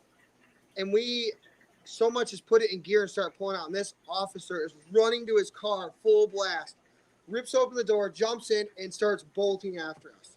We don't even get 2 driveways down the road, and he pulls us over. And take in mind, Lefty already knows that these roads in Connecticut suck because they're literally the width of a car on both sides. And there's jogs and turns and hills and 27 bridges that somehow merge but don't touch, and it's nuts where we were at. And so he pulls us over literally 5 feet in front of this dentist office, and we were gonna pull in, but he was adamant that we stopped. He was yelling at us over the PA, shut the vehicle off, toss the keys out the window. We're like, what the hell? And then it clicked. Oh yeah, we're in a drug dealer Escalade with no plate on the back. No wonder why he's being so pissed. So, Buddy drops the keys out, and a car almost runs him over because we're literally on the curb. Long story short, we told him our story, told him where we were from, we gave him all of our IDs. We weren't being jerks to the police or anything. And he's like, you can't move this car an inch. And we're like, well, we're almost being hit here. There's something up with my dinger in here because there's nobody coming in. So long story short is it's Saturday at 10:30 in the morning. Well, you guys don't have a Secretary of State like we do. You have a what's it called? It's not a Secretary of State. It's where do you guys get your licenses and stuff renewed at? DMV? Well, he didn't call it a DMV. He called it something completely different. And we're like, Department of Transportation? No. So you know how we have a Secretary of State. That's where you get your license plate. That's where you get all your stuff from. A DMV. Well, he called it something completely different. And we all kind of looked at each other and we're like, where do we need to go to get this? Don't you have a social? We have a Secretary of State, so I don't know what the hell this guy's talking I asked about. him. I was like, well, where's the Secretary of State at? Because he's like, you guys aren't moving this another inch unless it has insurance and a plate on it. And so we're like, great. Well, my buddy owns a dealership, and he was going to fax us to the dentist office a dealer plate, just a paper dealer plate that we could put in the back window. And that fell through because while trying to do that, the officer had already put a ticket out on his name. So not only could he couldn't get that paperwork sent to him in his name, he couldn't get insurance on the truck because he had a ticket in his name that was being processed. And so they wouldn't put insurance on it because it was going to that vehicle. And so we're like, shit, we're kind of tied up. We got our hands tied here. So we ended up we ended up finding the DMV, which was like 30 minutes away, and it was already 11:30 at this point. They closed at 12. So we're like, shit, we gotta go. So we took the Trailblazer, and me and my cousin, we shot there with the title as fast as we could, like cutting people off, and which that's what you guys do there, is cut people off. We found that out really quickly. So we started driving like a-holes like everybody else, and we got there literally as the lady was shutting the door to lock it. So we're like, wait. She's like, okay, I guess. So we sneak in, we put the truck in my name, we put the insurance and all that in my name, and we go back, and this officer is like, he is on a mission to be a D-hole. That's how most of them are here. And so I literally walk up to him, I'm like, hey, bro, I got a plate, I got the insurance, I got the registration, I got everything I need. And he's like, good, because 5 minutes longer and I was going to have you towed. And the crappy thing is we had to have a lot of that, like the insurance and stuff, we had to have that faxed to the dentist office. Well, the dentist office closed at 11, but they stayed after to help us out because they knew the cop was being a jerk to us. So it was just nothing but a huge headache. We end up getting everything legal after, like, it felt like hours. And we're on our way back home. And I don't even know where we put the spare tires. I think we put the spare tires in the Tahoe or in the Trailblazer. But he gave us like 3 or 4 extra spare tires because they're stupid rubber band tires that you got to like heat up and stretch and punch and throw a hammer at it and scratch it with a hammer or with a screwdriver. So we're buzzing home. Like we're flying like 90% of the way. We end up freaking getting a flat tire. In Pennsylvania, Saturday at like 6 o'clock in the afternoon. So literally every tire shop in the whole state's closed by now. And we're sitting on the side of the road like, what are we going to do now? And so I'm reading the tire and it says run flat. And I'm like, I wonder how far this run flat would actually get us. And he's like, you're not driving my truck on a flat. He's like, these rims are like 15 grand. You're not, I was like, we're driving them on a flat. We're not sitting here any longer. So we drove the run flat for like 20 miles and it made us to this little hole in the wall mechanic shop. And the guy was literally packing his tools up as we were pulling in because that was the only one we could find.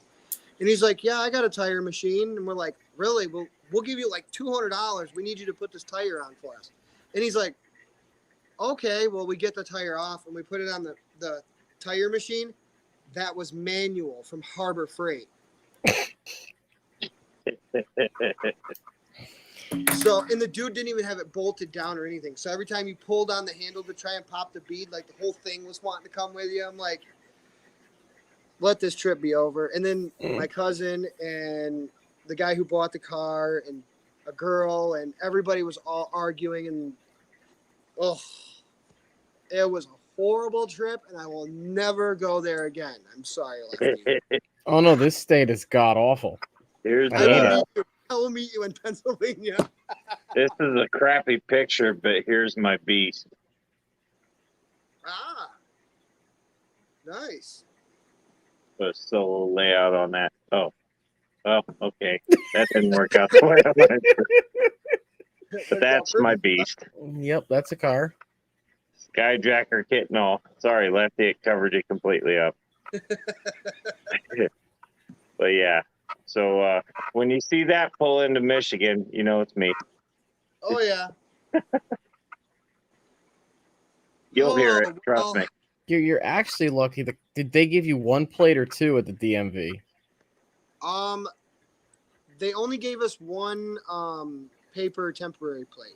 Because we have a law that you have to have one on the front and the back of your car. How long has that law been in effect, though? Because that was like MNC and Misfits, what's like up? 30 years. Oh. I don't know. We're like the only state in the union that still has that law on the books, too. No, I think Ohio still has that. Oh, do you? Okay. Ohio. Yes, well, Ricky, last I am time I was Metalhead's there, car. I saw 2 plates. And I know Canada. Indiana's only got 1. Canada does it. I think London does it. There's quite a few countries that do it still too. And was it the end of the month when you were here? I Because don't usually, remember, but most likely, probably because that cop was trying to get his quota. yeah, okay. As I say, usually the end of you don't have to worry the first 3 weeks of the month. The last week of the month, you're screwed because they'll pull That's you over when for the anything here. quota that they don't have that they're Exactly. trying to still have to happen. I feel like a cowboy. No, we got that here too. I feel like We that's don't have a nationwide, quota. though. Yeah. We don't have a quota. Cops don't have quotas. Yeah, bullshit. Yeah, that's why it's always at the end of the month. Yep. I have seen them in my old town. We had a school right before the highway entrance, and it had the stupid flashing 25 miles an hour thing on it. They would have one cop sitting at inside of the street and another cop under the bridge. They would turn that on and off, not when school was in session, just so they could ticket people for speeding in a school zone. Yep. And I'm like, wow, you guys are assholes. School zones are easy targets. Well, yeah, the thing about this one was the light was only supposed to be flashing while school was in session. But they would just turn it on at random and then be like, oh, you were speeding in a school zone. It's fucking noon on a Saturday. There's no school. What the hell are you talking about? It's 3:30 in the morning on a Saturday night. Fucking school zone lights going off. Gotcha. You know what the school buses do around here, because they got cameras on, because they'll put their signs out and people are running and some bad stuff's happened. But I'm telling you, some of these bus drivers are dickheads. They wait until you're right there. Like, literally, bus, you. And they put the damn lights on. And they try to get you for that. And I'm like, dude, there's no way I could have stopped. I was right next to him. You could have slammed them on and did some skidding across the road. That's always fun when you play hopscotch with the car. I would have shoved my snowplow halfway into him. I just kept going. Because I'm like right here. Our cops are pretty cool. Like, if you're doing 80 on the expressway, then they're just like, don't do 81 and we won't touch you. If you're doing 80 by yourself, you're screwed. They'll come for you. You're doing 80 in a pack, you're okay. Yeah. Unless you're the out-of-state guy. Normally, if you're in a pack, you're doing 90 and they still won't touch you. Well, that's why you try to be in the middle. Yeah, I usually just stay with the You don't want to be the lead car, but you don't want to be the caboose either. Yeah, because yep. Yep. Yeah, that was the last one in line's the first one to stop. From a former rocket rider, there was many times that the police got very mad at my friends. I was always the good one. I was always the really good one. I always pulled over every single time. Every time. There's been a few times where I haven't. Yeah. And that was on my Harley. Yeah. I'm like, you know what? I've seen him flip them lights and go to turn his car around. And I'm like, I'm just not in the mood for this tonight. Drop it down here and go. I knew he didn't have my plate. My brother-in-law's father had an encounter with a moose while he was on his Harley. Now, luckily, the moose is luckily they're fucking 8 feet tall. So he was like, "Well, I can't stop, so I'm just gonna go underneath it." Well, it worked. Yeah. That would be like I'm not gonna kid. I almost smacked a deer the other day, but if I could have imagined that being a moose and me still having a 2500 HD, I probably would have pooped a little bit because A moose is not gonna move. Like it's not gonna No. move. They don't move for fucking It's 18 gonna wheelers. total that thing. You smack I a don't deer. care what you have, it's gonna total it. Yeah. You smack a deer, it's gonna move out of your way as you're hitting it. Like you smack a moose, the thing is gonna land on you like a freaking elephant. Yeah, it's just gonna fall over and you're smushed. Yep. But Liquid Zoo just reminded us it's at almost 4 hours. I got the truck God nice and damn warm. it, Liquid Zoo. Yeah. And I'm gonna bounce will. out of here, so I can get these kids down because it's 2 o'clock. Yeah, and then you gotta turn around and do it right back in the morning, don't you? For what? You gotta open the shop up in the morning, don't you? No, we're not open on Sundays. Oh, okay. We're not open on Sundays and we're not open on Mondays. That's what worked out perfect with me and Lefty. So you want us to come on a Saturday? It don't matter to me. Whatever day you want to Well, come. if we come on a Saturday, then yeah, If you come on a Saturday, are you guys gonna like get a hotel for the night or what? probably. Probably. What you can do is we can come I think in. we're gonna have to. Because Saturday we're only open until 7, and if we announce it to everybody that you're coming throughout the day, then if you feel like a rock star, you can do signatures and stuff. That'd be cool. Well, if people want my signature, that's weird. I'm totally down for that. You know what's funny is every time, and you guys should do this too if you don't already. It's the funniest joke in the world. So you pay for like whatever you're paying for with your card at the gas station, and they're like, "Okay, I need you to sign this," and so I sign it, and I'm like, I slide it over to them all funny, and I'm like, "You better keep this one because one day the signature is going to be worth a lot of money." And they're like, "Ha ha!" No, and I'm like, "No, I'm serious." And they're like, "Really? Who are you?" And I'm like, "I'm nobody." And then I like, they're like, "What?" Like they get so. I tell people that all the time. It's I'm so like, funny. I'll sign a piece of paper and I'll be like, "That's going to be worth a lot of money someday." And they're like, "Really?" And I'm like, "Yeah, I don't know when, but it will be." It might even be the next lifetime. I have no idea, but it will happen. I'm down for it. Yep. They're Well, going to be disappointed though when it's just me. right. When they're like, "Oh shit, you hear about that super rich or super famous guy? He's all rich now and stuff." Be like, "Who?" Be like, Josh who? Metalhead Prime. What? No. Be like, yeah, he's driving around a Lambo with like a big fish decal down the back. It'd have a fish tank in the back. In the back Those window. poor fish. It'd be an El Camino. You gotta paint it all chrome. You gotta paint it all chrome and name it the El Cromino, like what's his face over at Demolition Ranch. But yeah, no, I'm cool with that. If there's people that want to meet me, I'm not gonna turn them away. Yeah, absolutely. I'd actually be quite shocked. You'd be surprised. At least people probably come and want to get pictures or something with you. While I'm here and I'm about to get off of here, do you want to see anything in the store, Lefty? Or anything that you care to check out while I'm here? I mean, of course, we're going to be doing this next Monday, but at this moment in time. No, I'll let you get home and go to bed and wrangle the children. It's fine. I ain't going to bed. I know that Josh isn't going to bed either. He's going to be on here when I get home, so I'm going to get on here and watch his live. Probably until 6.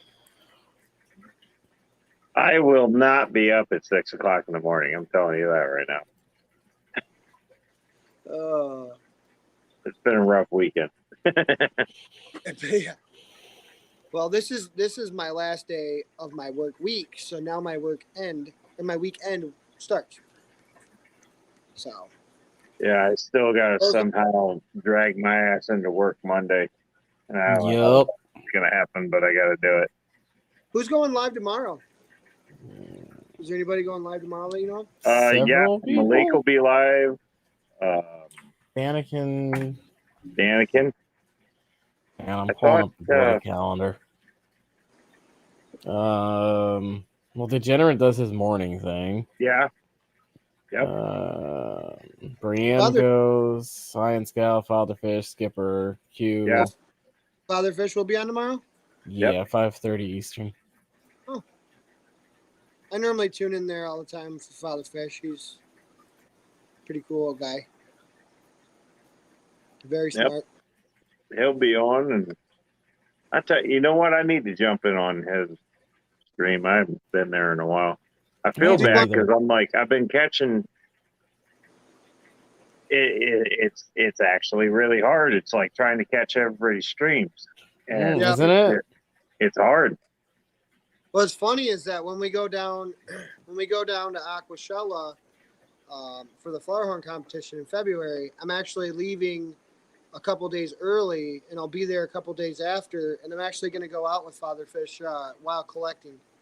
Nice. That'd be cool. That's a video right there. For sure. Oh yeah, I'll have the GoPros going. I tell you what, the guy knows his shit.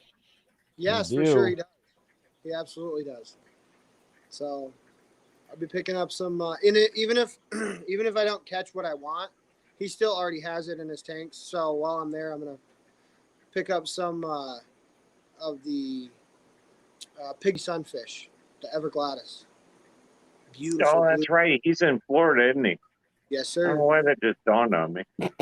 And the funny thing is LRB Lucas Bretz will be there, and I'm gonna get to, as long as his house all checks out and he gets to move in, and it's in his name, I'll actually be going down to his new house too and checking that out. That'll be You like gonna buy it? Huh? You gonna buy it? Hell yeah. His new Hell house? yeah. No. You buy that, I'll buy your store. That's one thing is me and Taylor have been talking a lot about moving to Florida, and I really badly want to, because this cold, dude, like real feel is 12. Come on now. Humans shouldn't have to live with that BS.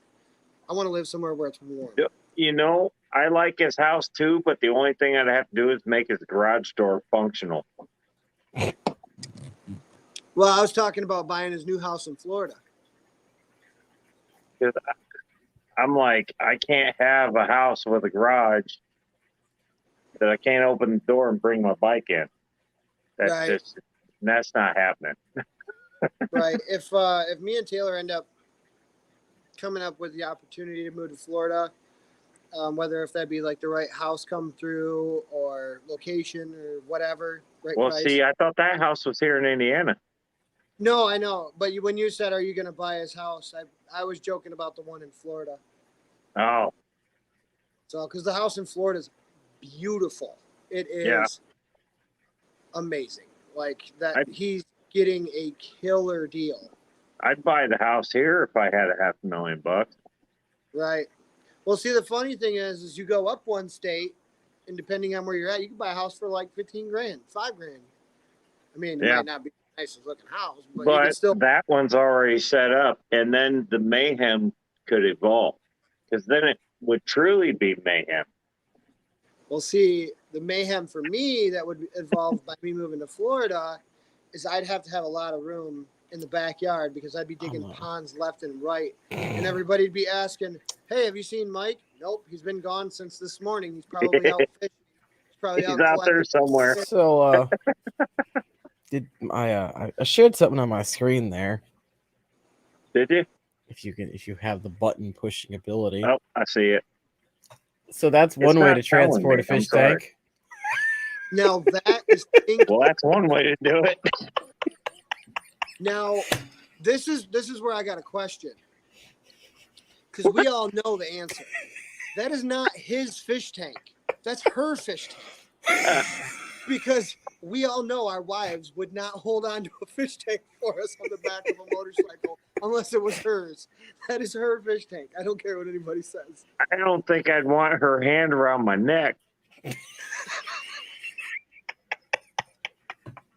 Boy, I tell you what, if that tank made it in one piece, kudos to them.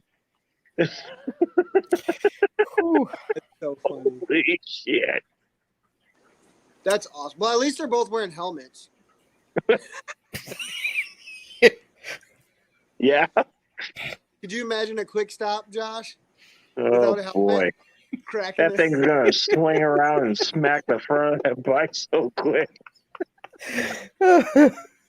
This glass will smack you in the back of the head. Create a And this window. was the quick. last time you saw that tank intact. Yeah, what they didn't show is 20 feet down the road when he accidentally does a wheelie and it falls off and shatters in the intersection. 20 gallon long. Some assembly required. May need a reseal. New panels, maybe. Oh boy. Well, All right, guys, guys. it's been. God, that's funny. Yeah. It's been Well, 4 hours. We're trying Yeah, not to go 6 this time. Yeah, I got everything done here I need for the most part. I didn't get any water changes done, but that's Yeah. But yeah, it was fun having me on here. I appreciate it. Heck yeah. I'm glad I got all the stupid little quirks and things. Well, figured. that's how the first one goes. See, That's if you're kinda glad why you did it here. Now you'll be ready for Monday night. So Yeah. there you go. Yes, sir. You got all the bugs worked out tonight. Yep. And I know I'll be working on that office a lot this weekend because I plan on doing. I'm bent on painting a wall green like a green screen, or if I'm just gonna get a green screen. But Just get a green screen. They're like $20. yeah. So I'm And debating. you can get a big one and cut it down if Yeah. you need to, you know. Yep. I know eventually as the office, because right here's the office. So eventually as my remodel's done, I'm gonna put LEDs along the top that light it up. And right now the lights that are up there, the 3 lights up top, those are actually activated by the main light switch. So when I turn the whole store on, they turn on. Right. I actually put those on their own light switch. And then I'll have LED rope lighting up there that'll go on it'll probably go on all the time. I don't think I'll ever shut them off. You know, fire hazard. But That's fine. yeah, it's what insurance is for, right? No, when we're there, man, I'll help you out the best I can. I mean, I'm not by any means a professional. Yeah, but I want to make Trust me, I know. I want to make that office into like a little YouTube room. I plan on shooting a lot of videos coming up soon and getting a lot more active with YouTube and doing lives like this and maybe even doing my own lives eventually. And so, you know, I plan on decking that office out pretty cool. You know, if everything keeps evolving the way I want it to, I'm even going to do like a live on YouTube thing. So if I'm ever live during business hours, which I probably won't be, but if I am, I can turn on the switch and turn on the live on YouTube. I think that's kind of a bad idea to do it during business hours because I think that a lot of my goofy customers would be like, hey, he's live. Let's throw stuff over the wall at him and beat on the door and make a complete fool out of him. So, but that can be blooper reel, B material. Could be. Very well could be. So, Could be behind the scenes. What Well, happened? You could do that like once a month. Be like, look what this dickhead did. Yeah. Well, the funny thing is I've got Tim and Hillary. I'm sure they wouldn't mind coming on, you know, one of these as well. And then I got another Pleco breeder of mine, friend. His name's Ben. He already said he wouldn't mind coming on. And then there's John, who's my video editor. He does a lot of streaming through Twitch and stuff, so he kind of already has a good idea on how to run these. I'm sure he probably runs them better than all 3 of us put together. That's where I came from. Did you? Yep. So I know he said something about wanting to join in. He might even join in with me on your show there, Lefty. That's cool. Live. So you know there's going to be shenanigans when I'm there. He's a big CUDA guy. He loves Barracuda. And the funny thing is he just bought a brand new house and he bought these Barracuda from me. And he's like, he bought one and I had like 3 or 4 of them. And then he come back in the next day and he bought another one. And he's like, I heard that they're better in pairs. And then he came in the next day, and he bought another one. He's like, I heard they're better in groups, and I'm like, dude, just buy the whole tank. You, by now. you gotta Like, quit hearing shit. You need to just if you're well, unfortunately, they didn't make it through the move, and so we were joking around about putting, because he said his whole house was going to be filled with tanks and stuff, and so we made the funny joke of, well, you're going to have a bathroom tank. You know, if you've got tanks everywhere in your whole entire house, you got to have one in your bathroom. And I've got two. And he's like, dude, Just I saying. could put the cudas in there, and it could be the bathroom barracudas. Like, you could just be doing your business and like throwing feeders in there while you're doing your business. So he started calling them the bathroom barracuda. It was just freaking hilarious. So he actually came in today and he put his money down on 2 red tail barracudas. So that's cool. Gets his bathroom barracudas back. Screwed everything up when I did that. How dare you? So, all right. Well, I'm going to sign out. I appreciate you guys having me again. And I'm sure I will either see you guys in the chats in 15 minutes, maybe not. Or honestly, you're not going to see me.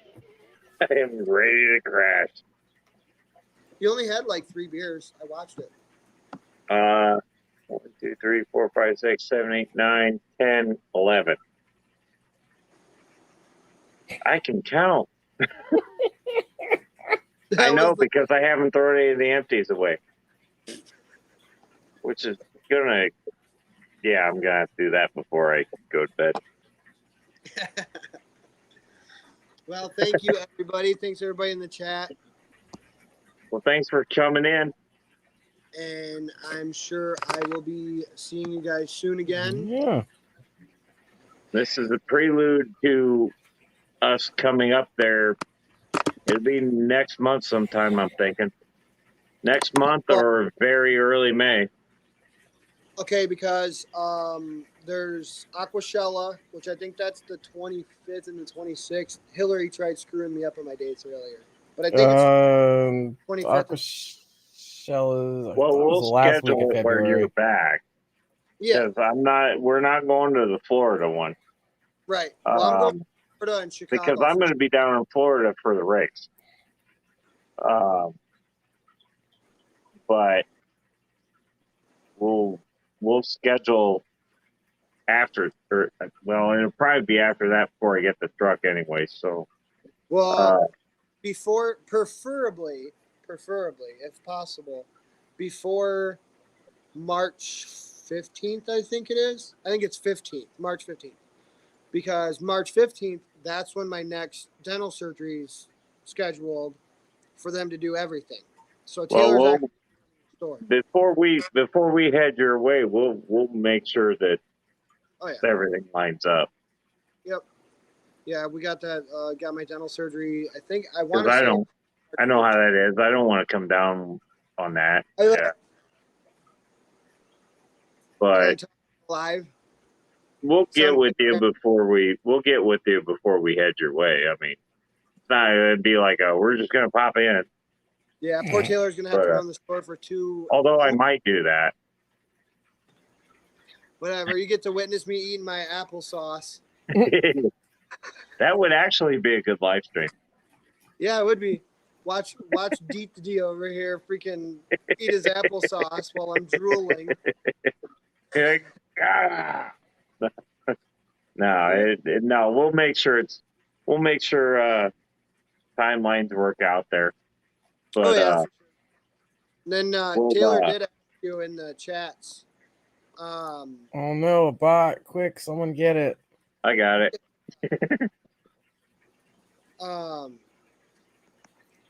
Taylor did ask you, Lefty, when are you coming to visit? I believe I responded. Oh, did you? I said maybe when I'm out there for Chicago Aquashella. Swing by on the way home or something. Well, there you go. If you're going to do that on Chicago Aquashella, then we can do that too because we're going to be there. Yeah. And really, that's kind of a hop, skip, and jump for us. So. Well, you just go up 69 and you visit us, and then you just go down. Well, no, because we're going to be in Chicago too. Yeah. I was saying either before or after. We'll just follow you back. That's fine. I don't care. That's fine. And maybe It'd be a convoy. when is Chicago? Does We anybody could know? live stream the whole trip. We probably Convoy. shouldn't do that. We'd be getting tickets online. That'd be I- funny. Well, no, I we live wouldn't. streamed Just my live whole stream. trip out there. I know, but the thing is, When I went to pick this tank up, she live streamed the whole time. Chicago is October 8th and 9th. you said October 8th and 9th. Yeah. Yeah, Chicago's at the end of the year this time, So as opposed to the middle. I don't Texas know. is in June, isn't it? Texas is in August 6th and 7th. August. So I don't. I'm planning on going to that, but I'm renting a car for that one. Yeah, I don't know what the possibilities are just yet because I'm still, believe it or not, I'm fighting. I bought a new house, and there's some legality BS that we're going through with it right now. Over it. So it's my house. It's literally the deed is in my name, but there's also a deed in this lady's name as well, who's very yeah. So we're trying to get it got to all work on state work there. Yeah, so we already got the lawyers that we hired are literally the best lawyers pretty much in the state. Like they're top dog. I've already spent over $10,000 on legal bills and fees and stuff with them. But what I was gonna say is I have a 3,400 square foot house that I purchased, and I'm waiting to do anything to or with until her remainder deed is wiped off of her name and it's all in my name, because the way it's going right now, I'm getting everything, and that's the way it should be since I've already purchased the house. She was trying to screw me over out of $70,000 more by doing some trickery, and it didn't work. She got caught trying to screw me over and scam me, and she's pretty much refusing on signing the deed over. So by the way it's looking, after some of the things that she's done physically to me and to my property, I should be getting some money from her. So it's actually reversed of what she thinks. It's a long story. It's kind of a BS story. But by then, I may have that 3,400 square foot house by then. So if you guys do end up following me back, and if it's late, you're tired, whatever, I've got a 34-foot camper with 2 slides. It's literally like a freaking mansion inside. So we've got either that to stay in. It's got 4 bedrooms, so I do have a guest bedroom. So if somebody does want to stay there, they can more than. Can I hook that to my truck and bring it back? Can I what? Can I hook that? Is it a fifth wheel? No, it's a bumper tow. So I can hook it. Can I hook that to my truck and bring it back? Sure. I'll make deals. Hey, man, everything in this whole entire world, if it's in your possession, I may know somebody that wants to buy it, is all I'm saying. It's a I might have 2000. to bring my other truck to go pick it up, but It's a that's fine. 06 Forest River Rockwood, 34-foot with the living room slide. I think it's 14 feet or something like that. Or I already know what it is. it's monstrous. And then there's a slide in the back. I used to be a 8 foot. camper. Yep, and it's got a full Those are size nice shower. ones. Well, it's got, I would say, a 3/4 size shower. I call them full size shower for a camper because generally you walk in and you're like. But you know what But this happens when you park one of those at a race and everybody's drunk? They don't care where they're sleeping as long as they're inside. I fell off of a top bunk at Michigan Speedway because the damn thing started to lean. I fell off of the top bunk onto my boss. And I just went right back to sleep. I don't know how the hell I wound up And the wife's like, yeah, you fell out of the bed. You held me up there because I was drunk and you fell out. And I'm like, well, didn't hurt him. Good times. But yeah, hey man, everything's for sale. I've got a 40 by 60 pole barn going in the backyard with overhangs to cover over. Like if I sell that camper, of course I'll buy another one. But this is going to be the mechanic's cat's meow for sure of a pole barn. Yeah. And I've, of course, ponds and stuff set up, and it'll be like the mechanic's fish guy's dream house for me, anyways. 800-gallon tank in the living room. Come on, man. I can deal with that. Maybe I'll sell that for $500,000, and then I'll move to Florida. Well, if you get LRB's place, you'll sell me that cheap, right? Yeah, it won't be $500,000. It'll be like $499,000. Oh boy. It'd be a couple pennies short. Well. All right, guys. Well, we are hitting. Look, we're at 4 hours and 20 minutes. Hey, Lefty. What's up? If I would have left when I said I was going to leave, you guys would still be back in. Yep. I guarantee you I'm not going to be on here in 15 minutes. Isn't that how the 6-hour stream went? Pretty much, yeah. Yeah. Well, we've hit 4 hours. I'm damn near 4.5. I think I'm going to call it. I need to take my stupid ass to bed. Well, I know I'm going home to probably watch TV and shows and YouTube and all that good jazz. So I don't, like I said, man, we sleep when we're dead. Yeah. Well, I'm living proof of that. I think I go to work half the time asleep. Yep. That's what coffee's for. Kids are like, Asleep oh, you're and young, or you must still be tired. intoxicated. I've never done that before. It's fine. All right, well, Harry, if you're still on here, I will see you probably tomorrow. I want to thank Liquid Zoo and all you guys for hanging tight with us and all the help.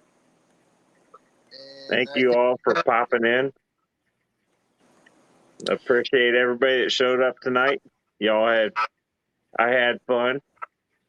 I think this is what drives me to keep doing this, because we just keep having fun. It was fun, but I think that if I would have been able to get on last week, I think we'd have probably not done it this week. We'd have been like, yep, too much. It would have been a hell of a lot longer than 6 hours, too. Yeah, it'd probably been like 10 hours. Probably.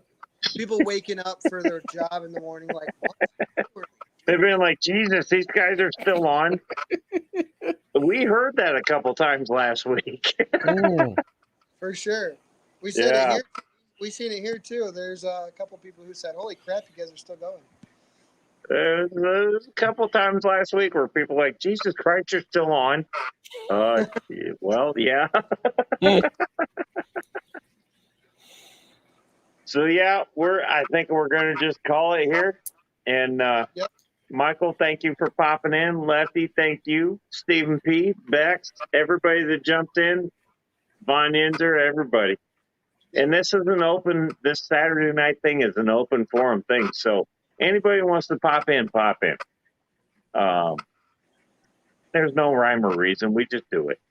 So because we can. And we have fun doing it. So sorry, Ricky. I'd love to stay longer, but I got the kids at home and the roads are snowy, which means they're fun, and I'm ready to have fun. Ricky, you Taylor's can go live. Messaging me, you better not be having fun on your way home. You all have a good night. I thank you all for coming here. Stop by and seeing what we do. We do goofy hats, goofy whatever. We drink, have fun, whatever. Snakes appear. And you don't have to drink. If you want to pop on, you can pop on. You don't have to drink. I don't care. it's not a drinking game thing. It's just that we just hang out and have fun. So, yeah, I think we're just going to keep doing this. And this is going to be the long stream of the week. Because you can't stop it at 1 hour or 2 hours. You just got to let it roll. So, yeah. So I hope you all have a hell of a weekend. And I will see every one of you Monday. My buddy John's got those ears too. Maybe I'll have him bring them for the next one. Yeah, why not? Everybody's welcome. It's an open forum. As long as we can see your face, we'll let you in. Shit. Well, Just took my mask for next week. No, there's a reason for that, but we won't go into that right now. Anyways, guys, I hope you all take care. Have a great weekend. Love y'all and stay metal, peeps.